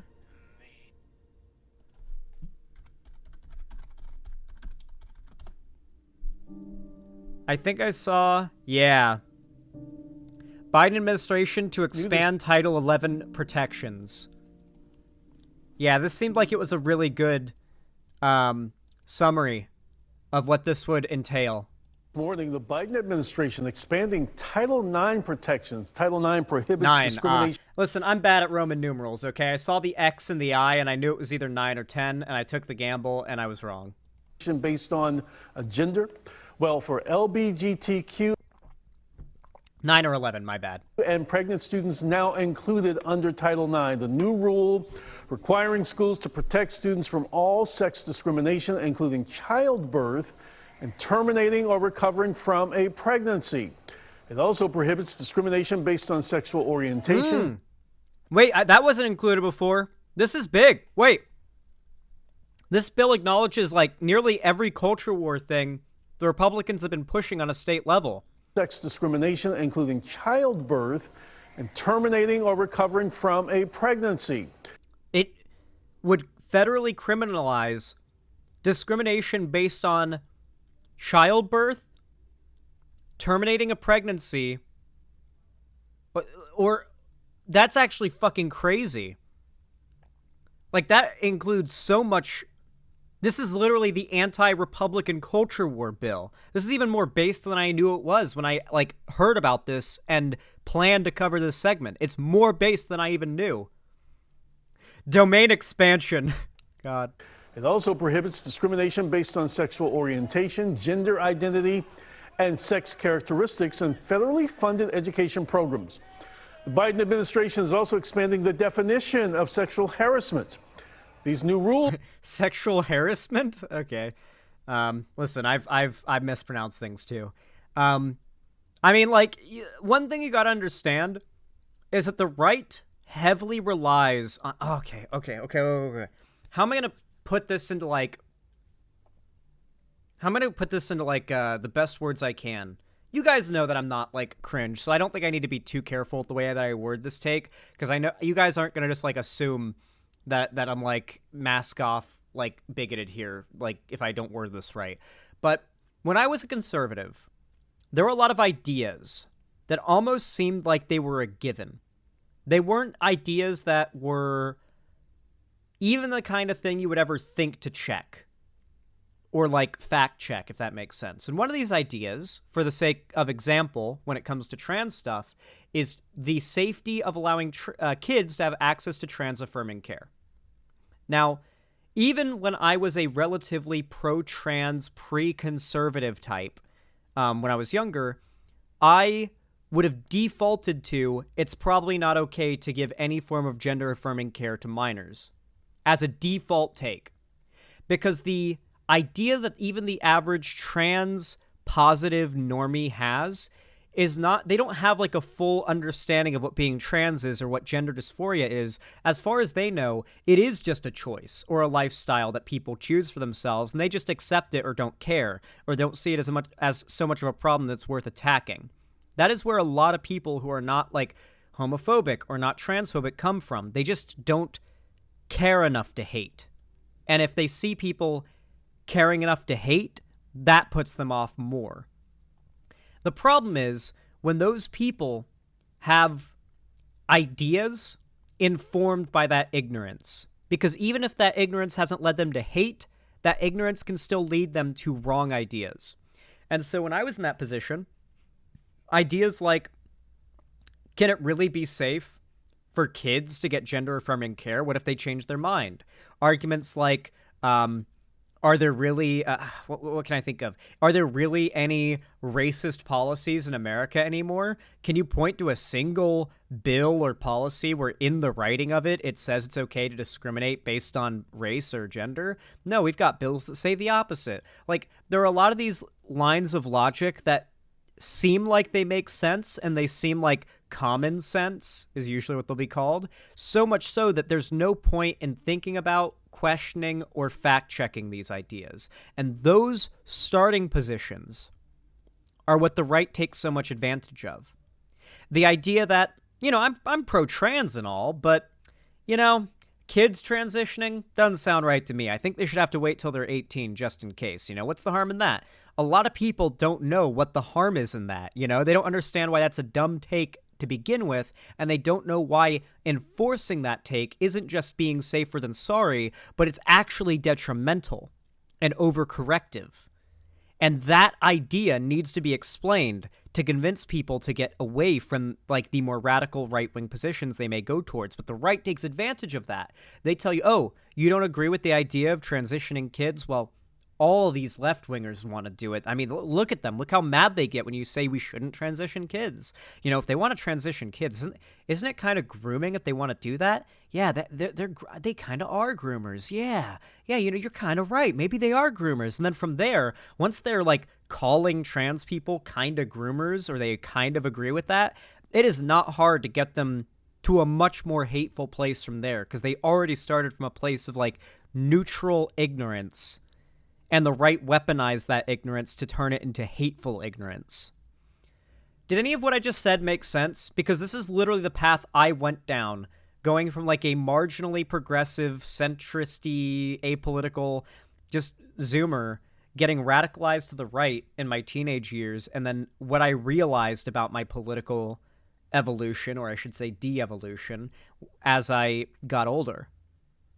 The right's really good at taking advantage of people who, just like these normies, common sense ideas. A good example of that being the trans sports stuff, which is a big part of why Biden didn't expand Title IX out to the trans sports stuff just yet. I know that the right's reaction to it has been angry. Oh my God. Oh, yep, here we go. Megyn Kelly uploaded a video 2 days ago how Biden's Title IX rules will ruin men and boys' due process on campuses with Casey Johnson. So, of course, their reaction to, we will take allegations of sexual assault and rape seriously if they come from like female students, or if a student like makes a claim, their response to that is to say this is going to ruin potentially men. To see all the because of course conservatives believe that all men want to rape, and that like the only thing that keeps them from doing it is the belief that God will send them to hell for doing it. It is amazing that you can actually convict a student, that's effectively what these kangaroo courts do, of sexual assault, rape, take away his college career, his scholarship, if any, his future Are they talking about Brock Turner? Prospects in corporate America without the right to cross-examine, with no right. This was literally the line of defense for Brock Turner, by the way, the swimmer that like raped a girl behind a dumpster. You guys remember that?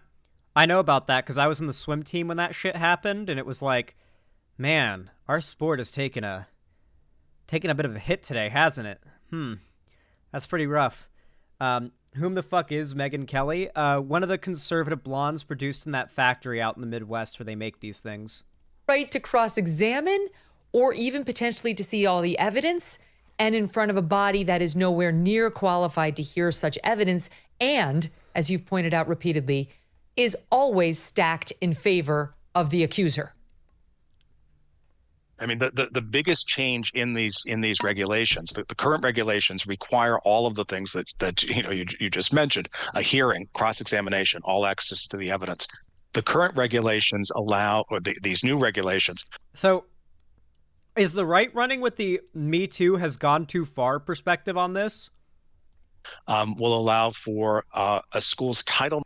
These are the guys saying. These are the people saying all trans and gay people are groomers and pedophiles because they're pro-trans and they like want to support trans kids. Meanwhile, whenever a bill is expanded to help protect kids from like sexual assault and rape and sexual harassment as written in the bill, they're like, well, listen, we've got to think about how this can affect men. You know what I mean? It's like, okay, like if trans people being worried about the right making their existence a crime against children, punishable by the death penalty, is a self-report in their worldview. What is this? 9 coordinator herself. She doesn't even have to hire anyone to do this, to conduct all of the investigation. There'll be no hearing at all. Instead, there'll be individual interviews with the witnesses. The accused student will not see or hear in real time the questions that are being asked of his accuser, won't be able to hear that testimony in real time. And then the single investigation. All this sounds really reasonable if your mind has been poisoned by the false allegations rampant on the internet. It seems like these days every like other allegation made against a popular figure online is proven false with like definitive evidence these days. And it's usually a woman who pushes the allegations with like the goal of getting clout or something out of it. I mean, let's not lie. Like this happens all the time. Like there've been a lot of celebrities online who have had women make false allegations about them that have been proven false, and it was done for clout. It's happened to me. It's happened to Slazo. It's happened to countless content creators. Hell, it recently happened to Chugga Conroy. And like, when your brain and perspective are poisoned by internet trends of like everything online being about success and popularity and clout, and everybody being willing to do the most insane shit ever for popularity and success and clout, when that internet meta ruins your mind and you hear shit like this, you start to think that there's going to be girls on college campuses making up allegations about like a popular dude for clout. That is so exceptionally rare. To get any justice for this kind of stuff in real life, you need to go to the police and provide evidence and be part of a criminal investigation. Online, you just have to write a twit longer and get a bunch of attention for it. That's why it happens so much online, but not in real life. There's no clout or likes to gain from this in a real-life college setting. On the internet, it's very different, but people are so brain-poisoned by the false allegations online, the whole Me Too has gone too far shit, that they think this shit carries over to real life. It just doesn't. For every guy that whose career is ruined by a false allegation on the internet, 100,000 women a day are raped or something like that. Probably not that many, but like countless women every day are raped for every one man who gets a false allegation on the internet, okay? So we need to keep in mind that like online, yeah, the skepticism probably more warranted because there are perverse incentives there, but in real life, it's happened, but boy is it fucking rare. without any hearing at all will be able to pass judgment. And as you pointed out, this is not a criminal court, right? But the life-altering effects. It's not even a criminal court. It's not even a criminal court. It's just taking seriously allegations. By the way, college campuses are rife with sexual assault and sexual abuse. Like, young men roofing, date raping, abusing women is fucking constant, okay? It's fucking all the time. God, how specific can I be with this? A friend of mine, relatively recently, had a terrifying situation happen at their college that I won't go into the details about because it was in the news. And, like, it was, like, fucking wild. But, like, yeah, there's some weird sexual harassy, gender dynamic shit that happens even in colleges, in the woke colleges, where young men get violent, sexually violent, aggressive with women, and do really fucked up shit. And in some cases, the colleges protect them. Brock Turner had an entire movement to try and protect him because he was such a big-time college swimmer. Hell, wasn't the judge saying something like he has such a bright future ahead of him, we don't want to destroy it, with charging him for this, like, violent rape he committed? Like, it was an assault rape. Like, it wasn't, like, roofie, date rape. It was the, like, Law & Order SVU opening violent kind behind a dumpster in an alley. And like, the lawyers were saying, well, this young man, you know, he's at the start of his life. We don't want to ruin it, you know? We don't want to ruin this young man's life.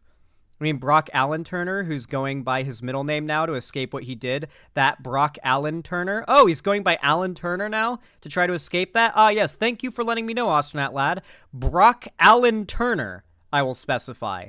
The rapist Brock Allen Turner. Yes. Of a guilty finding in a Title IX process are, you know, they're just that. They ensure that the student is likely to be expelled. The chances of getting into graduate school are zero. It will be on their resume for the rest of their lives, and so any chance. Oh, boo-hoo! Rapists can't get into good jobs. It sucks so much. Oh no! Oh no! Let's read the comments. How can this possibly be legal? These schools need to be sued out of existence. As the mother of 3 young men, I am disgusted by this. Oh, you know exactly what kind of boy mom this is. You know, like the super hyper, like, misandrist, man-hating boy moms who, like, hate their sons and torture their sons their entire upbringing because they hate men so much. This is the opposite side of that coin, where it's like the mom that enables their awful fucking sons because they love their sons so much that they don't believe their sons could even be like bad men, you know? And they'll defend and enable anything they do. It's the opposite side of that coin, just as abusive and awful, but, you know. Do you mean moms with a pedophile tendency? No, I mean, like, the kind of moms that will defend their pedophile son because, like, they're just enablers of, like, bad behavior. Yeah. Why men aren't getting married to, working with, or talking to women anymore. So, in line with, like, the average conservative comment, this is very broken English for some reason. It's probably... How much of these, like, broken English conservative comments that you see online, they're always in broken English. How many of them do you think are Russian bot accounts? Like, it makes me wonder sometimes, how can the average conservative be so bad at grammar? Like, they can never even form a proper sentence. Are they not American? Are conservatives online overwhelmingly English second language, or are they English second language in the sense they're Russian bot accounts? It's hard to say. You know, it'd be nice if normal people learn how to do research. It's always funny when you see, like, the conservative, like, cowboy hat profile picture accounts on Twitter with an American flag in the background, and then you look at their tweet destination, and they forget to, like, turn off location tweeting, and it's Moscow, Russia. Have you guys seen that shit? When, like, a big, like, claims to be an American cowboy type dude account forgets to turn off location data on a tweet, and it shows as being from Russia? How many times have you guys seen that? I've seen it like 5 times so far. This year. Boy moms mentioned, relevant meme. Wait, which type of boy mom is this gonna be? Coming down this hallway. Hey man, I don't know what your deal is, but we have to get out of here. I'm a murderer. Why would I be running away? You should be running away. There's a boy mom following me. What? A boy mom. Oh, God. But this is a dead end. God damn Sweetheart, it. I'm sorry, but she'll never be good enough for my son, my baby boy. Jesus Christ. Ma'am, I don't know your son. Of course you don't. You'll never know him like I do. Like his mommy knows him. I don't know him at all. Lady, can you calm down? No one wants your son. I do. I want my son. That's weird. Why don't you understand You'll that? never understand the connection a mother has with her son. My mom and I weren't like that. And look how you turned out. You shouldn't be competing with other women for your... That is a funny response, though, and look how you turned out to the mass murderer. That is actually pretty funny. Mom response, though. Son's affection. That's accurate. I'm not trying to date my son. He will simply never find a woman capable of making him happier than I can. Is that a young woman trying to hit on your son? I think What? it is. Where? I'm gonna go home and scrub all my skin off and give myself a lobotomy. Real. Yeah, no, pretty much, Balth, yeah. Yeah, it kind of lays it out.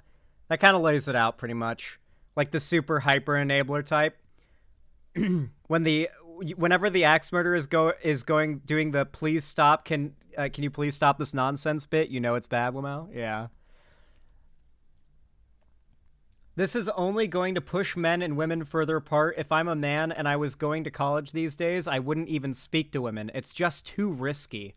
I love this, like, idea that these, like, incel sexless men try to push, where it's like, yes, all these women are going to get their due justice when they're lonely and boyfriend or husbandless in the future, because all of us men are too afraid to speak to them because of how far feminism has gone to put us down and call us all rapists, you know? It's really like the temper tantrum equivalent of like, oh, you don't want to date me? Well, now you'll never be able to date me. Like, okay, like, yeah, that women are so upset that, like, you'll never date them because you think that they'll falsely accuse you of rape because that's the kind of guy you are. Yeah, I'm sure they're really never going to get over it, you know?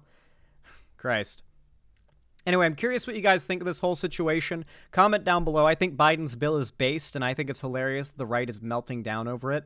Comment down below what you guys think, though. I love reading your comments, and the comments, of course, boost the channel a whole hell of a lot, so I really do appreciate it. And, of course, if you haven't already, please consider subscribing and ring the bell icon to turn on all notifications. It really helps a lot and means a lot to me if you haven't already. And, of course, consider following my social medias, linked down below, as well as, supporting me financially by donating, subscribing, or gifting a sub on my website, or financially supporting me through YouTube, Twitch, Streamlabs, Streamelements, or Patreon.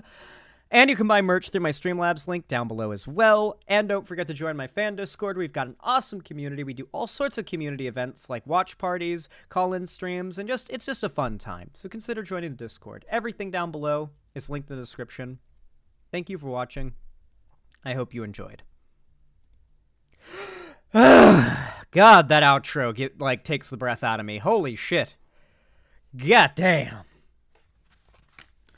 Well, everyone, I hope you've enjoyed stream so far. Have the segments been good? Have they been fun?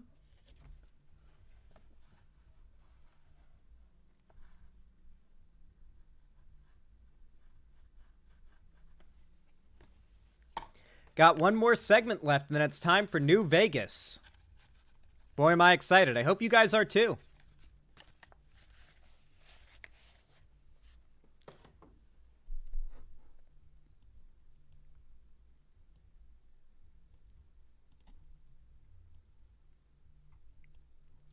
Hey there, everyone. I had a D&D session scheduled so I could be here, but I'm here now. Hell yeah, Ride the Rails. You got here just in time. We're about to do our last segment and then do some Fallout New Vegas. Oh, my mom actually messaged me a really good point I wish I'd brought up. Men who are not students hunt on campus too. Very good point. There are tons of men who are not students that go onto school campuses and they're predators there. That's actually a really good point. I forgot, like, college campuses are just open, you know? Like, you can just walk onto a college campus and talk to people right now. So weirdos can fucking do that, yeah. I didn't even remember that. Like, it's not just students at the school that this could apply to. It could help if, like, there are predators going there, yeah. What? My mom watches my streams. She messaged me. Reminds me of the scout from Team Fortress 2. I don't know how. I genuinely don't. Editor slipped that in? Nah, the editor doesn't have the recording of the last 5 minutes, roughly. Anyway, I think I know what I'll be covering next. Let me bring it up.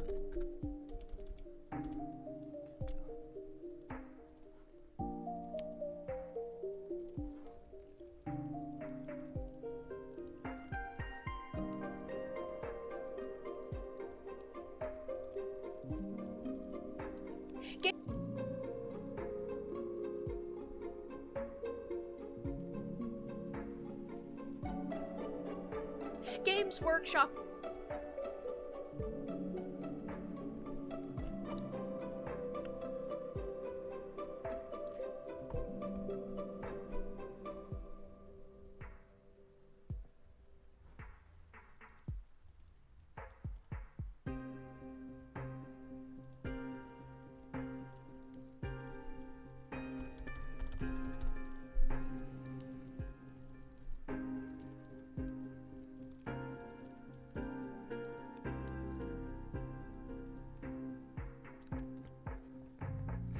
One of my friends that this tweet is about just liked this tweet. Everybody I've shown the Fallout show has said, I need her. The second Lucy says okie dokie for the first time, Lamau. So true. What are they gonna say when the sexiest character is right over here? True, the women do love the ghoul. I will say, props to Walton Goggins and the set designers and like the makeup designers to create a really cool looking, disgusting ghoul, but also making him cool and not so disgusting, because there are some fucking vile ghouls out there. Like, there are ones that, like, are more fucked up than him by a lot. But not making him so disgusting that, like, women can't simp for him, you know? So this show has, like, broad appeal, you know? You got, like, the dudes who obviously are going to be on board no matter what, like the bros, the homies. And obviously you've got Lucy, who's very pretty, and every guy who sees the show the second she says okie dokie is like, I need her. And then you've got the ghoul, or Cooper, who everybody, who all the women are just absolutely swooning for. So everybody gets what they want from this show. Yeah.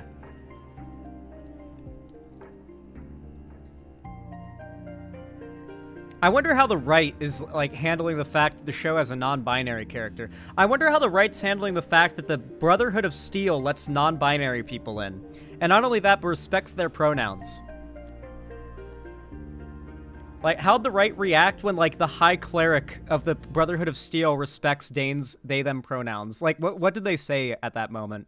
I genuinely can only wonder. There's a non-binary character? Yeah, Dane in the Brotherhood of Steel is non-binary. Like, for one, I mean, like Dane is like non-binary. like if you've ever thought of a non-binary person, Dane is like a quintessential non-binary person. Like I could not tell you what the actors assigned like gender at birth would have been. I could not tell you.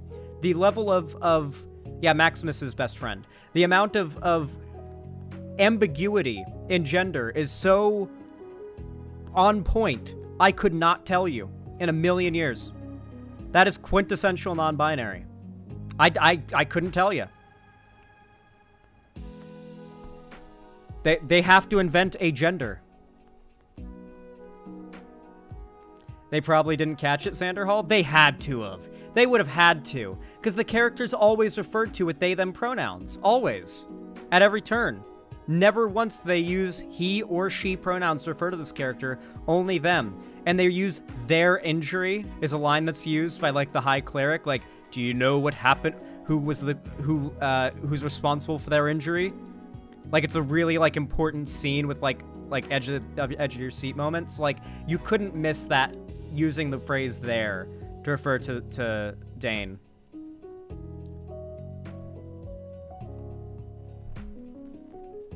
I don't know. Well, if you guys want to see, like, dope-ass military, Brotherhood of Steel non-binary person, Fallout show. Well, you see, they haven't been told they're supposed to be mad that they're non-binary yet.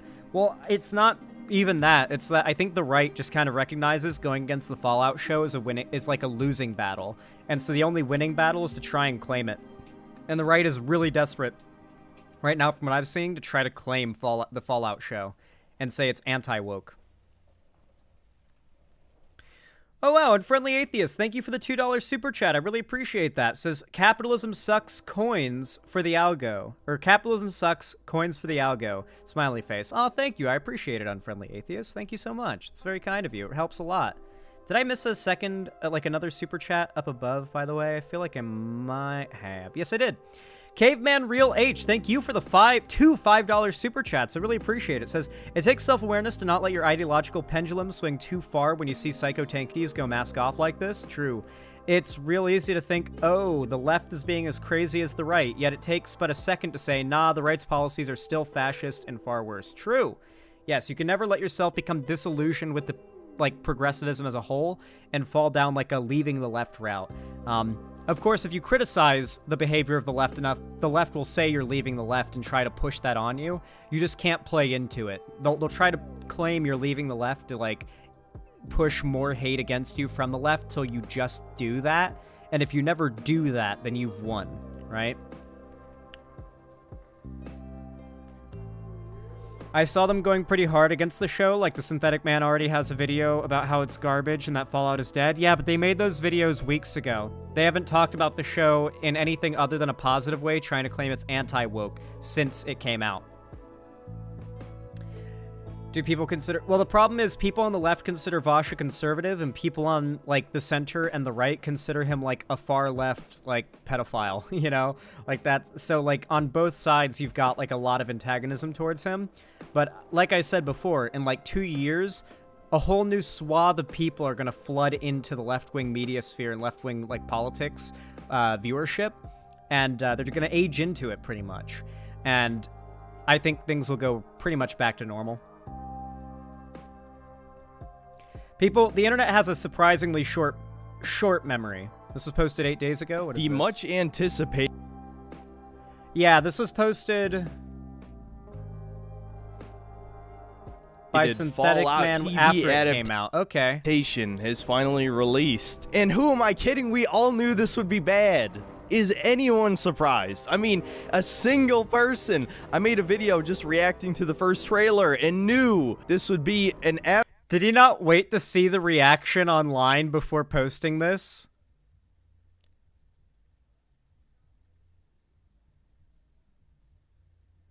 Did he check?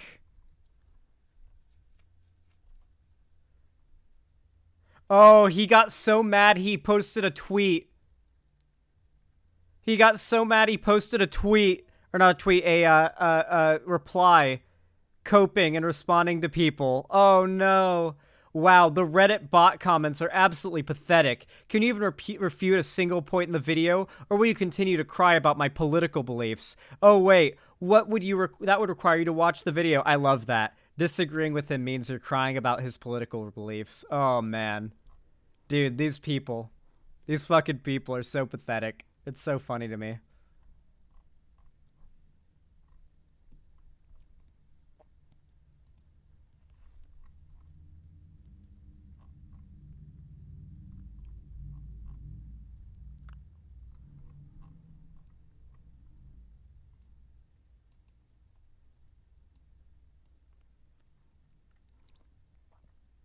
All right.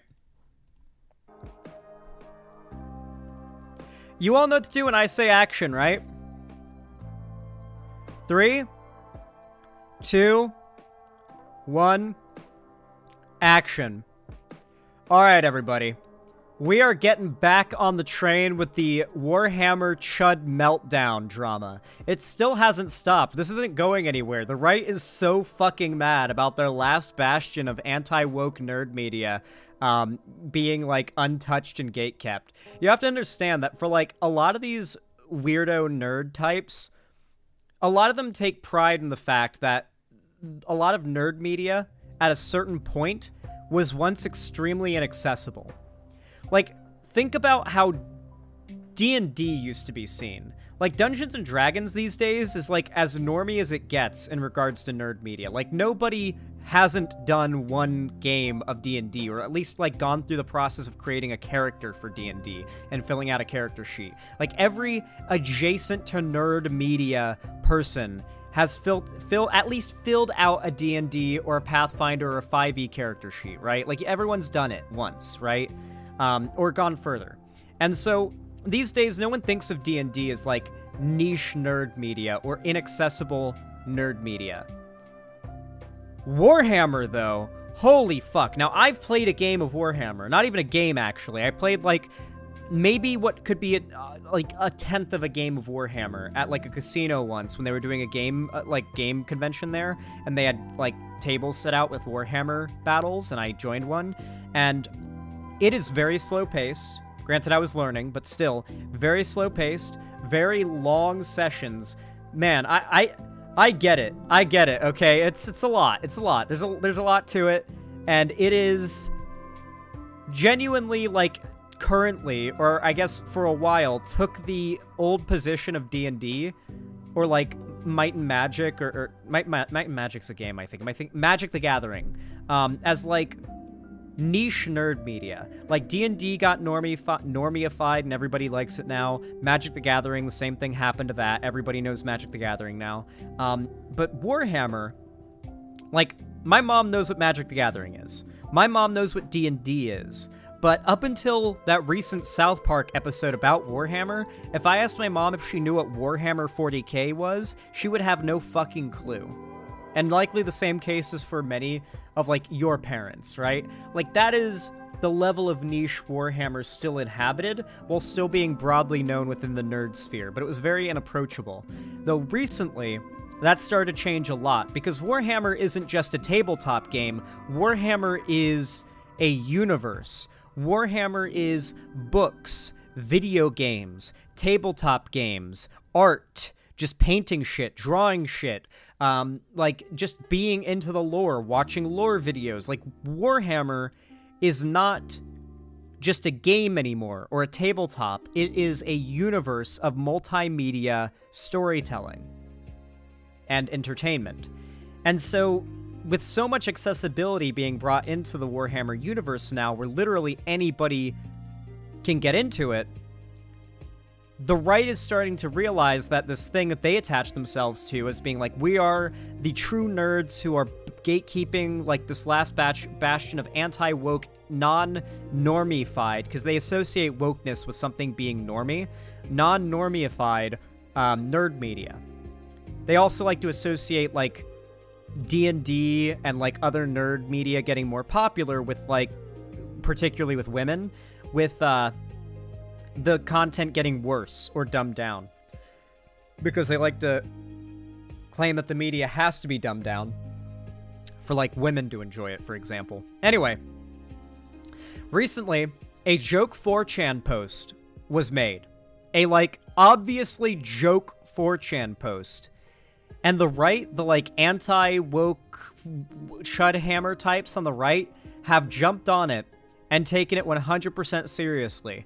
You may understand why up until the last line of this 4chan post claiming to leak information about the upcoming Amazon Warhammer show.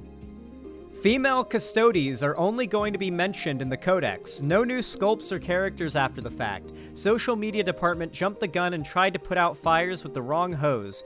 Intent is to push female custodies character in Amazon show without it breaking lore, because Amazon execs wanted a woman in power, armor, and wouldn't settle for SOB.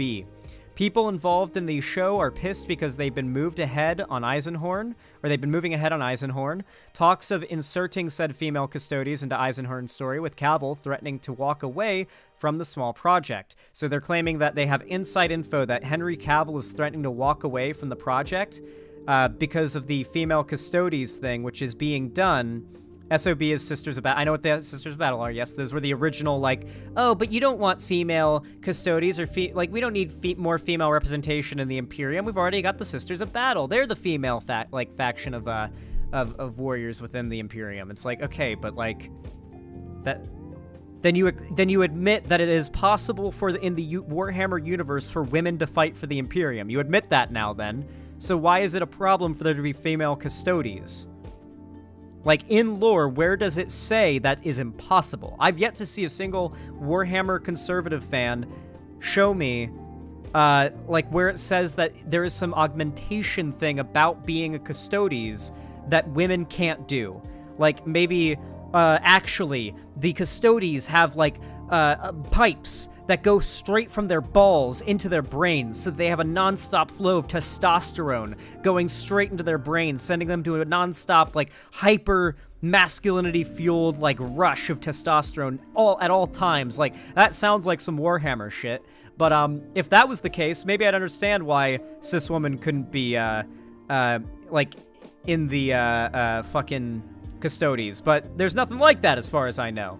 I don't know if there's any, like, testosterone ball tubes that go straight to your brain and constantly pump you full of testosterone. Sounds like CBT? Well, I mean, being anything in the Imperium of Man is CBT, let's be real. Like, your cock and balls aren't going to be unscathed for long as, like, a member of the Imperium's military. Like, something's gonna happen to him one way or the other. It's not gonna be pretty. Yeah, okay, anyway. Blah, blah, blah. Back to it. Small stock drop today, but Games Workshop figures it can ride it out if it stays mum on the subject. They really need better social media employees. Cavill will be in an article due to heading to Games Workshop to work on the new series this week or next. If he leaves, it'll be a noticeable hit to the share price, meaning the show is dead. Good ending. Or Amazon is calling the shots. Bad ending. Not Black Chagorians, but similar scenario. Oh my god, they're so mad. You can trust me. My dad works at Nintendo. Now, the fact they end it with "you can trust me, my dad works at Nintendo" is a pretty strong suggestion that this post is probably bullshit. Like, you know, it's a 4chan post, the place where there have been like 1 million false leaks of 1 billion things, and like 2 real leaks ever for something. Like, I can think of 2 things that were actually leaked on 4chan. The original screenshots for Assassin's Creed Odyssey, or not Odyssey, Origins. That was originally leaked on 4chan, like a year before it was announced, to be fair. And then there was like some other thing that leaked onto 4chan. But like, covering game 4chan leaks in particular is like the most low respect content you can do, because it's the most unreliable source ever. It's literally anonymous. Like, that's the whole point, is that it's anonymous posting and you can lie about shit and there's no name to tie that lie to be embarrassed about socially. But you can trust me, my dad works at Nintendo. They took this seriously, dude. They all proceeded to make their videos. Custodes added because of Amazon. Henry Cavill may walk. Mass exodus as fans reject Warhammer 40k's new woke age. 40k has fallen. Billions must be purged. Gene seed is stored in the balls. Femme custodes and its consequences. Yeah, like, the gene seed thing doesn't even explain it, though. That's the thing. Like I said, they've yet to explain to me how there can't be female custodes. Also, in response to this, Grums, literally his response to this is, "The mask slipped. They want you dead. No, I'm not exaggerating." That's his response to the female custodes being announced. Pretty cool. Pretty cool. Oh, and then, of course, I guess a final little meme here. What are the most divorced things Glinner has ever done? Sign up to my OnlyFans only to delete it a couple hours later after he realized I could see his username and he had just outed himself as a chaser, allegedly. Good memes. Good fucking memes. Grums is projecting hard. True.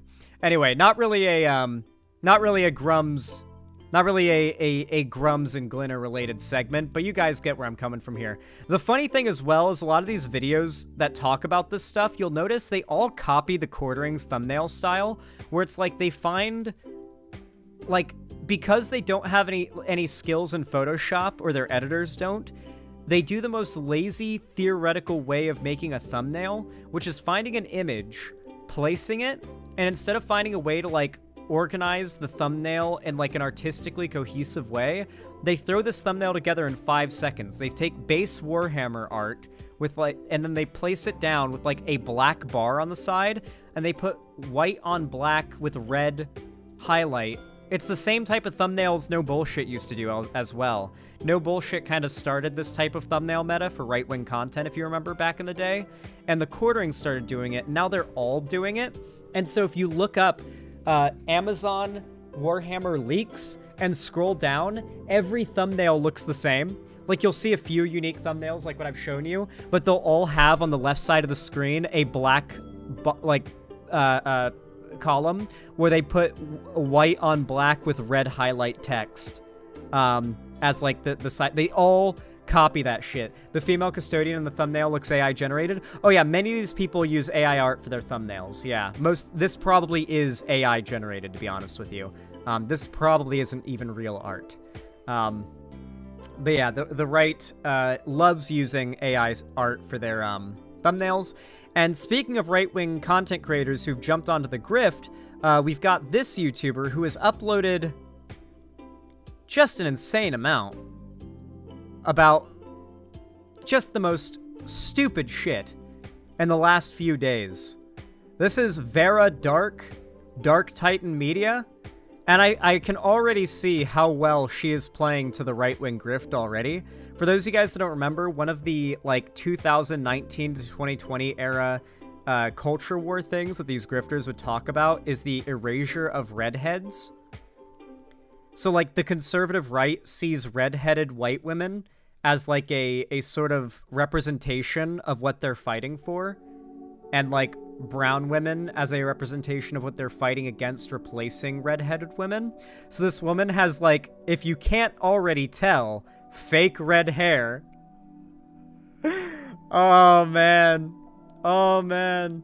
She knows the audience she's playing to, dude. She knows. She knows. Okay, I've never watched a single video from this woman before. I don't even know what she sounds like. I'm imagining that I'm in for some, like, real pick-me shit here, though.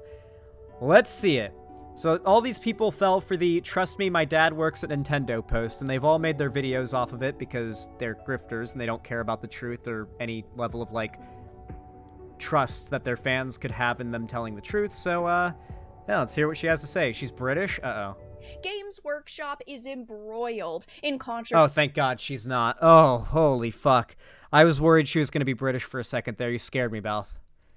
Right now because of the female custodian retcons, but a new leak has surfaced that claims Amazon actually forced them to put female custodians into... A new leak has surfaced. You know what's really funny? Does anybody have the clip of the Quartering talking about this, and he doesn't know how to pronounce any of the factions in Warhammer? He pronounces them the Custodies, or the Custodes, or something like that. And then it goes on to say he doesn't know how to pronounce any of them. Like, he just admits he's a fake Warhammer fan. Like, he doesn't actually fucking believe. He doesn't... None of these people care about any of this shit. If they actually did, they wouldn't gatekeep it. When in the fucking world have you ever been into a piece of media and you thought, people are starting to get interested in the piece of media that I like? I gotta stop this. Yeah, he calls them the Adaptus Custodes, Adaptus Custodes or something. Yeah, it's like ridiculous. It was actually hilarious. Yeah, who's the tourist now? To the lore before the series films because they found it. Oh, go figure. Look. Oh, are you guys ready to cringe? Actually has over the game. Games Workshop. I think Sargon 2 for a little while. I had a lot of fun with that. Skaven for the win. But anyway, in a development that can only be described as massively insulting to the intelligence of their player base, Warhammer 40k developer Game... Bounding in the Comics is like an alt-right forum for nerd media, by the way, for those who don't know. A lot of like Quartering videos or any content from these grifter types will just be reading an article from Bounding into Comics. It's a little bit like... do you remember the... before this, it was this site called... Some Angry Gamer, and the whole like point, like I remember we famously read the Some Angry Gamer article about how angry they were about miscegenation being promoted in, like, She-Ra. And that was one of the, like, because the Quartering had promoted and, like, shouted out the article. Like, back in 2019, the Quartering shouted out an article by some angry gamer about how She-Ra is bad for supporting and encouraging mixed race relations. So, like, this site's just the new Some Angry Gamer. It's just a far-right site that kind of puts itself forward as just nerd media shit, you know? Games Workshop has taken to claiming that despite years of official canonical evidence to the contrary, the game's all-male Adaptus Custodes faction... There you go. The Adaptus Custodes. There you guys go. Don't you guys love the Adaptus Custodes? They're your favorites, right?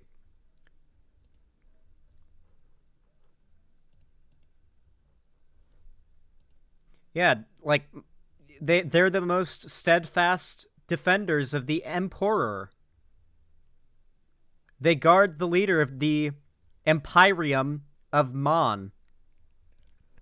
They wanted it, and that Henry Cavill is threatening to walk away. Dude, how can these people claim that the people on the left are tourists? How? How? These people don't know shit about this stuff. They're literally making rage bait videos off of a fake 4chan post that ends in, "Trust me, guys, my dad works at Nintendo." Okay? It is an anonymous 4chan post. These people are so shameless and need something to make, like, their next grift slop video off of. They'll believe a anonymous 4chan post is a real leak without a single hint of critical thinking. You know what this reminds me of? A lot of the right-wing, like, push, ironically, has been against shows produced by Amazon. Have you noticed that? Have you guys seen a single project that has been given a fair chance by people that Amazon produced that's an adaptation of something end up being bad, actually? Like Fallout, Invincible, fucking The Boys. Like, they're pretty much, like, just banger after banger when it comes to Amazon's stuff. Hazbin Hotel got canceled? No shot. That's got to be a troll. I imagine many people would be in favor of that. Or I guess, do you mean, like, canceled by people? I suppose, maybe. But, like, Hazbin Hotel was never, like, vying for that group, right? Rings of Power, I think, is a really good example of what these people are trying to do here. Who remembers Rings of Power? Many of you guys probably just assume it's bad, or maybe you have, like, a negative connotation of it. I did not have a positive opinion of Rings of Power before I saw it. I'm going to be honest with you guys. When I heard it was being made, I remember feeling actual anger at the idea of it being made. Because when it was first announced, it was announced as something that it wasn't really. It was announced as some sort of, like, sequel or remake or take on Lord of the Rings. It was just described vaguely as Amazon's Lord of the Rings. And that was so vague that it gave a lot of wiggle room for people to assume the worst. And what it ended up being, in reality, was an adaptation of the appendices of Return of the King, the parts of it that cover the events that kind of coincide with the Silmarillion and the War of Wrath and the aftermath and everything. And they have full licensing and adaptions for the appendices of the Return of the King, and they adapt it. And while a lot of the stuff that's, like, core to that story isn't there or gets changed up in some ways, not greatly, but in some ways that might bother the most hardcore Tolkien fans who can't handle any changes whatsoever. What I found was it basically did the exact same thing that Peter Jackson's movies did. I've seen it, was not impressed. I genuinely get upset with people who try to argue against this point, because the right started their campaign against the show from day one, and they love that people agree with them on this, but not for the political reasons. They love it. So I watched the show convinced of so many things I heard about it from, like, people shit-talking it before it came out. One of the things I remember hearing was that they were going to try to copy Game of Thrones, and it was going to be full of sex scenes. There's not even a single sex scene in the entire show. I think there might be one scene where two characters kiss. But I honestly don't even remember at that point. There were no sex scenes or nudity in the show, but there were claims that was going to be in the show before it came out. There was that famous tweet that got like millions of likes where it was showing the Entertainment Weekly advertisement for the Amazon Lord of the Rings show, Rings of Power. And it's like the panning black void with like the characters there. And they posted it with like the Entertainment Weekly bit cropped out and said, this is the leaked intro for the show. It looks like some cheap like reality, like daytime TV drama. And people like in the millions fell for it. And like it was really interesting that when I actually went to watch it, like I had no intention of watching it until I found out that it was coming out like in 5 minutes. Like I saw a tweet that was like, Rings of Power premieres in 5 minutes. And I was like, well, I got nothing to do tonight. All right, I'll watch it. Fuck it. Let's see. Like, and I've heard so much negative shit about this, so many like things about this that are negative and bad.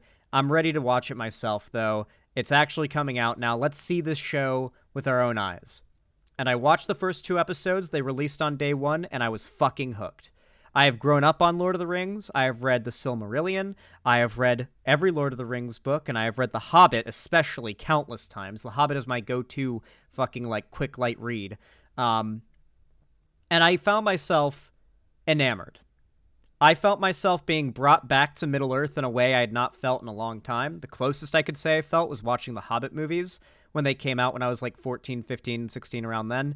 And even then it was kind of not as good because they leaned so much into CGI that like it looked and felt different than the Lord of the Rings movies and how they presented Middle-earth. This show presented Middle-earth how Peter Jackson presented Middle-earth in the Lord of the Rings movies. It doesn't feel like that hyper CGI'd fake Middle-earth we got in the Hobbit movies. It feels like that practical, real Middle-earth we got in the Lord of the Rings. That was my first thing I noticed and had me go like, okay, hold on. All right, well, what do we got here? Hold on, let's see what we got here.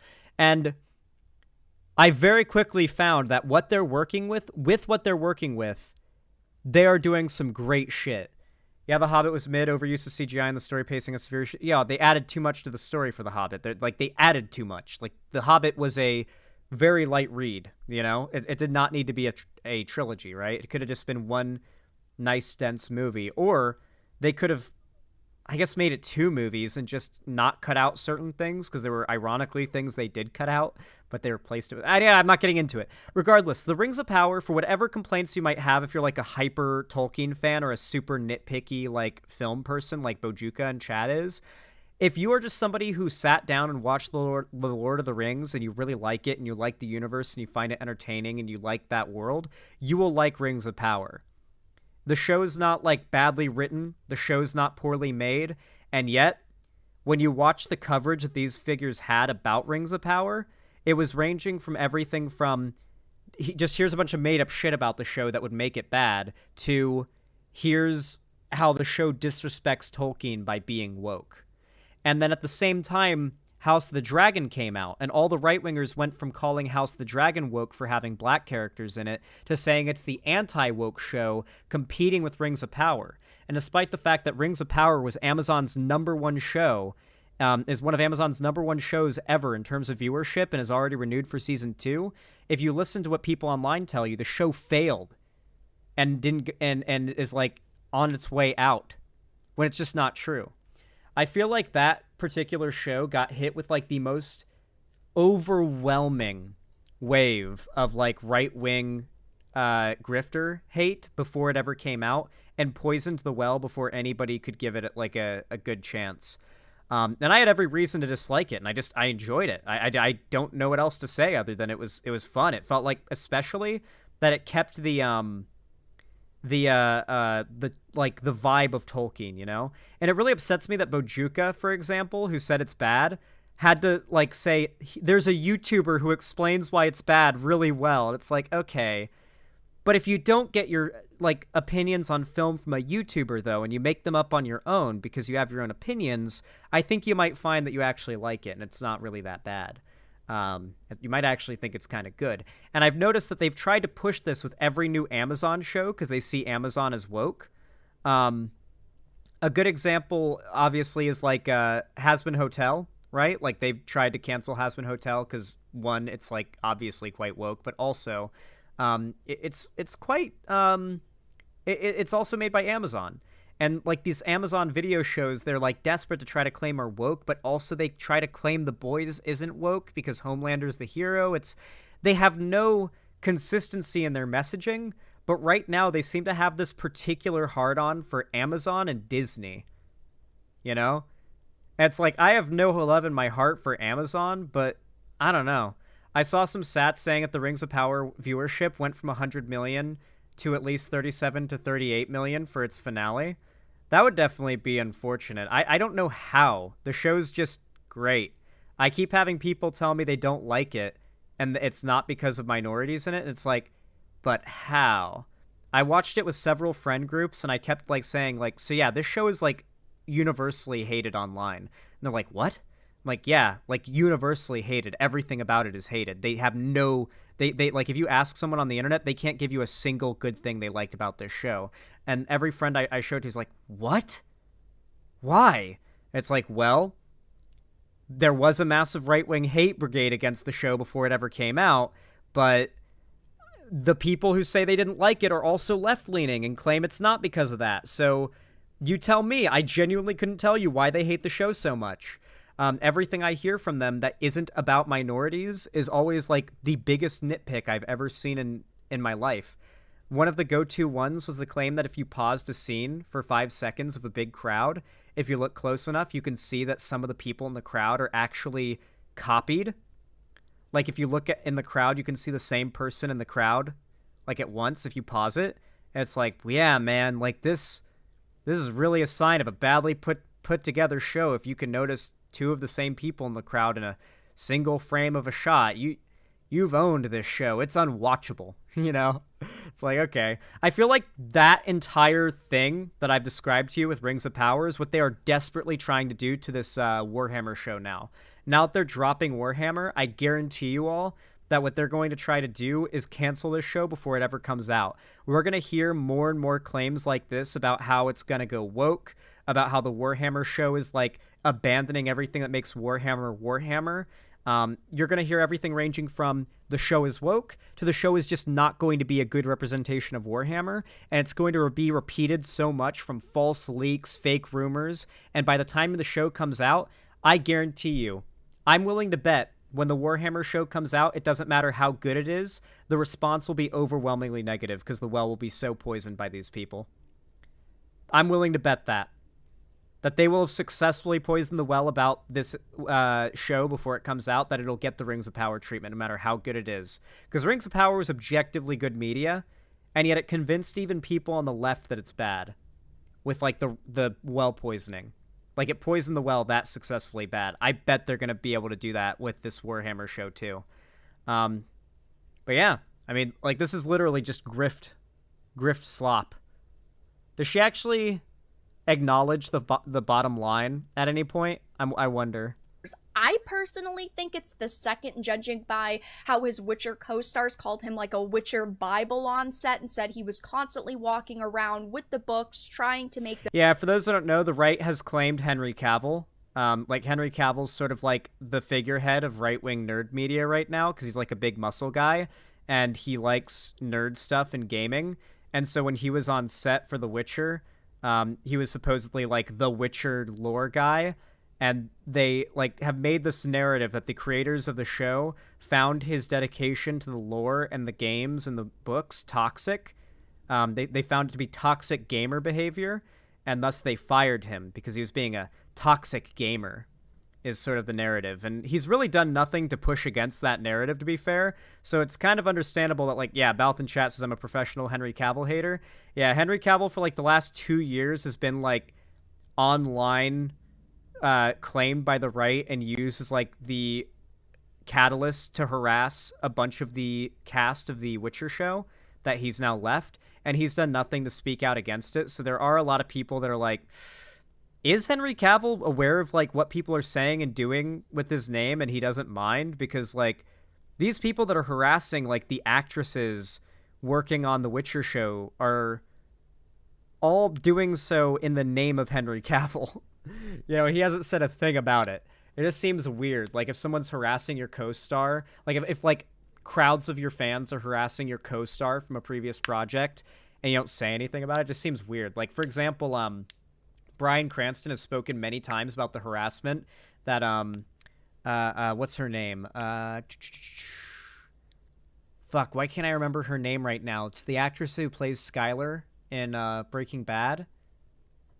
Anna Gunn, thank you. Yeah, he's talked a lot of times about how Anna Gunn was just getting massive amounts of unwarranted harassment and, like, said, like, don't do this. What are you doing?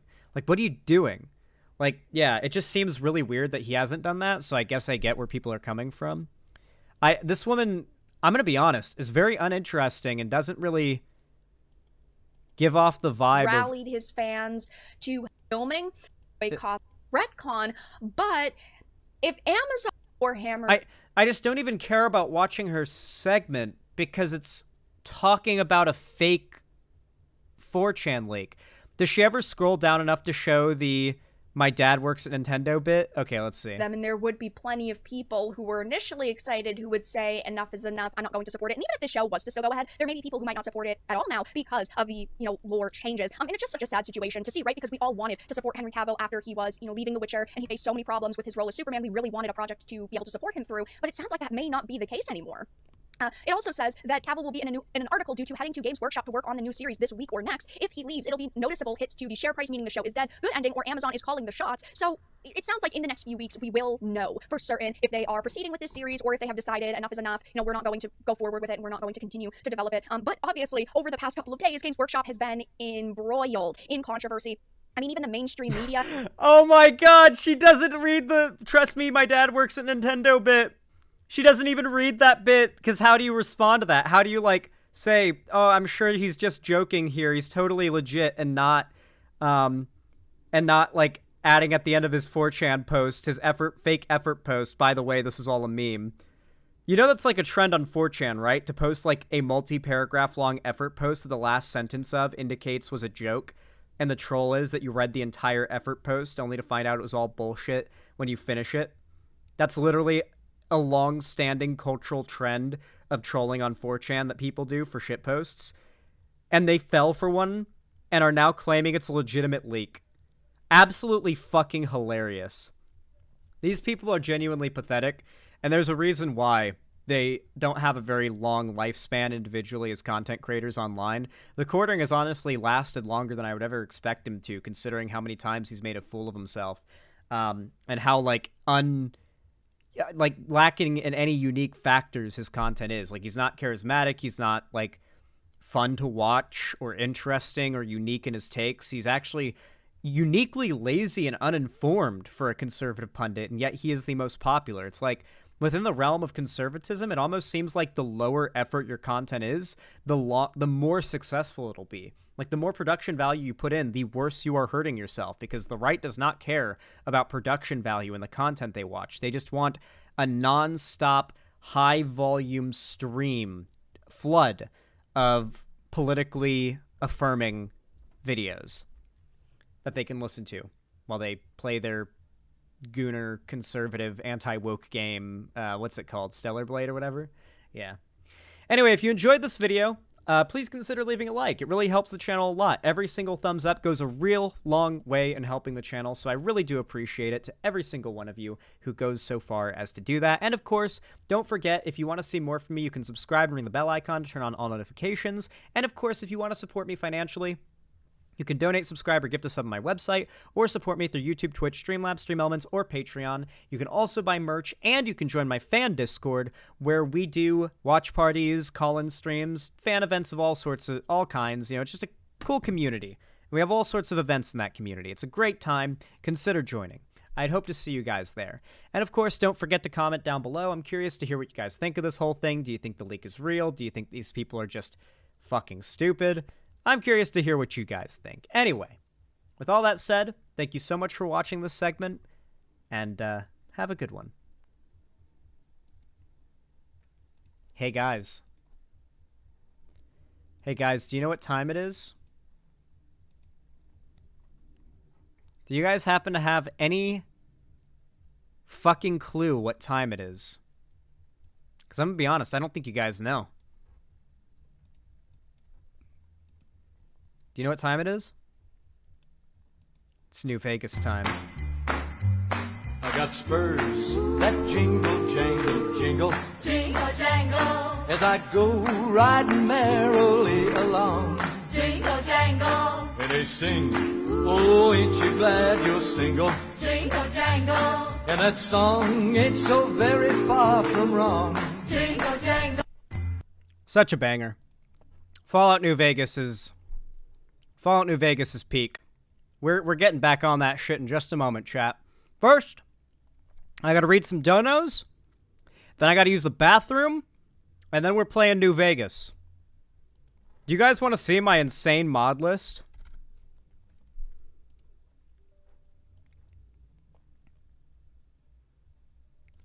I'm gonna read you guys off my mod list, alright? This means you guys will be able to refer to this clip, this segment of the stream, in order to know what mods I'm using to make your game look like mine, because you guys are going to be asking, and I don't want to have to repeat myself. I am using, among a decompressor, an archiver that decompressed all the DLL and OGG files in my game directory, and what was the other thing, Bal? There was a decompressor, a heap replacer mod, then there was another compression program similar to that. What was the other thing you had me do, Balth? These are things you just need to do to your base directory before you even start modding to get, like, the best performance. What was the other thing besides the heap replacer and the file decompressor?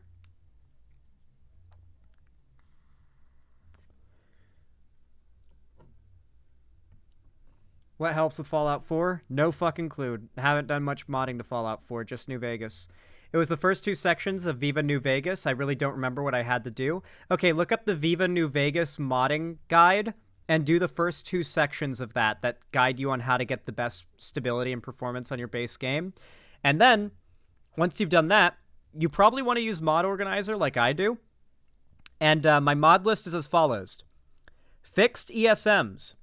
JIP LN NVSC plugin, Yup unofficial patch, NVTF New Vegas tick fix, iStewie's AI tweaks and engine fixes, Pip-Boy 2500A, Johnny Guitar NVSC, the mod configuration menu, UIO user interface organizer, New Vegas redesign 2 revised, a little more lamplight, KNVSC animation plugin, Jam just assorted mods, weapon mesh improvement mod, Weapon retexture project.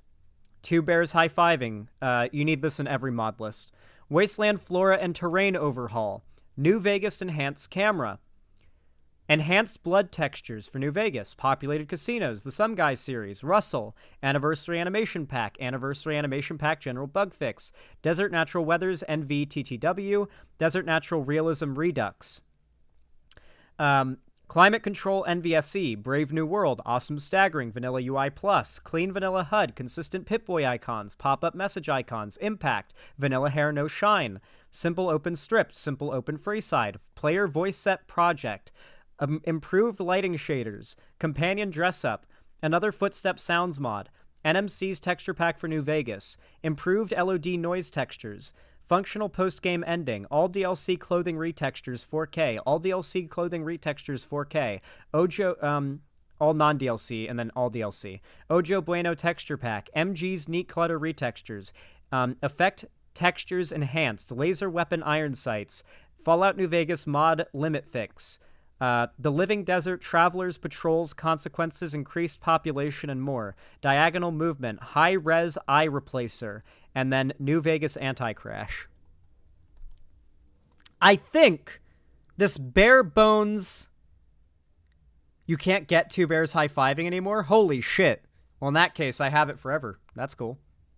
But with that said, yeah. I think I have a pretty good bare bones mod list, you know? Yeah, well, listen, Bojuka, like I said, bare bones mod list.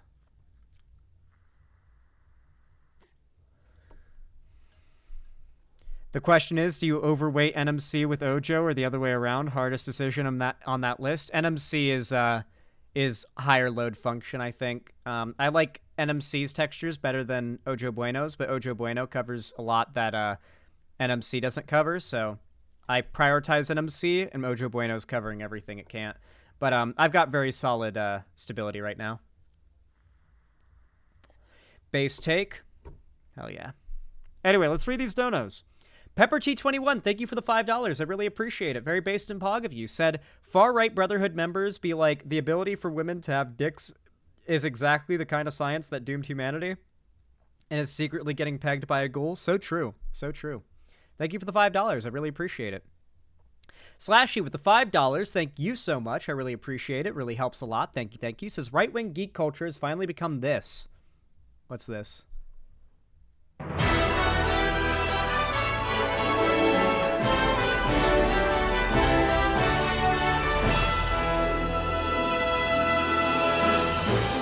How's it going, everyone? Eric here from the Eric World Network Zone based Network Zone, bringing you another massive Smash Bros. Leak. As always, and I cannot stress this enough, we have no idea if these leaks are real or not, but I will tell you what is real. That fat, juicy AdSense revenue that I get from making these leak videos. With that said, be sure to take it with a massive grain of salt, and I'm just rambling on at this point in order to make this video as long as possible. So let's jump right into it. Today's leak is brought to us by Blue Apron. Go to blueapron.com. So let's jump right into it. This leak is brought to you today by sponsorship segment. God, I love that. Let's get right into it, sponsored segment. It's so fucking real, dude. Holy shit. Oh my god. It's always like some fucking, are you too lazy to even order food to your house when you're hungry through DoorDash? Subscribe to an even more overpriced meal subscription service that will have meals that you're probably not even going to like half of the time, delivered to your home randomly all the time. You also have to take the time to pick which meals and meal plan you want to get. If you want to actually get anything you like. Otherwise, you're fucked, and you just got like a meal sent to you that you don't like, and you're not going to eat, and you have to spend money to eat something that you're going to get. Like, this is the most, like, I hate these services. They seem quite stupid. Unless they're sending you ingredients, and even then, seems a little, like, just go to the store. Order your groceries, you know? You can order them online. Walmart will deliver your groceries to your house.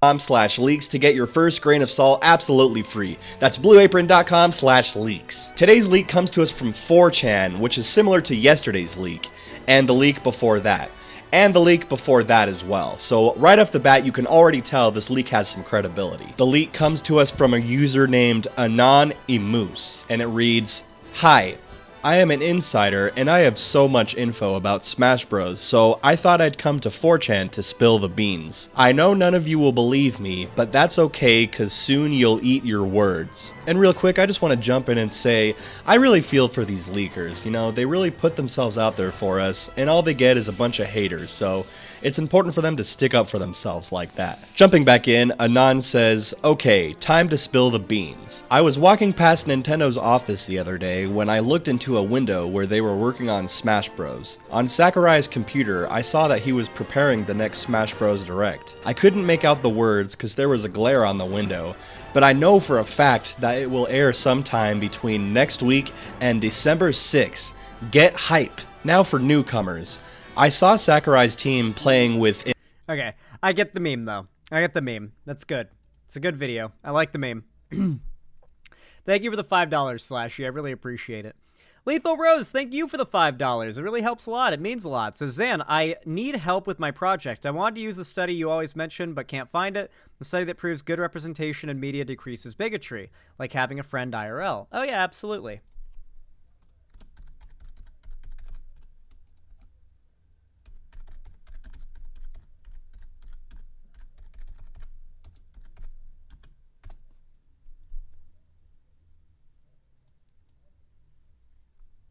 It's like, there are a lot of results that come up when you search for this, but the first one that comes up is from journals.sagepub.com.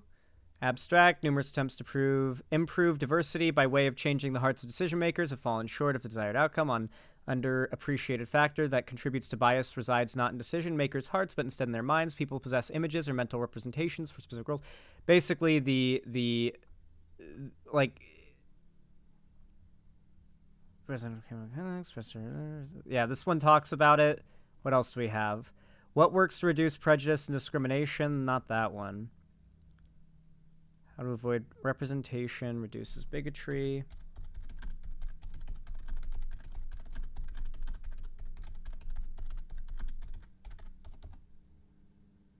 I suck at typing. Psychology Today. Here's an article.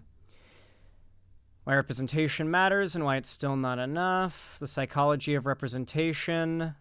12 principal points on representation. Interventions designed to reduce implicit prejudices and discrimination. Feminist social visions, seeing through the lens of personal discrimination, from the National Health Service, or NIH.gov. National Institutes of Health, sorry. I mean, like, you literally just search those keywords. I could probably bring up the research doc. It might be in there. Let me see. See if I've got it in my document. Do I? No, I don't. I definitely do need to add that, though. That's actually a good thing just to be able to pull from. Like, why does representation matter? Well, okay. Here's a study that shows that representation has similar effects akin to knowing someone of that group in real life. Well, yeah. Hopefully you're able to find that, Lethal Rose. I appreciate it. Thank you for the $5. Says thank you so much. No problem. I appreciate that, Lethal Rose. Thank you for the $5 Edinos. Thank you. And then Pepper T21, thank you for the $5. Says this is an actual planet in Warhammer 40k. What is this? Do you know what the most heinous, most fucking hell, that jump scared the fuck out of me. Okay, what is this? horrible, most backwards planet in the Imperium is? So backwards, in fact, that it's known to outsiders as the Black Planet. Birmingham. That's right, Birmingham. Sometime in the late 80s, while throwing together the first scribblings of what has become Warhammer 40k, someone, in good British fashion, decided to take the piss out of a neighbouring city, in this case, Birmingham. In lore, canonically, the feral world of Birmingham is known as the Black Planet because it receives almost no visible sunlight, and as a result, no one wants to go there, as if it was some scam holiday destination. Its inhabitants have become linguistically and culturally isolated, a riff on the Brummie accent and culture. The extract is also So you're telling me they talk like this because they're from Birmingham? used to point out how the planet of Birmingham is so backwards that it still uses muskets, as opposed to traditional Imperial weaponry. Though GW did sneak in some slight history with the name the Black Planet, as the northern towns connected to Birmingham in real life are referred to as part of the Black Country, so named for their coal-run towns and factories during the Industrial Revolution. Since then, the world of Birmingham has been ravaged by Drakari, and was almost turned into a demon world one time. I'll let you decide which Birmingham is better. Do you know? Warhammer's so fucking crazy, dude. I love Warhammer lore. Thank you for the $5 and the Warhammer lore tidbit, Pepper T21. I really appreciate it. Very kind of you. Very based. Let me update the dono goal really fast. Wow, $63 dues. JW, thank you for the €6. Very kind of you. Says Bokuja here. I legit just didn't like Rings of Power after watching. I hope we can still get along. Oh yeah, no problem. I'm not. I don't really like. I don't really care that much. It's just more so like to this day I am still kind of like flabbergasted that people like dislike it so much that it upsets them, or like did not even entertain them. It's like, how?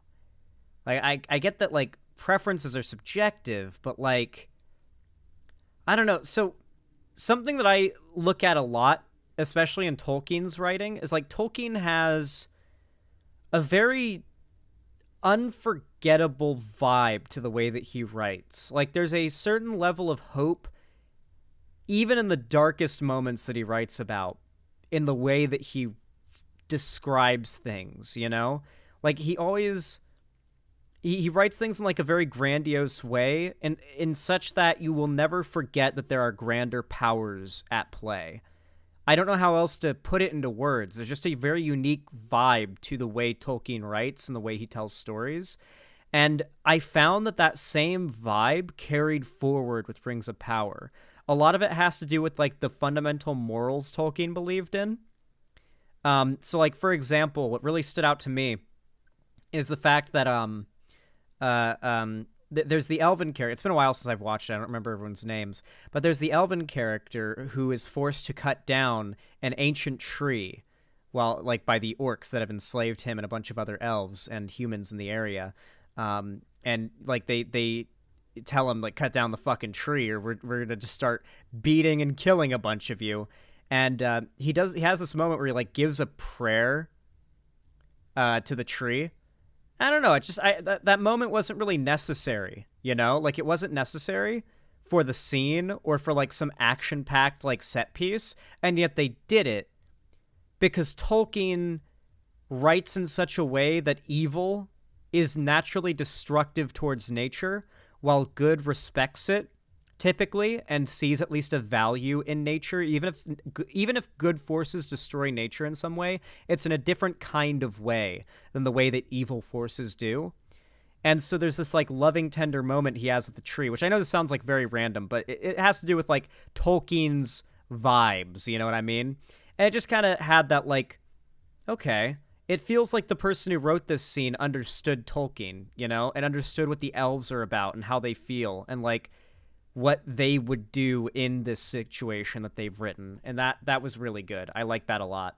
I don't know. I could literally rant for hours and hours and hours about things I liked about the show. But when I ask people why they didn't like it, it's always like a 2-second explanation of like, I didn't really like it, you know? It's like, okay.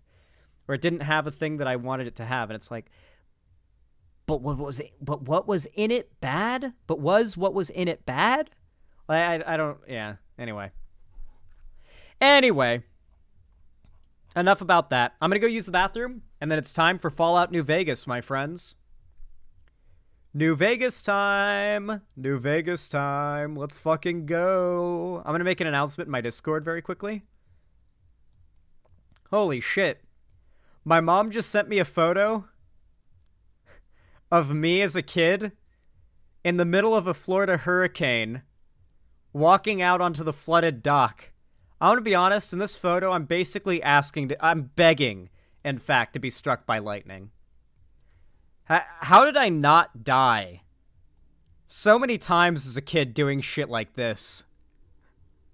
This is me when I was like maybe 10 or 11. I might have been 11. I think I was probably 11 here. And I'm walking onto the dock that is, like, the seawall has flooded over so much from the hurricane. This is, like, the first tier of the seawall. This is the second tier here. That, like, the water's gone over the bridge onto the dock. The dock's floating wherever the water goes. But, like, the bridge is underwater. And it's, like, floating. But, yeah, this is me and my old... This is the place that got fucked by the hurricane. And we were made homeless. But this is where I consider my childhood, like, growing up. God, this is such a good photo. My mom is goated for sending this. This is where I grew up on the beach. And then got kicked off by nature and became homeless for a little while.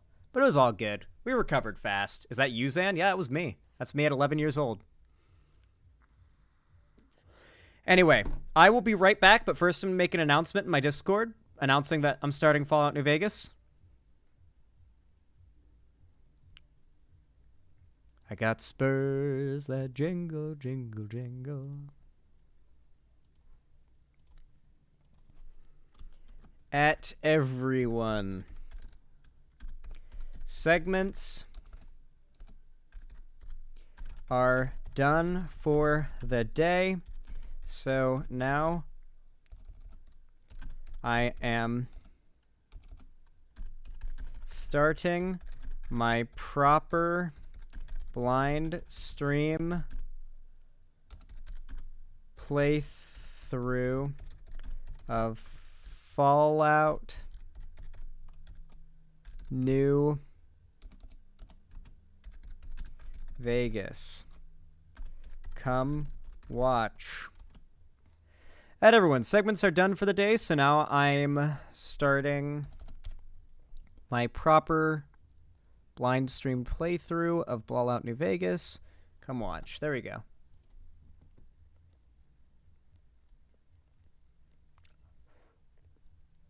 All right.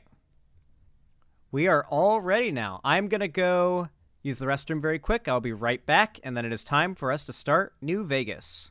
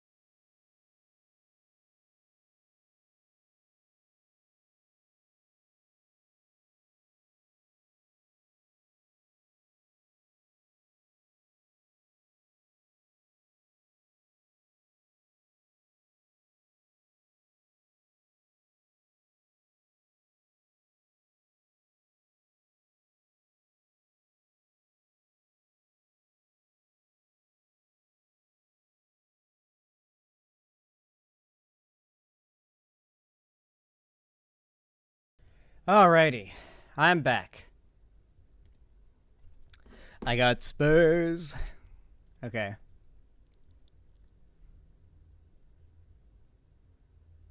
The game is starting.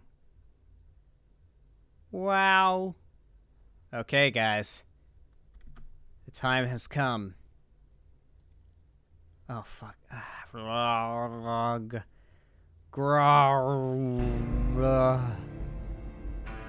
Is this already set to capture Fallout New Vegas? Yeah, it should be. So we should be good there. That's already capturing Fallout audio. And turn that down just a wee bit. It's actually a little loud. I know from watching my own stream, and you guys didn't tell me. You guys didn't tell me it was loud. Ooh, okay. There we go. Is it gonna capture the screen? Or is it gonna do what it did last time and say nah? Oh, okay, we're good. Yo! Alright. This is what I'm talking about, guys. Let's fucking go. Hell yeah. So obviously I've got the testing save that I was doing, but I deleted it, so it's gone.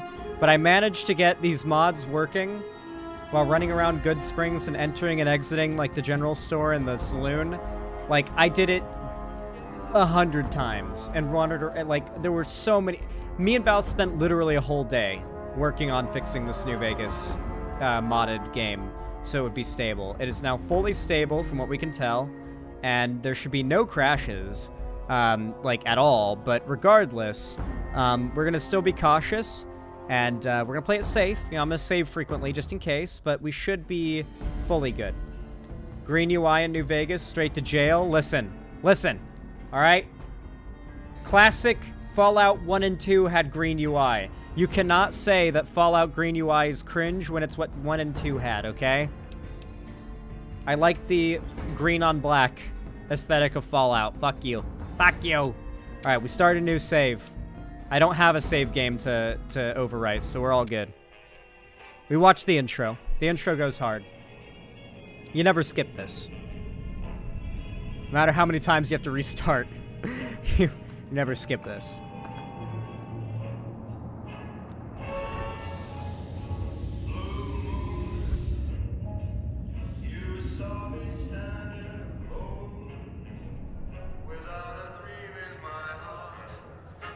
Oh, you guys aren't ready for how pretty this game's about to look. It looks very different.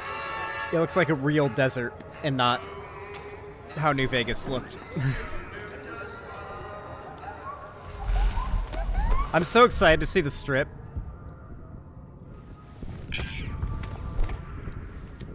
I think I've only been to Freeside.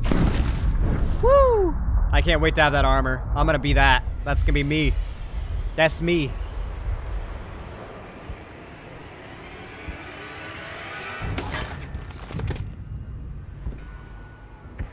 Wow, this looks good. Yeah, this is the gameplay. No, this is the opening cinematic. No graphics mods here yet.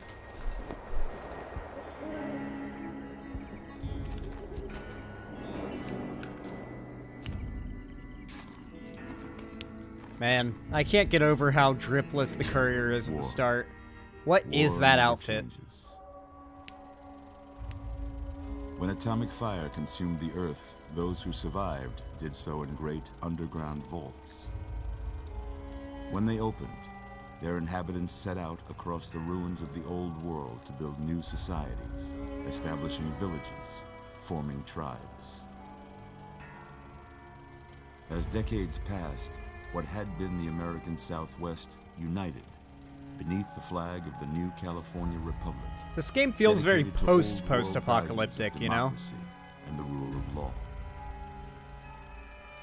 As the Republic grew, so did its needs.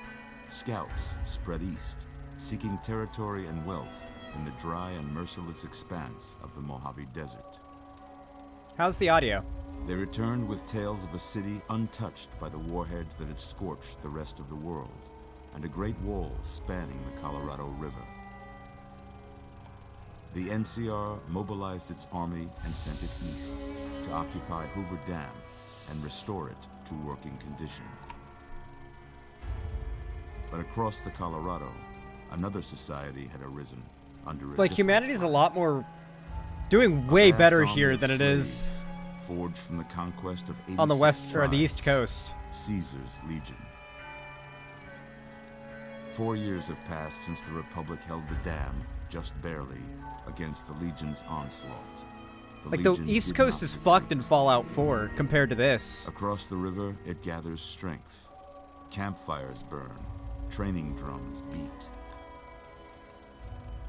Through it all, the New Vegas Strip has stayed open for business, under the control of its mysterious overseer, Mr. House. I'm so excited to and his go. army of rehabilitated tribals and police robots. Is Victor just You one of are a those? courier, hired by the Mojave Express to deliver a package to the New Vegas Strip. What seemed like a simple delivery job has taken a turn for the worse. You got what you were after, so pay up. You're crying in the rain, Pally. Guess who's waking up over here? Zero drip. I get they have to cover the whole body so they don't Time to canonize cash like a skin color, but still. Get it over with. Maybe cons kill people without looking them in the face. But I ain't a fink. Dig? You've made your last delivery, kid. Sorry you got twisted up in this scene. I'm excited to find out what the chip actually is. From where you're kneeling, Can't must just seem be like an 18-karat a special run of chip. bad luck. Truth is, the game was rigged from the start. First playthrough. I've gotten to Novak before, and I think... No, maybe I got it this free side. I don't remember. It's been 2 years since my first attempt at playing through this. And it got cut off because of IRL stuff, and I lost my save. And so I've been putting off, like, starting from the beginning again to, like, properly play all the way through it. But I think the furthest I might have gotten was free side. Like, I think I got into free side, and that's all I did. Like, I didn't do anything there. All right. It's time to start. Mercenary pack items added. I got all the DLCs. All the DLCs. Thank you, thank you. Give me my DLC stuff. Yes, thank you. Thank you kindly. All right, let's see how the game's looking. You're awake. How about that? Wow. Whoa, easy there, easy. You've been out cold a couple of days now. Why don't you just relax a second? Get your bearings. Let's see what the damage is. How about your name? Can you tell me your name? All right. What's up, Doc Mitchell? I'm Xander. That's my name, Xander. Don't wear it out. Actually, try saying it. I'm curious if this game has the Fallout 4 thing. Be so cool if it did. I can't say it's what I'd have picked for you, but if that's your name, that's your name. I'm Doc Mitchell. Welcome to Good Springs. Like the root. Now, I hope you don't mind, but I had to go rooting around there in your noggin to pull all the bits of lead out. I take pride in my needlework, but you'd better tell me if I left anything out of place. How'd I do? All right. Listen. This is Fallout New Vegas character creation. Even with the best character overhauling mods, there's only so much you can do. So I'm going to go with male, white. I'm going to go for the closest preset I can find to me.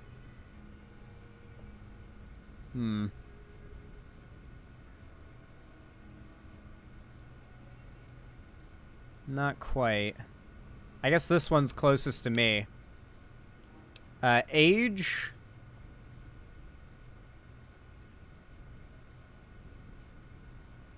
I'm pretty young. I'm gonna be honest. I can't slide my. There's no sliding my ass on the age slider. Eye color, hazel, because that's my actual eye color, and this game has that. Baller. Shape. We're gonna go for like slightly lighter. For thin and wide, we'll go a little wider because I've got a little bit of a wider head. Bit more on the scale of this, looking a bit more like me. Cool. Brow, a little higher, a little more that way, and Yeah, that's good. That's probably pretty good. Bloop, bloop, bloop, bloop, bloop. Mouth. We'll change the mouth a bit, I guess. My mouth's a bit smaller. Alright, I guess that's as close as you get. Tone? Like skin tone? I'm pretty white. I feel like that's probably where I'm at. Okay, next, hairstyle. Where is it? I remember we had a really good one. We had a really good one we had before on my old save that fucking broke. Smooth wave, there we go. That's pretty close to what I got going on. It's as close as you can really get. Back. Hair color. Yeah, we wanted to go for, like, basically black. My hair's pretty dark. I don't... Is my... Holy shit, white? Yeah, my hair's... Probably... yeah, my hair's basically black. It's so dark brown, it basically looks black most of the time. Not like jet black, but basically... Yeah, it's pretty dark. Facial hair. We just do rough beard. This is as close as you can really get to my facial hair. It's close enough. Close enough for government work. Alright. Done. Yes, this is me. Well, I got most of it right anyway. Stuff that mattered. Okay. No sense keeping you in bed anymore. Let's see if we can get you on your feet. Whoa. Good. Why don't you walk down to the end of the room? Over by that vigor tester machine there. Take it slow now. It ain't a race. Alright. First... Ooh, looking good so far. We know the rules. Go ahead and give the vigor tester a We gotta loot the fuck out of this place. We'll learn right quick. Recaps. I remember these. We're not doing shit until we've pilfered this man's entire stock of everything that's even remotely valuable. Cram? Sure, I'll have some cram. I love cram. Holy shit. I haven't had any cram in forever. Oh. God, I would kill for some cram right now. Oh yeah, the cigarettes, okay.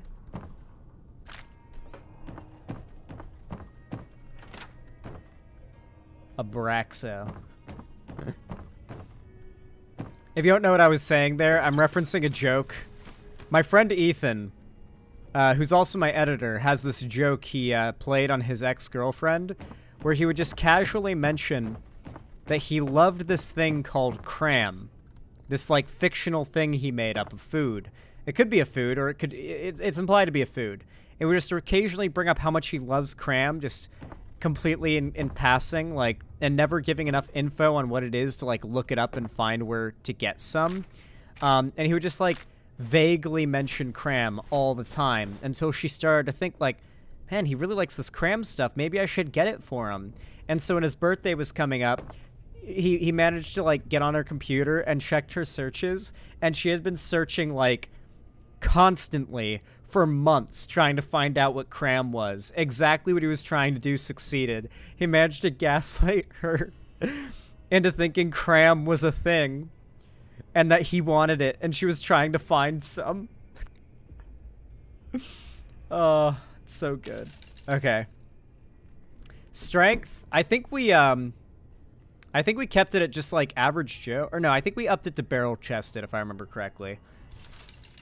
And then perception, I think is less useful, so we downed it to unsuspecting trout or something. Endurance, we upped to tough as nails. Charisma, I think is fine as it is. Intelligence needs to be 10. I think charisma is useless. Charisma 1, I think is like the meta, if I'm not wrong. And then intelligence 10. I'm right there, right? Charisma's like pretty much useless. Yeah? Okay. So intelligence 10. Agility. Is agility useful? Or is this also like a pointless stat? Like it's effectively wasted points. Charisma good? No. What goob? Wait, but charisma you can just up the things charisma boosts manually. Speed. Should I get, like, cat-like, do you think? I'll go to cat-like. Oh, no. We're gonna keep under control. And luck needs to be 7. That's what we want. Okay, so this should be the build.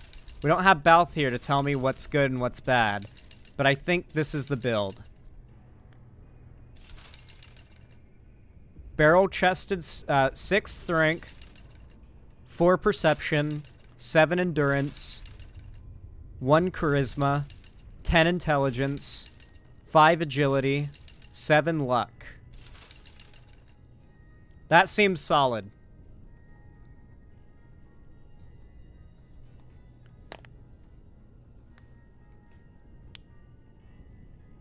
I think this is solid. I think we got it. I say we could raise our luck 1 more. Balth says lucky 7 is good. I think I don't want to like take anything from anything else to get luck higher, honestly.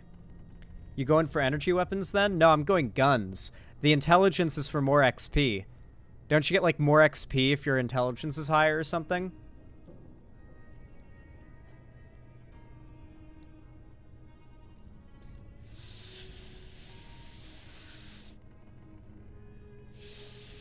Yep. That's why. Alright, let's do this. You get more stat points? You know what I mean.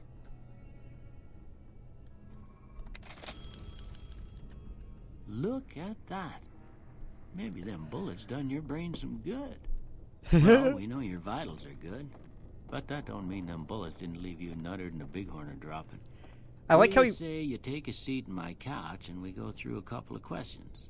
See if your dogs are still barking. I like how he never outright says it, but you can tell by the way he's saying it. We got shot twice in the head. I found that out from an Uber Danger video about New Vegas I watched recently with Balth. You canonically get shot in the head twice by Benny. He shot us once in the, like, when you first see him shoot you, and then once you were, like, on the ground with a bullet in your head, he shot you again for good measure, and you still fucking survived. That's why I keep saying, if those bullets. Yeah. Also, I do think here's a good place to pause it and actually show you something. I'd never seen this before until very recently, as in, like, yesterday. When we watched that beginning of the H-Bomber guy review for New Vegas, I noticed, like, a cinematic I'd never seen before, and you guys told me it was from the trailer. So I figured, I watched it, and now I know what it is, but the, New Vegas trailer, I feel that it actually, like, ties in pretty well with the ending of that cutscene that we just watched. This was the original teaser trailer for New Vegas. I'd never seen this before until, like, yesterday or the day before. And, this is what happened after we got shot. No, not the little robot guy going down the road. I've seen that one too. This one.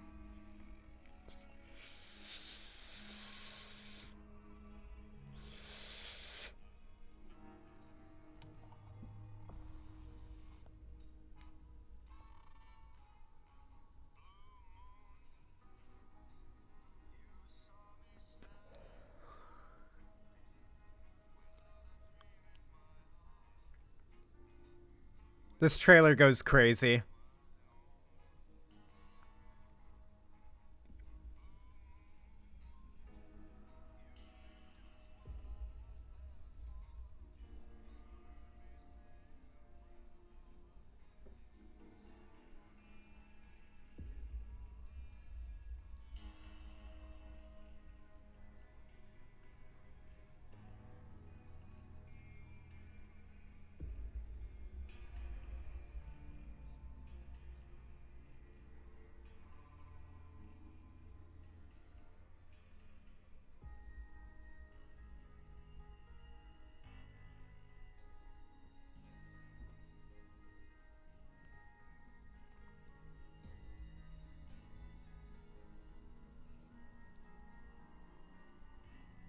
This bit goes so hard.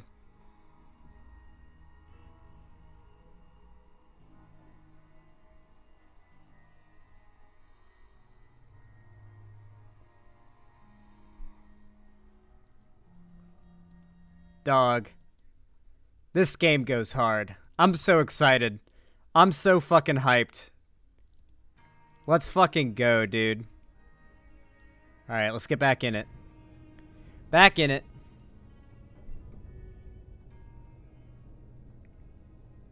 It's doing its thing. It'll show the screen in a second when it's ready. There we go. There we go. Sorry for the interruption, but I do feel that that's worth showing because I mean, I don't know why it's not included, you know? There's someone mentioned a mod that does that. I didn't know about that, but you know, if I did, I would have added it. But now you guys know. All right, let's talk to Doc Mitchell. All right. I'm gonna say a word. I want you to say the first thing that comes to mind. Dog. Feed. House. Shelter. Night. Dream. Bandit. Crush. Light. Beam. Mother. Jeans. Okay. Now I got a few statements. I want you to tell me how much they sound like something you'd say. First one. Conflict just ain't in my nature. Strongly disagree. I ain't given to relying on others for support. Disagree. I'm always fixin' to be the center of attention. I'm a YouTuber. That's a strongly agree. I'm slow to embrace new ideas.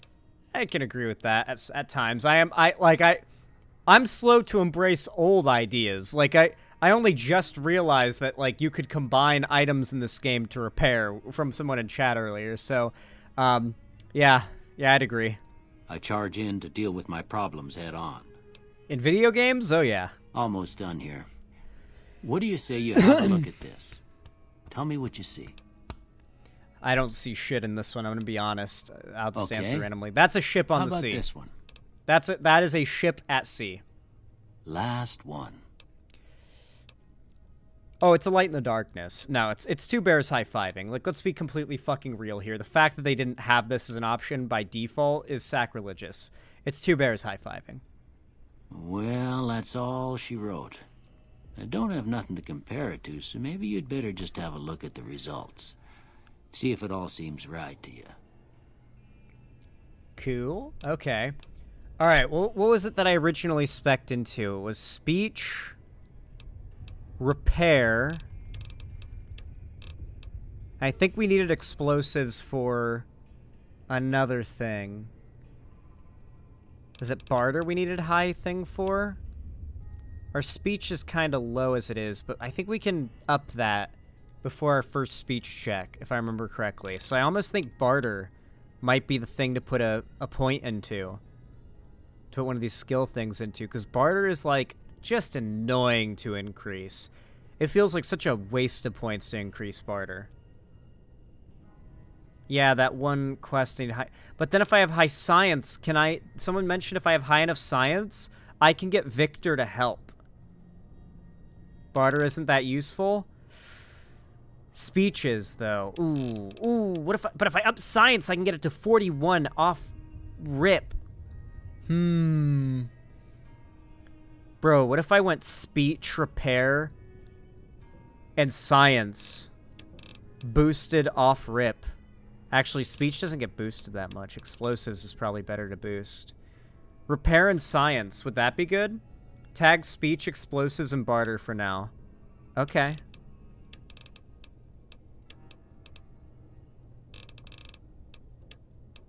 Okay. For now, are you gonna have me do the thing where you like change it when you leave town? To, like finalize your character? I know what you're trying to do. You're trying to have me cheese. I get it though. It's okay. All right, let's barter explosives and speech. Let's go. Before I turn you loose, I need one more thing from you. I got a form for you to fill out so I can get a sense of your medical history. Just a formality. Ain't like I expect to find you got a family history of getting shot in the head. Okay. What was it that we went for before? Small frame and...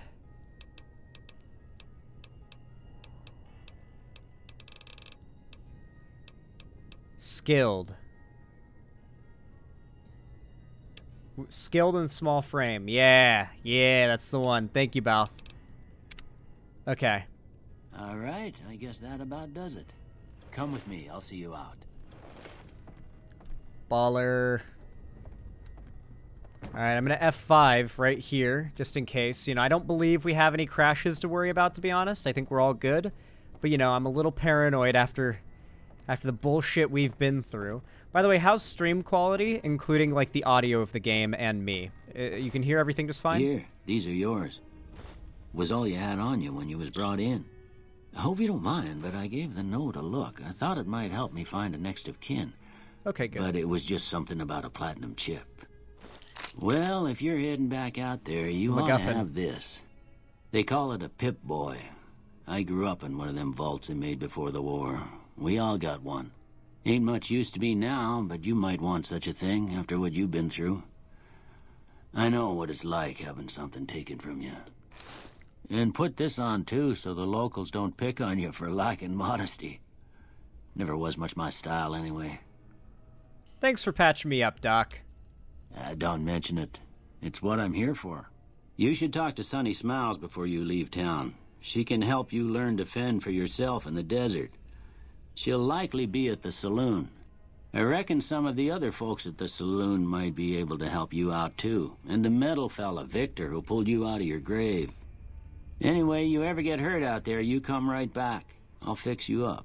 But try not to get killed anymore. Oh, we're not doing hardcore mode. Fuck that. Nope. Alright. Does he have anything else? I expect you'll be wanting to go outside after being cooped up for so long, but if you have any questions, I'll answer what I can. Oh yeah, there's a lot more you can talk to him about. Okay. Tell me about yourself, Doc. Well, I already told you I came from a vault. After that, I was a traveling doctor for a spell. It seemed like a good idea at the time. Most folks out here ain't educated, so people with medical know-how are hard to come by. I found that I could help a lot of people with what I knew, and that was all right with me. Eventually, I went back and married my childhood sweetheart, and that was the end of my traveling days. Didn't miss it none then. Still don't. Okay. Medicine 30. Isn't it customary for a doctor to prescribe follow-up medication? Oh!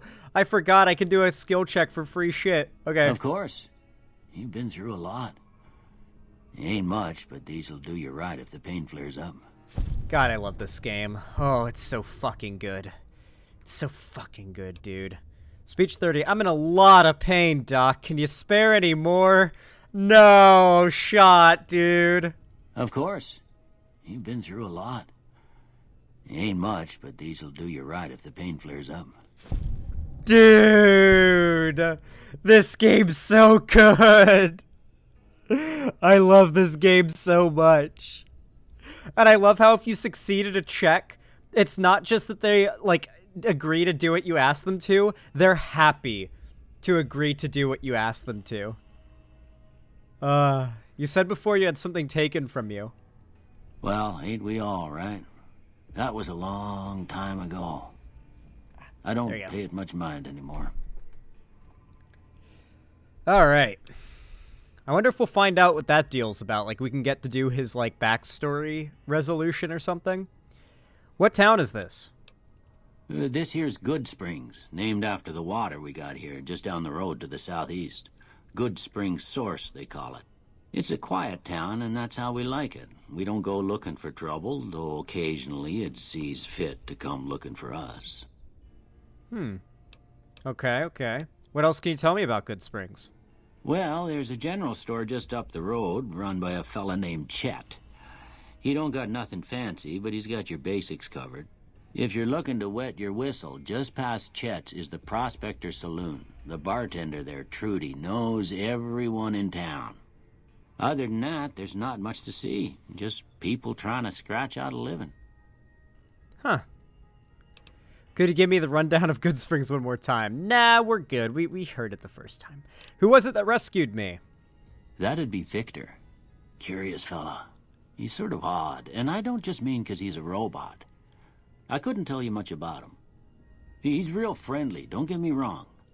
You just get the sense that ain't the whole picture. Just a feeling. He keeps to himself, mostly. You want to know more about him, you'll have to ask him yourself. He has a shack on the southern edge of town. I mean, I already owe the robot my life. It's weird they keep warning me about Victor as if there's something insidious about him. I already owe it my life, you know? It's weird that they're all like, be careful around that robot who dug you out of your shallow grave and brought you to the doctor and saved your life. It's like, why? Like, it's never done anything bad. It's never done anything harmful. They just don't like it. They don't get, like, they get bad vibes from it. But the only thing of note it's ever done is save me. So I'm curious to see what the vibes are off about. Because his vibes are not off to me. I think he's friendly and cool. You guys are smiling. I'm sure there's something about him. But, like, I don't know what I'm supposed to be picking up that's weird about him, I guess. Other than the fact that he seems to follow you. But that's, I mean, that could be benevolent. Sure, you know? Like, do you know anything about the man that shot me? I didn't see him or the men with him. You might ask around town, though. Could be someone saw which way they was headed. Your best bet would probably be Trudy, the bartender at the saloon up the road. If anyone saw anything, she'd know about it. Okay. Okay, I think that's everything. That's everything I have to say. Goodbye. You take care now. You take care now. All right. Are you guys ready to see the absolutely stunning beauty of what I have done to this game? Are you guys ready to fucking see? Prepare. Prepare. Hold on, I have the right, like, reshade selected, right? One sec. Realism reshade? Is this... Yeah, I think this is the right one. Okay. I've got reshade on. It's a mod that lets you, overhaul the shaders of the game. You'll see what I mean by that in a moment. Alright. Prepare for a lot of notifications about DLC shit. Whoa. Alright, let the notifications come in. Oh, it's not a blue sky. Oh, we got unlucky. We're not reading these. I've already read them. Oh, we didn't get a blue sky. Grah! It'll be sunny in a bit. Yo, Victor, what's up? Oh, okay. Yo, Victor. Howdy, partner. Might I say you're looking fit as a fiddle? Hell yeah. It's all gray outside because of the overcast. Sorry, guys. Thanks for digging me out of that grave.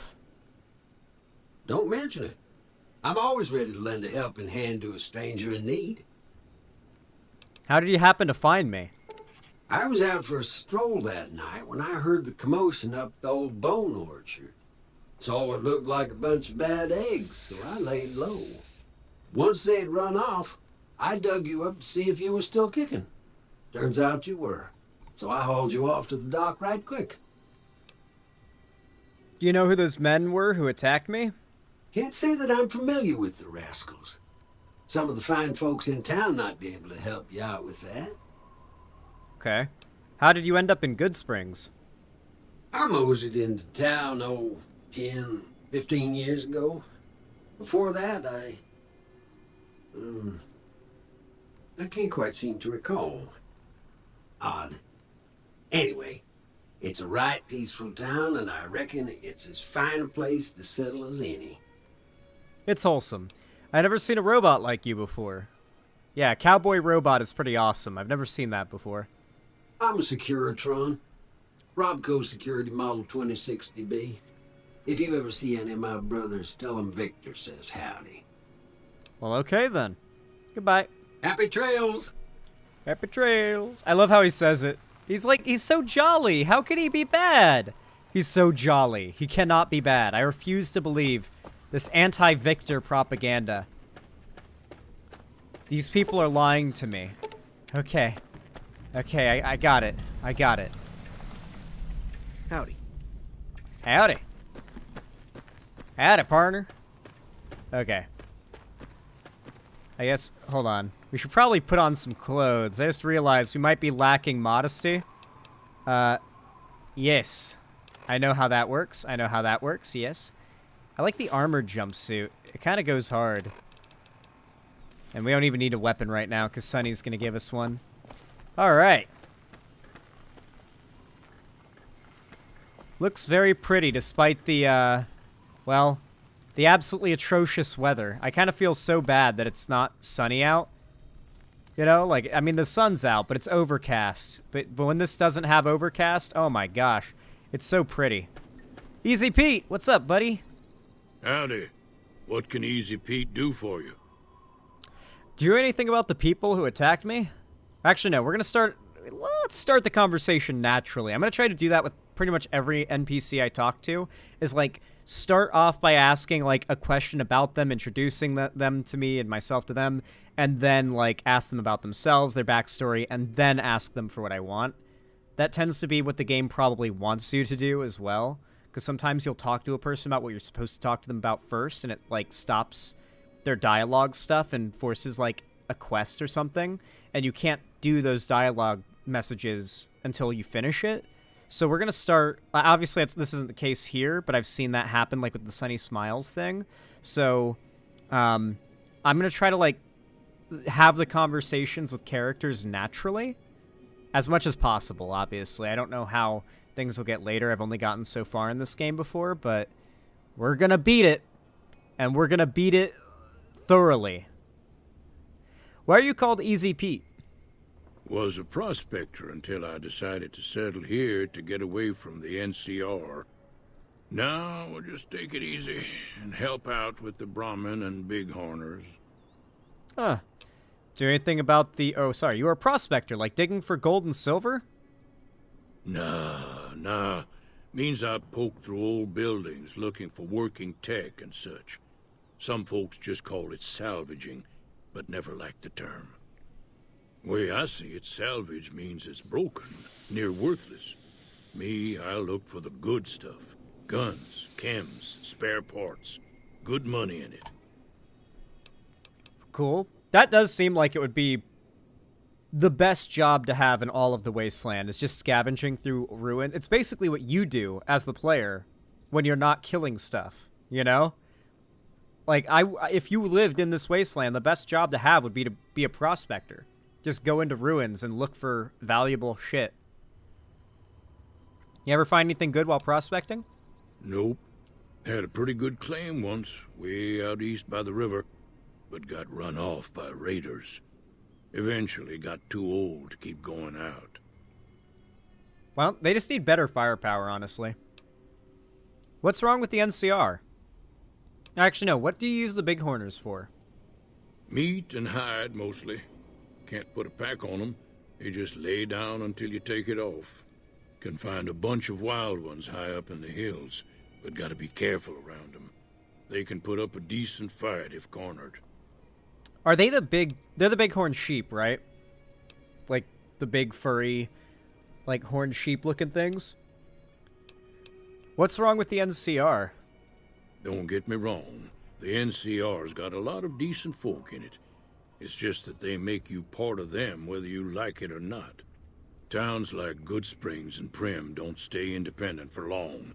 Not if you've got something the NCR wants. Still, the NCR keeps the Legion away. Tell me about the Legion. They're slavers, led by a guy named Caesar, or Caesar. Not sure how you're supposed to say it. A couple of years ago, they tried to take over Hoover Dam, but the NCR beat them back. The NCR didn't or couldn't finish the job, though. The Legion's got its strength back and is getting ready for another round at the dam. My money's still on the NCR winning, but you never know. We've been hearing stories about legionaries on the Nevada side of the river, so keep a gun handy. You don't want to get caught by them. It's interesting that, from what I can think of, Easy Pete's like the only character that seems optimistic about the NCR beating the Legion. Maybe you get more of that later on in the game, but I've met like a fair few characters in my previous save, and I don't recall any of them indicating like high hopes for the NCR in their fight against the Legion. What's so important about Hoover Dam? The dam powers a lot of New Vegas, and then there's all that clean water lying in Lake Mead, too. Anybody who owns the dam owns the territory. Okay. Do you know anything about the people who attacked me? The one in the fancy suit seemed to be calling the shots. That's as much as I know. Other folks in town might know more. Word of advice, though. If you ever catch up with him, watch out. The man's got cold eyes like a snake. Can't be trusted, I'd say. Okay. Do you know anything about Victor? The machine? Harmless, no matter what Trudy says. She thinks it's hiding something, but I think it's just a broken-down relic with no place to be. That's what I think. All right, goodbye. Keep your gun handy if you go poking around some of the abandoned places around here, like the schoolhouse. Critters move in there sometimes. Yep, we'll have to do that schoolhouse soon. All right, quick save just in case we don't want to tempt fate. Let's go in the saloon. No crashes yet. I tested it a lot. We shouldn't have any crashes. Yo! Cheyenne, stay. Don't worry. She won't bite unless I tell her to.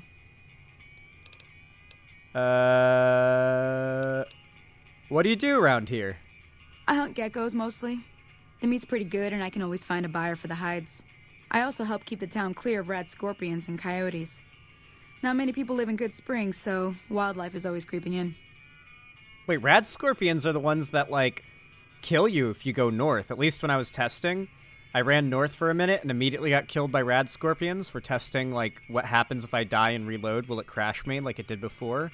And, yeah, holy shit. Rad scorpions don't fuck around. I didn't know she was taking those on. I thought she just hunt geckos and like, the little level 1 type monsters around town. Yeah, she's up to killing some real shit. Let's talk about the areas around Good Springs. Sure. What do you want to know? Oh, fuck. What other towns are nearby? Southeast of here is Prim. Can't miss it. Since it has the giant old roller coaster right in the middle of town. The NCR's got an outpost there.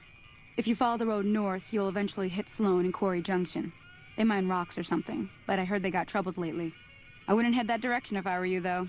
Got critters up there that don't take kindly to getting shot. Don't go north. NCR? Or actually, no, what kind of creatures are out there? Around here, mostly coyotes and geckos. The coyotes are pretty dangerous in large packs, but otherwise they're nothing to really worry about. The geckos aren't too tough, but they've got a nasty bite. I've heard about bigger, nastier versions out in the wasteland, but I've never seen them. Stick to the roads when you can, and steer clear of the hills north of Good Springs. The critters up there are big and poisonous. We'll keep that in mind. Don't go north. NCR? The New California Republic. Bunch of settlers and soldiers coming in from the west, fixing on making Nevada their own. They can be right pushy, but the roads are safer because of them, so I tend to let it go. Not that I got a choice. What does the NCR keep you safe from? Well, the wildlife for one thing, rowdy locals for another. They're protecting their own. Just happens to help us. They've been holding off this other group from the east, too. What do you know of the other group? Got a funny name. Call themselves Caesar's Legion. Never seen them in these parts, so I couldn't tell you much. I hear rumors, that's about it. Supposedly they keep slaves and they got some real nasty ways of killing folks. But maybe that's just something folks in the NCR cooked up to make themselves seem more useful here. Less uninvited. That's all I want to know. Let's talk about something else. If you want to know anything else, just ask. I need to get to Prim. Can you suggest a route? Sure can. Take the road southeast out of town till it hits the freeway. Prim is the town with the roller coaster straight south. Can't miss it. NCR patrols do a good job of keeping the highway clear, but I'd keep your gun where you can reach it easily. You never know who you'll run into. Off the road, you'll probably start running into hostile wildlife. My advice would be to stick to the highway when you can. Okay. Highway, safe, generally. I mean, I'm pretty sure you can still get fucked up on the highway, I'm gonna be honest. I'm a little short on caps. I don't suppose there's any work available. Not in Good Springs, no. But if you're up for a little scavenging, there's always the schoolhouse. Most of what's in there is junk, but there's this old safe that even Easy Pete wasn't able to crack with dynamite. If you want to take a shot at it, take these. Nice. A magazine on locksmiths? If the lock's too much for you to handle, reading through the magazine might give you the edge you need. And the bobby pins? You'll need those to pick the lock. Be careful, though. Put too much pressure on them, and they'll snap. Got it. All right, let's take a look at the safe when I have... I'll take a look at the safe when I have a chance. Always happy to help someone down on their luck. Nice. Doc Mitchell said you could teach me to survive in the desert. Yeah, I guess there's a thing or two I could show you. Sounds like you need all the help you can get after what they done to you. Meet me outside, behind the saloon. Nice. Unfortunately, not the type of offer that you gooners are probably imagining. She's gonna teach me how to shoot. Also, I've got a mod that adds way more NPCs and adds, like, things they do. So these two aren't here eating. We're sitting at the table in the default non-modded game. Just a cool little spice, little spice mods. Just some mods that add a little more spice to the world of Fallout New Vegas. There was no loading screen there. Holy shit. All right. What's up, Sonny? Now, see the sarsaparilla bottles on the fence there? Take this and try to hit a couple of them. This bolt-action rifle's a gimmick, Sonny. All we needed back in the day was a machete to get things done. That's the right idea. Look down. Try crouching down and staying still. It'll help your aim. Nice shot. Well, that's a start. But I don't reckon you came to me to learn to fight sarsaparilla bottles. Tell you what, I gotta go chase geckos away from our water supply anyway. Darn critters are attracted to it. Why don't you come along? Okay, I'm in. Follow me. It's just down to the southeast a short ways. Oh. We got so cock-blocked by it being an overcast day. What the fuck? I almost want to, like, wait out the time to make it be blue. The sky be clear and blue, but this is what we got, so this is what we deal with. You know, Sonny, I feel you could go a little faster. You know, I feel like that would be understandable. Like, you could maybe go a little faster. Like, that would probably be okay. You know, maybe. Potentially. Even without the bright light of the sun and it being all overcast, the game is still quite pretty compared to the default base graphics, so that's nice. I feel like I've done a good job modding the fuck out of this. Bring it up to standard for modern players and viewers, you know? It's the same game, but you're looking at it through like a more refined light. So it's not changing up my fundamental experience. Hear that up on the ridge behind me there? We got some geckos to clear out. Bunch of little monsters is what they are. Seems like Doc Mitchell treats more gecko bites than anything else. Let's see if we can get a little closer. If we move quietly, we can get the jump on them. More likely to hit something vital that way. Alright. We're gonna fuck these little lizards up. I see one. Okay, you're on. Go give him hell. The hunter stalks his prey. A bolt-action rifle in hand. He lines up the shot. He exhales as he squeezes the trigger, and he fires. It's a perfect shot, killing the gecko in a single critical hit. Its friend goes on the offensive to defend its mate, and is proceeded to be shot in the face twice, dying without imparting a single blow on the hunter. The hunter will eat well tonight. Did you guys like my David Attenborough impression? It's like a little David Attenborough documentary. See? You're getting the hang of it. There's 2 more wells that still need clearing. You want, you can come along. It'd be worth a few caps to me. Sure, I'll come with you. Shouldn't take more than a couple minutes, especially with 2 of us. Come with me. All right. We're on extermination duty. What are you barking about? I gotta warn them we're coming. Quiet your ass down. Oh shit. Oh, that's it. Oh, that's it. Oh, that's it. I know what VATS is. I played Fallout. Yeah. Built colossally different. Oh, don't leave without me. What the fuck? Don't leave. Sonny, no, don't leave me. Oh, isn't there someone getting attacked up ahead? Holy shit, yeah, there is. I'm taking you down. Oh, we gotta help. We gotta help. I don't want her to die.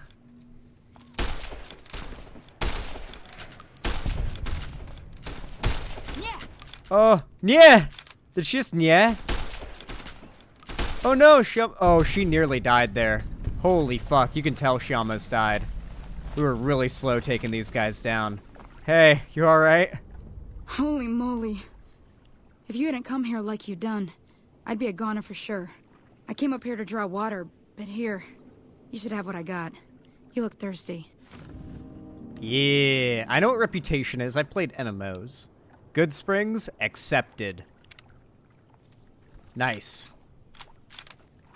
They like us here. They know me. Now that was some good work. Even got a little exciting there at the end. Here's a little spending money for the trouble. One more thing I wanted to show you. Thought I might teach you about living off the land and making useful things for yourself. Interested? Couldn't hurt. All right then. We'll need a couple ingredients to get started. Gonna want some xander root and a brock flower.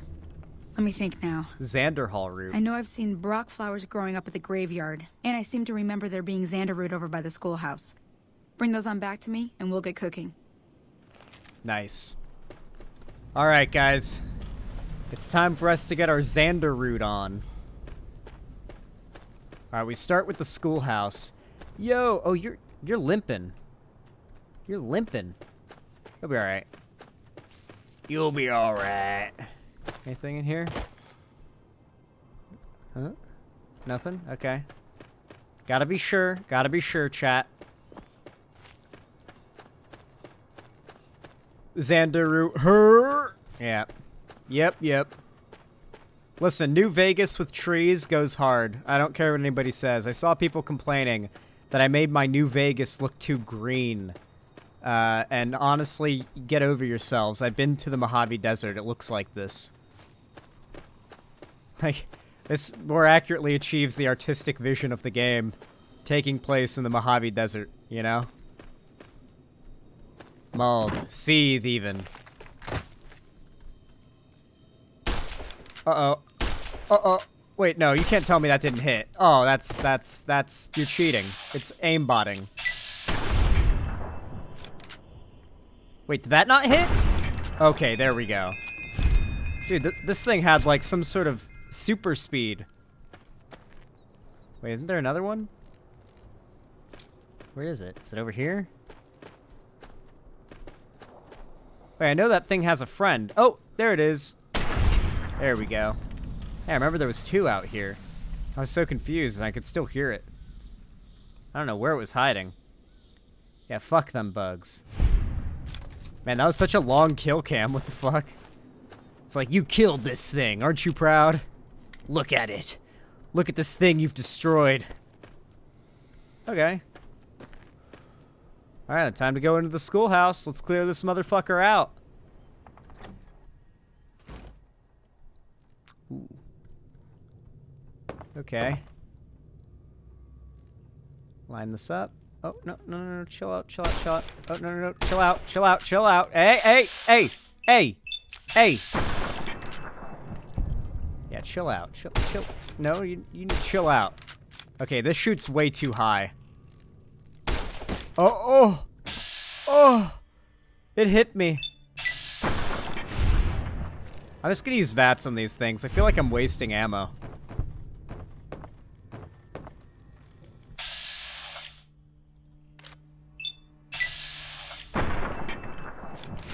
How would I have a 95% chance of hitting these things in the head? My agility's not even that high, or is it? Oh. Is it perception that increases VATS? I actually don't know. These bugs dodge everything. I hate them so much. These buges. Oh my god, look what they do! They know how to dodge bullets. These little assholes. They do their little... You gonna hit me? You gonna hit me? Take those shots. Take those shots. I dare you. Waste your ammo. You know?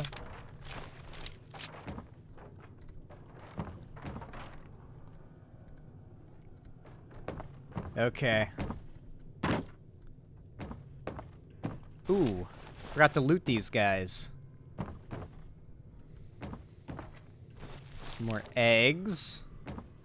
Nothing of use there. 20 gauge rounds? Oh, a sensor module. That's got to be useful, right? That's got to be useful for something. Terminal. I know how to hack. I'm a hacker in real life. Okay. Closed brackets.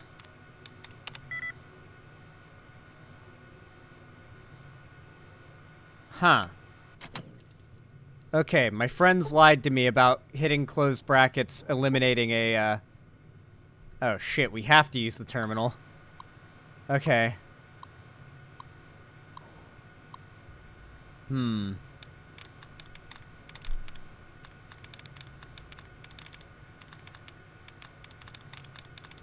Success? 4 out of 7. Could it be suck? Could it be something else that succeed? Ooh. So that means D? Must be a letter in it.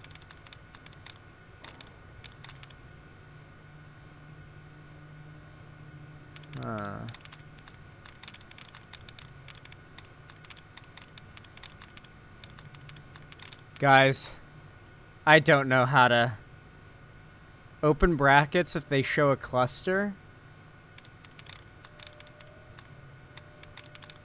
I don't know what that means.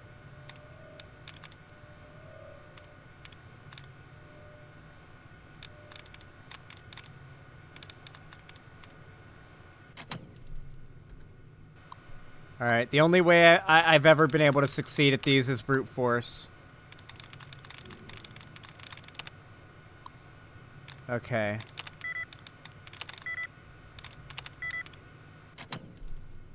I'm brute forcing it.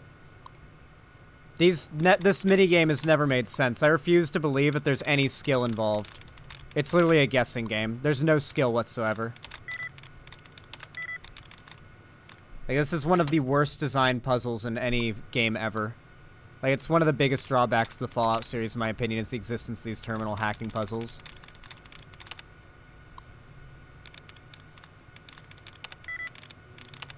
I genuinely wish there was a mod that removed these. Okay, we're coming back here when our lockpick is high enough. I refuse to do anything terminal related in Fallout. They're actually just garbage game design. Like, genuinely just horrible game design. Like, they should teach lessons in game design classes about what not to do when making a game and feature the fucking hacking minigame in Fallout New Vegas and all the other Fallout games. Like, they're genuinely awful. Zan, remember you have a magazine on lockpicking? Oh, I do. You're right. I can use that.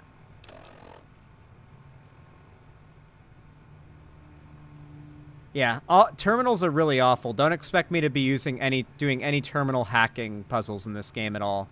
If it's content I have to access through that, it's content I will never see. It'll be the devs' fault for bad game design in that case, so don't blame me. Blame the game devs. All right, let's see if we can do this.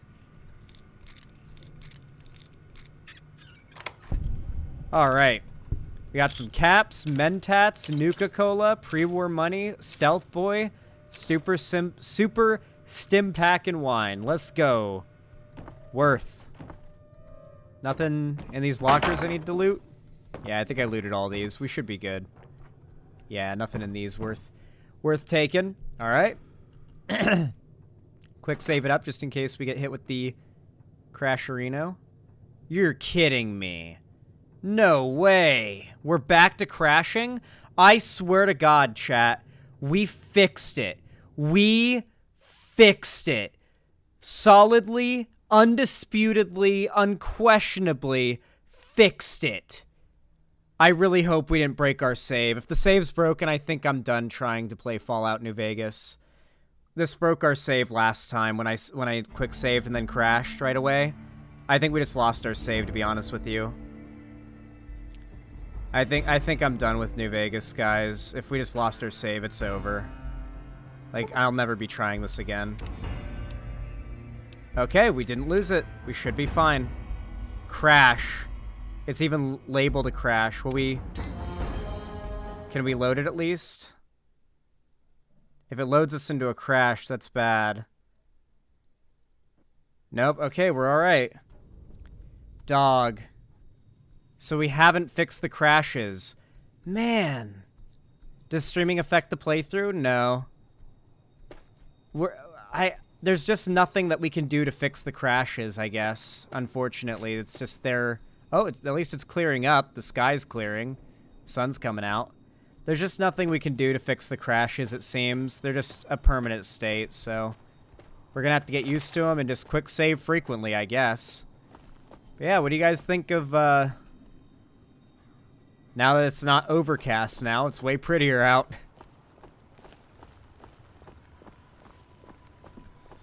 That looks nice, actually. Better than vanilla. Damn right. Damn right. Alright, let's go over to the cemetery.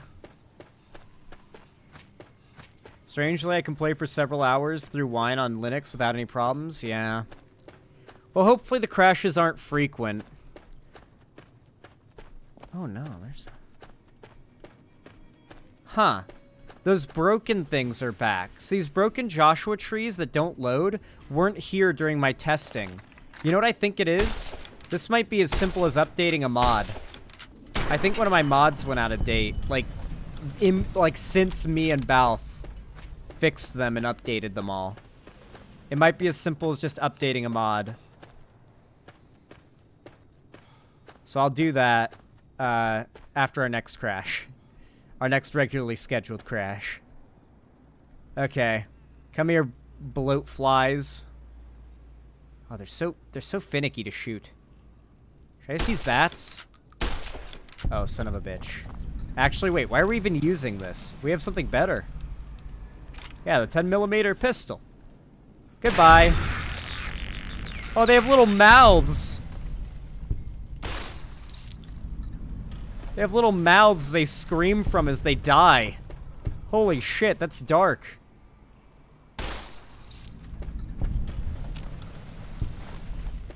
Anyone else? There you are. I bet I can hit it from here. Stay still, stay still, stay still, stay still. Shh, shh, shh. Let me kill you. There we go. There we go. See? Easy claps. There it is, guys. I'm gonna save that shit right there. Look at that. There it is. New Vegas. We're gonna go there. We're gonna fucking go there. Wasn't there, stuff around here? Like...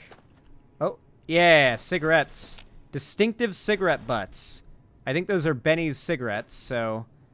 I guess we can DNA test those to prove it was in fact Benny. Even though everybody knows it's Benny. Rip Mr. R. Horn. Huh. I wonder who that is. Tobacco. Some good loot. Nice, nice. Wasn't there like a snow globe in here somewhere? You can dig up the grave. Yeah, here it is. Nice. I know you can also dig up the graves. Guys, I refuse to learn how to hack terminals in Fallout. There's no skill. It's not a puzzle. It's a guessing game that just takes time. I will never learn the terminal puzzle game. I really hope they're able to eventually rid the series of that puzzle type. I get they're a mainstay, but they need to go. They're bad. They're really, really bad. Guessing is not a puzzle. Stay away from animation mods entirely. I have a couple, so that could be what's causing the problems, but I don't think it is. Okay, so I think Sunny should be out this way.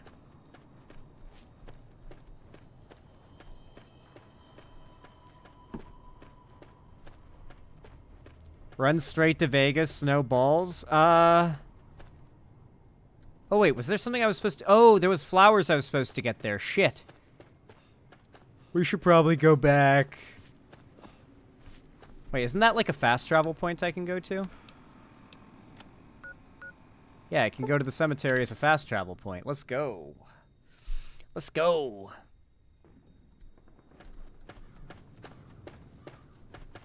Gimme, gimme, gimme, gimme, gimme. Gimme. Yoink. Okay, now we can go back to Sunny. Also, wait, doesn't she... Yeah, she's also at a fast travel point. Easy money.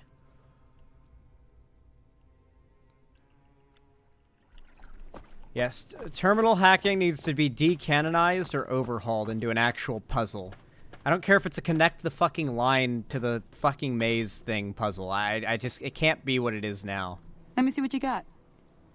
Yeah, these'll do just fine. Just fine. All right, now. We're gonna be making something folks on the trail call healing powder. Go on over to that campfire now. Give it a try. Alrighty.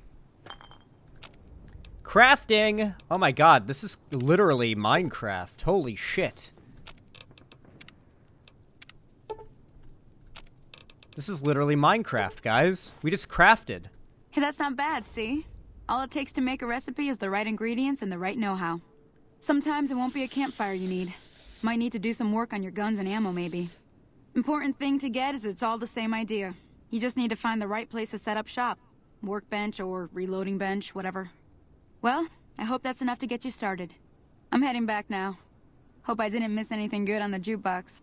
Cheyenne would never forgive me. Hey, do me a favor. Trudy, she's the bartender up at the Prospector. Kind of the town mom. She likes to meet newcomers. She'd be cross with me if I didn't ask you to poke your head in and say hi. Alright. Nice, nice. Oh, I know who this is. This is the guy. This is the guy with the thing. This is the guy. Oh, thank goodness! You, come here. Can You you are help dressed weird, man. Why is he dressed like this? Is this one of the mods I installed? That's funny. What's wrong? me? My girl is trapped by geckos on the ridge, and I can't Yeah? get to her. Are they? Please, she's gonna die. Where is she?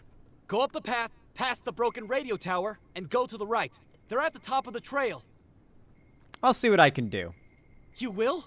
Thank you for helping me. Please hurry. God, voice acting there is crazy. Yeah, this guy I already know about. We've dealt with this guy before. We know what that guy's all about. Oh. Oh. Wait, Balthus gonna have me do the thing where I, like, change my stats? Too bad. We're gonna have to travel onward. Too bad. We gotta do this.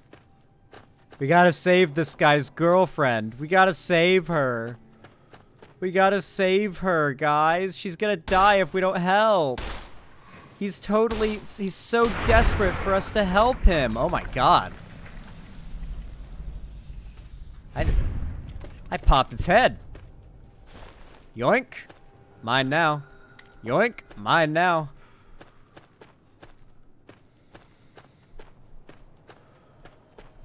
Weren't there more geckos last time I did this? Is it like random how many enemies there are? Or, oh no, there's a guy there. Do you care? Is there really no more? It's so weird. Oh, it's running away. I remember there being so many more geckos last time I did this. Like, before we lost our save last time? I don't know. Oh, okay, never mind. That's about as many as I remembered. Okay. Hey, they were hidden. They were, waiting in ambush, it seems. Oh, that did it.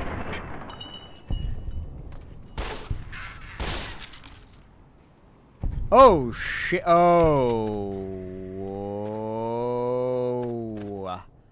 Oh. Oh, that's a lot of geckos. Ooh. Ooh. Okay, let's go for headshots. Headshots. Headshots. Headshots. Headshots, please. Okay, pop that one's head. Okay, let's VATS these guys. Your head's gonna pop. Well, how'd you not die from that? Okay, that one died. Oh.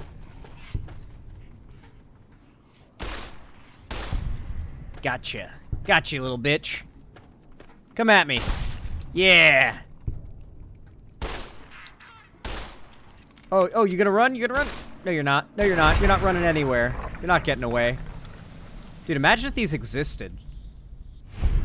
I'd be freaked out by these things in real life. If they got venomous bites. Oh. Yes! Level up. Okay, I want to spec into guns, but here's the thing. Here's the thing about that, alright? I think we up science. We up barter. We up... Well, actually, barter can be 30 for now. We up speech. And I guess we'll up explosives and...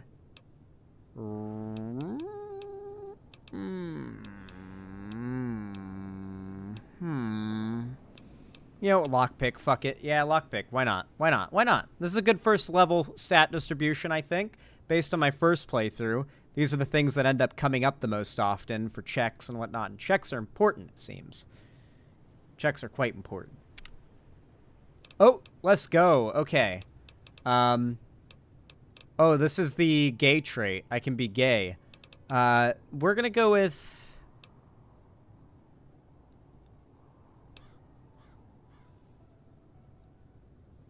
Yeah, we're gonna go with Swift Learner, which is just a straight-up experience bonus. Okay, raw. We stacked that. I remember that. All right, we should be good.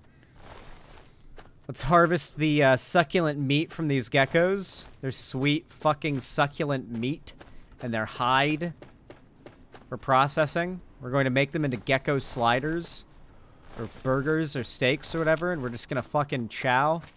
Probably get a little radiation sickness from their rancid radioactive flesh, but it's all good.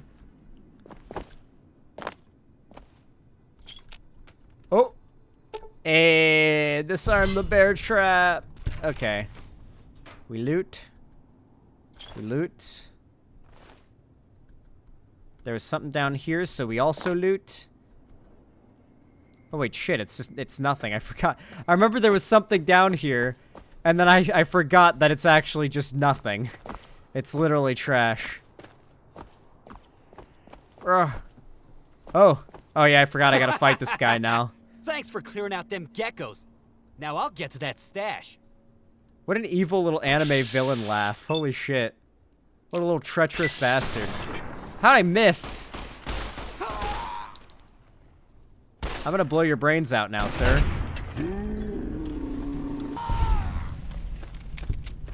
Rip. Listen, this guy must have had amnesia because he forgot that I'm him.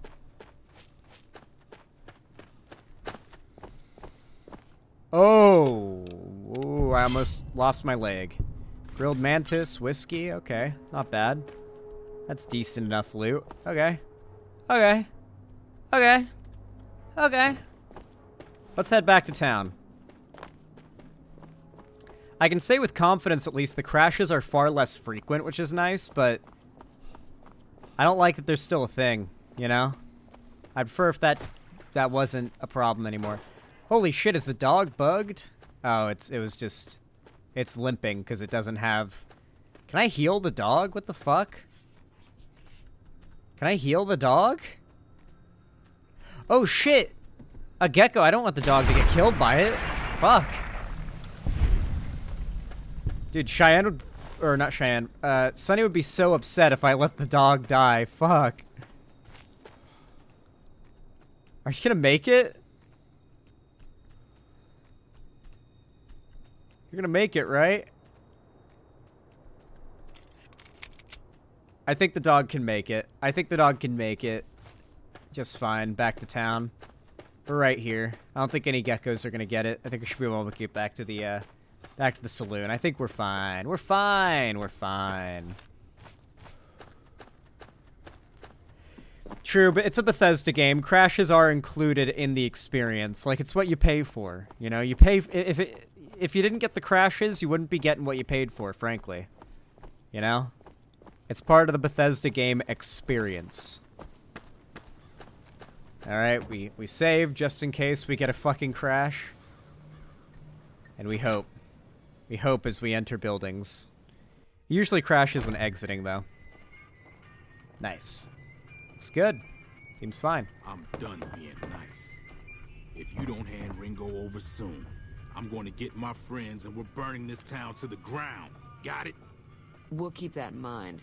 Now, if you're not gonna buy something, get out. Oh, What hey. the hell? What do you want? Tried to run away. He tried to run away before I could talk to him. What's been going on in the rest of the wasteland? Same old shit that's been going on for years. The NCR and Legion are still fighting over Hoover Dam for some reason. What was, do you know anything about Hoover Dam? Never been there since the NCR's got troops all over it. Must be pretty important. What do you know about the Legion? I've run with some tough gangs, but I gotta admit, they all got nothing on the Legion. I hear they stick you up on poles and it takes a while to die. I ain't saying I'm afraid of them or nothing, but I'll be staying out of their way. Tell me about the NCR. New California Republic. Nothing new about it. Just a bunch of people with money and power pushing everyone else around. They've got troops all over the Mojave, but it's a big desert, so it's pretty easy to avoid them if you want. You're a criminal. I don't believe or trust anything you say about the NCR. What was that you said about Ringo? He's some traitor who decided he'd rather shoot than pay the toll for being in our territory. He's hiding somewhere in town. Would serve these idiots right if me and my guys shot the place up after we got payback on Ringo. Good luck. This area is your territory? It is now. Me and the rest of the guys busted out of the NCR prison east of here and took over. Now we're calling the shots. Okay, what were you in prison for? None of your damn business. You ought to know better than to ask a man that kind of question. Speech check, let's go. I just need to know if I should watch my step around you. Robbed some people, burned some things, killed a few guys. Nice. What say I help you take over this town? No, we're not answering that. Just joking. We're not answering that. We're not going that route. I'm just trolling. We're not helping the powder gangers.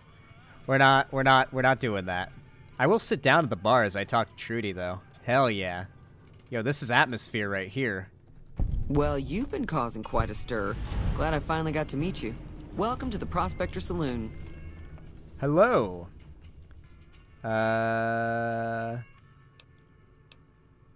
Does Good Springs get many visitors? Mostly traders looking to buy bighorn or meat and hides. The traders are the main reason the general store manages to stay in business. Most travelers heading south on the I-15 just push on towards Prim, unless they're in desperate need of supplies.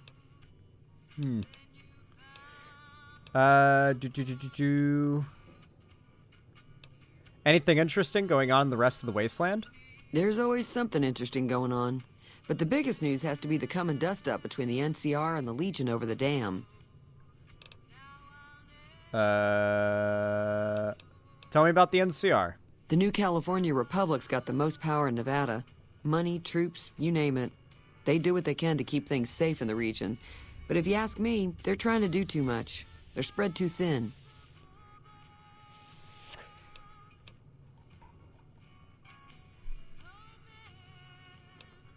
Can you tell me about the Legion? Slavers, killers, and all other kinds of trouble. They dress up like Roman soldiers, so there's no mistaking it when you see them. The rumor is that the Legion is far larger than the NCR lets on, and that it's been due to luck that the Legion hasn't overrun the territory. How do the Wastelanders know about Roman soldiers?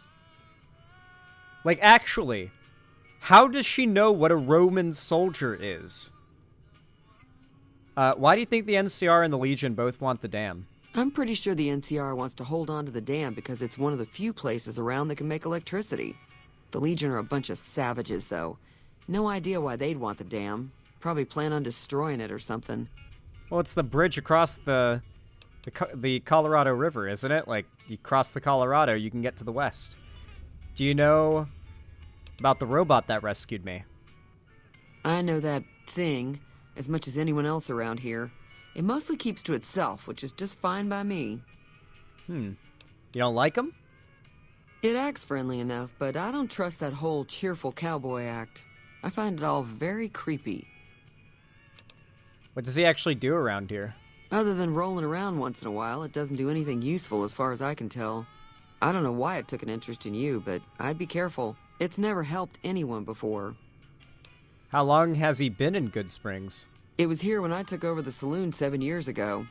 Some people have said its owner lived here, but no one knows who it was. Fine by me.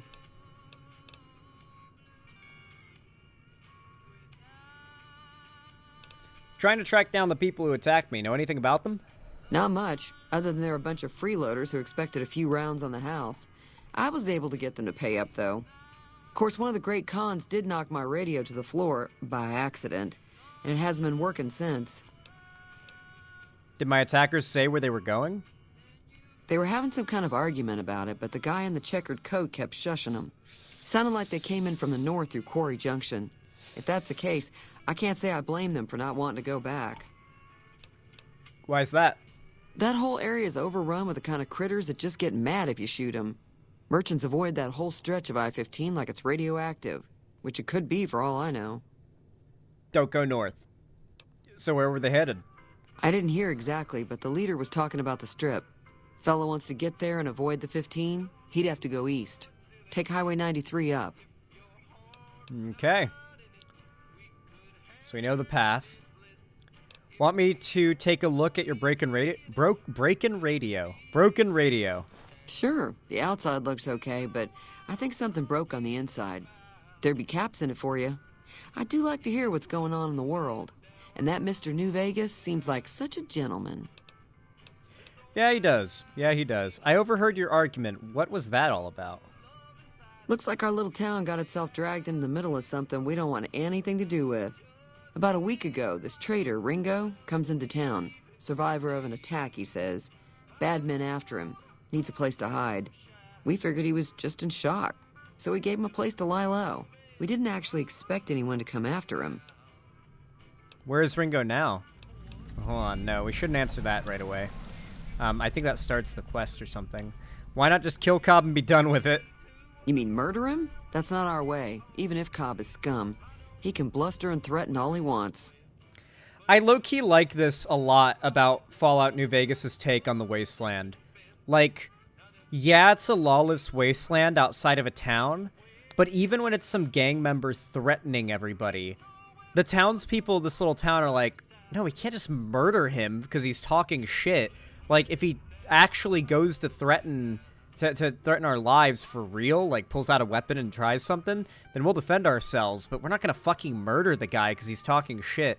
And I feel like that wouldn't follow in, like, Bethesda's conception.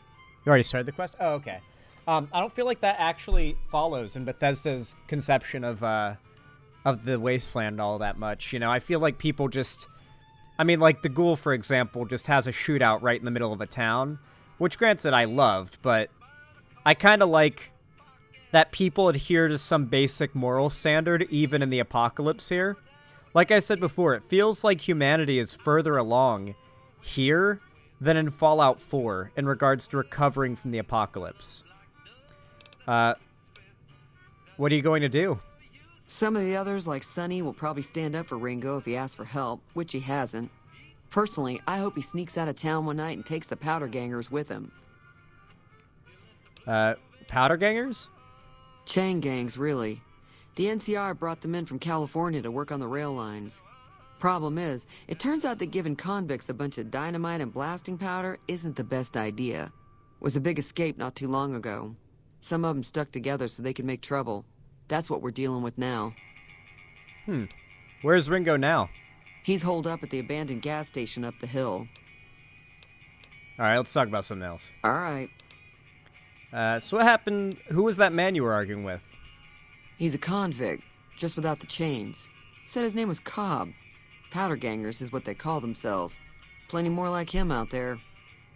What happens if I help Ringo? If you were able to get Ringo out of this mess, you'd have a decent reputation around Good Springs. I'd even set you up with a discount. Of course, helping Ringo would also make the powder gangers mad, and they've got a lot of friends out there. What if I help the powder gangers? Don't know why you'd want to do a thing like that. Yep, you'd get on their good side, but people around here wouldn't appreciate it one bit. Alrighty. Show me what you got for sale. Got a special discount for you, after what you've done for us. What have I even done for them so far? Okay. We'll go to weapons. We'll sell our binoculars. We don't need a machete. Dynamite we'll hold on to. Laser pistol? Fuck that. Grenade rifle, we gotta hold on to because she doesn't even have enough caps for it. Shotgun, we gotta do the same. The spears we can sell a fair few of, right? How many of these can we sell? There we go. Okay, we'll take those caps. Thank you very much. Mine now. What's she selling of any value? Sunset. Ooh. Purified water we'll grab. Nuka-Cola we'll grab. Mating people will grab. Fixin' things. Salesman Weekly. Big. We can sell other stuff now.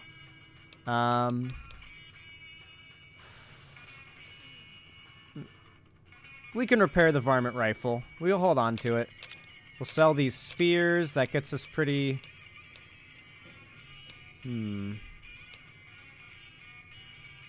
this combine with this, guys?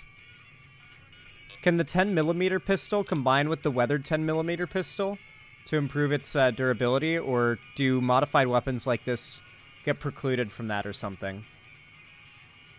Oh, I saved the woman at the well. You're right. I forgot. I already forgot that I'm liked here. I forgot. What if I just killed him in the middle of your bar? Yeah, what a stupid question. I'm glad characters never say, that's such a stupid question. Fuck you just for asking that, you know? Otherwise, I'd be fucked already. Reputationally. Yeah, it can be? Okay, in that case... I think the hides I can sell, right? Don't I have the hides from some of the shit? Oh, yeah. Okay, here. We'll sell 2 hides, because that's all she can take. There we go. Nice. Actually, this is even better. We'll buy all the sunset and sell all the hides raw. She's got nothing to give us now, so she's gotta... Okay, cool. So we got a bunch of sunset. What else can we... You know what? Let's buy the food. Grilled mantis, crispy squirrel bits, mine. Anything else here? Yeah, okay. And then we'll sell some cigarettes. Pre-war money. There we go. Give me Rinsed. a shout if you need anything else. How does it feel to have $0? Be careful out there. 0 caps, 0 bitches. Hello. Decimated. Hey You made it! The doggy made it, chat. What'd I tell you? I told you the doggy would make it. Although I hope the dog heals, because that limp is rough.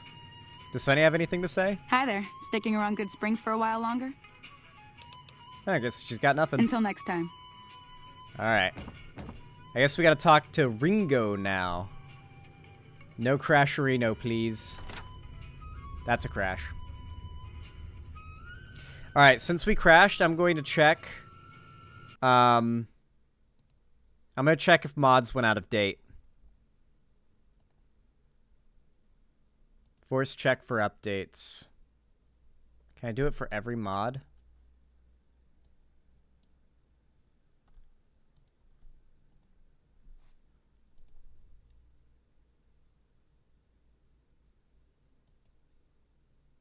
Okay, some of these totally went out of date.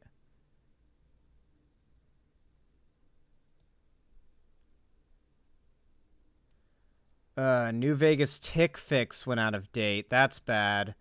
That could break my game. Hold on. Hold on. I can fix these crashes. I know what caused this. I knew what caused this. Save in a new spot each time? No, that won't fix it. It's something else. Trust me. It's just the mods getting they just went out of date. That's so fucking weird, dude. That is a ridiculous frequency of updates that, like, if you don't keep up will break your game. That actually sucks. Visit on Nexus. I'm just going to update these mods really fast. It'll only take a minute, guys. I'm sorry about this, but it'll fix the crashes, so, you know, it's kind of worth it. I'm going to be honest, it's kind of worth it. Johnny Guitar and VSC got outdated. That'll fuck things up. Visit on Nexus. It's like about a half dozen or a dozen mods here that went out of date. That one's fine. This one went out of date. That could cause crashes for sure. Visit on Nexus. Desert Natural Weathers went out of date. Ooh, that's not good. Visit on Nexus, please. Clean Vanilla HUD went out of date. That's probably not causing it, though. Pop-up message icons, Hall of Equipment, Simple Open Stripped, and Simple Open Freeside. Those probably aren't causing it.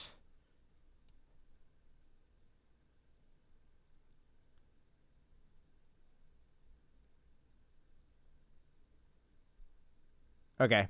Yeah, I think I found what mods would be causing the problem. If I update these, we should be fine. Let me just update them really fast.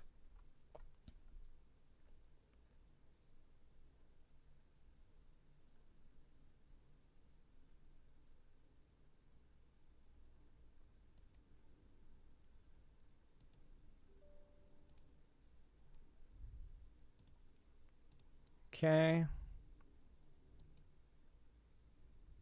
Go to downloads. Install this mod. Okay.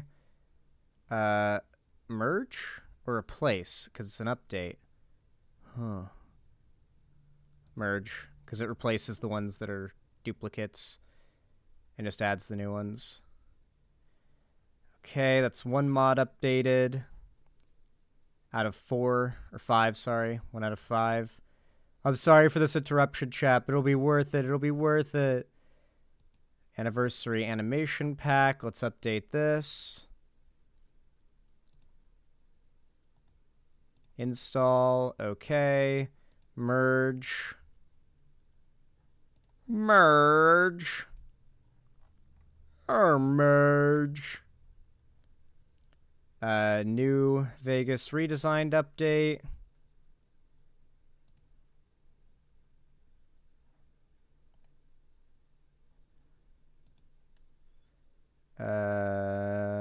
New Vegas revised. Install.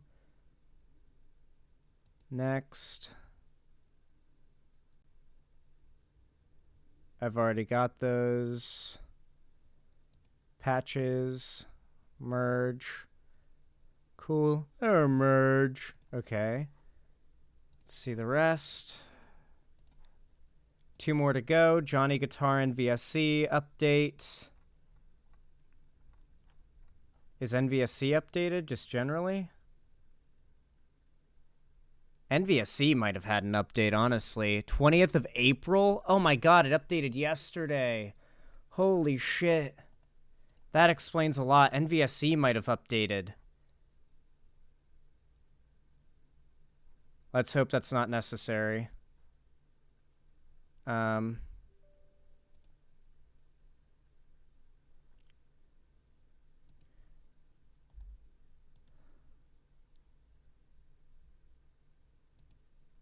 Merge. Okay. Oh my god, I keep opening up the wrong window. And the last one is New Vegas tick fix. Hopefully this fixes the crashes just on its own. If this doesn't do it, then NVSC needs to update. And that's what's causing the crashes. Because these crashes are not caused by any issues with my mod list. It's actually just caused by important mods being outdated. Even by like a day, apparently. They could be outdated and it causes problems. Okay, so hopefully this fixes things. Yeah, Terrell, that's what I'm saying. I'm hoping I don't have to do that. Alright, I updated my mods. Let's launch the game. No crashes. Yay, no crashes. Okay, I'm gonna switch screens. Open the game. There we go. Okay, there we go. Cool. Hopefully that fixes the crashes. In my experience, as of like last time I did something like that, it worked. Uh-oh. Yeah, this is a crash save. Let's hope we can load this one, but I think it's broken. Is it able to load the crashed? Oh! Let's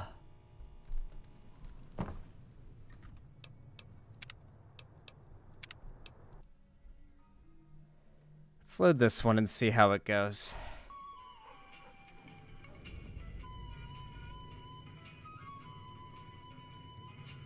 Well, rip our New Vegas playthrough, I guess. You know, maybe one day they'll make a remake, and then I'll be able to stream this game. It really sucks, but, yeah. Yeah, we lost our save once again. It looks like you can't go a day without, mods breaking, though. Like a full-on update hitting that breaks mods. I'm really sorry, guys, but New Vegas is cooked. That just kind of settles it. We can't stream this game. I've tried countless times to stream this game.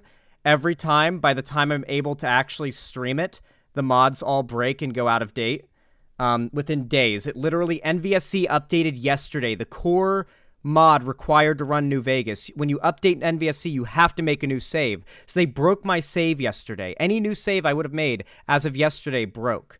Like yesterday, this update happened, the 20th.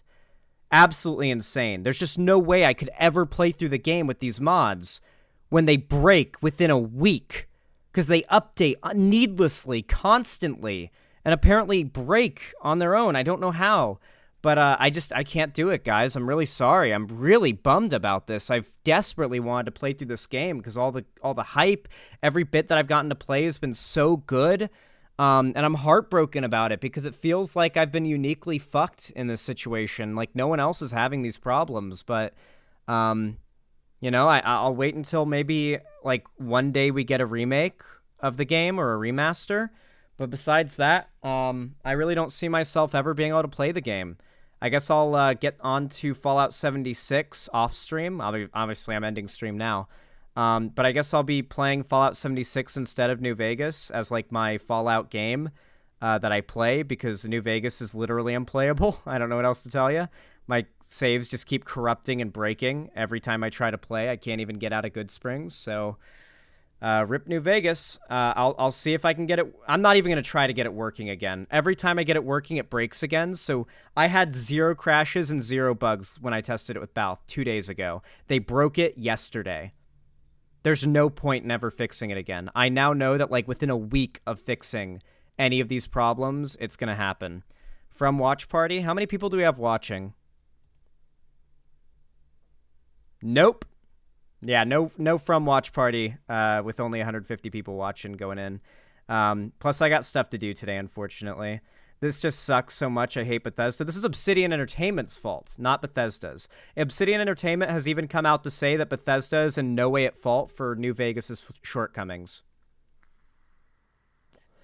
They even said that 18 months was plenty of time to make the game, and it's their own fault that the game's as badly put together as it is. It's a really poorly made game for how good it is. It's really sad, but yeah. Oh well. I tried my best, guys. You can't say that I didn't give New Vegas a good try. Like, I literally cannot get it to work. So yeah. Fucking sucks. Anyway, guys, that's where I'm going to wrap things up. Thank you all so much for watching. It's really rough. Really fucking hate that every time I attempt to stream this game, it breaks. If I can find a way to lock the game into a state where no updates for mods can break it, then we'll try that. But, like, holy fucking shit. We just lost another save. If I continue the game, I'm going to off-stream catch up to where we were. Because I refuse to play through that whole section on stream again. And we're going to get caught back up to where we were off-stream, and I'll resume. Because fuck this, and fuck this again. Anyway, I'll talk to y'all later. Thank you for watching. I'm bummed as hell. Hopefully I can fix this, but I fixed it so many times and it just breaks on its own, so what's the point? Anyway, guys, have a good one.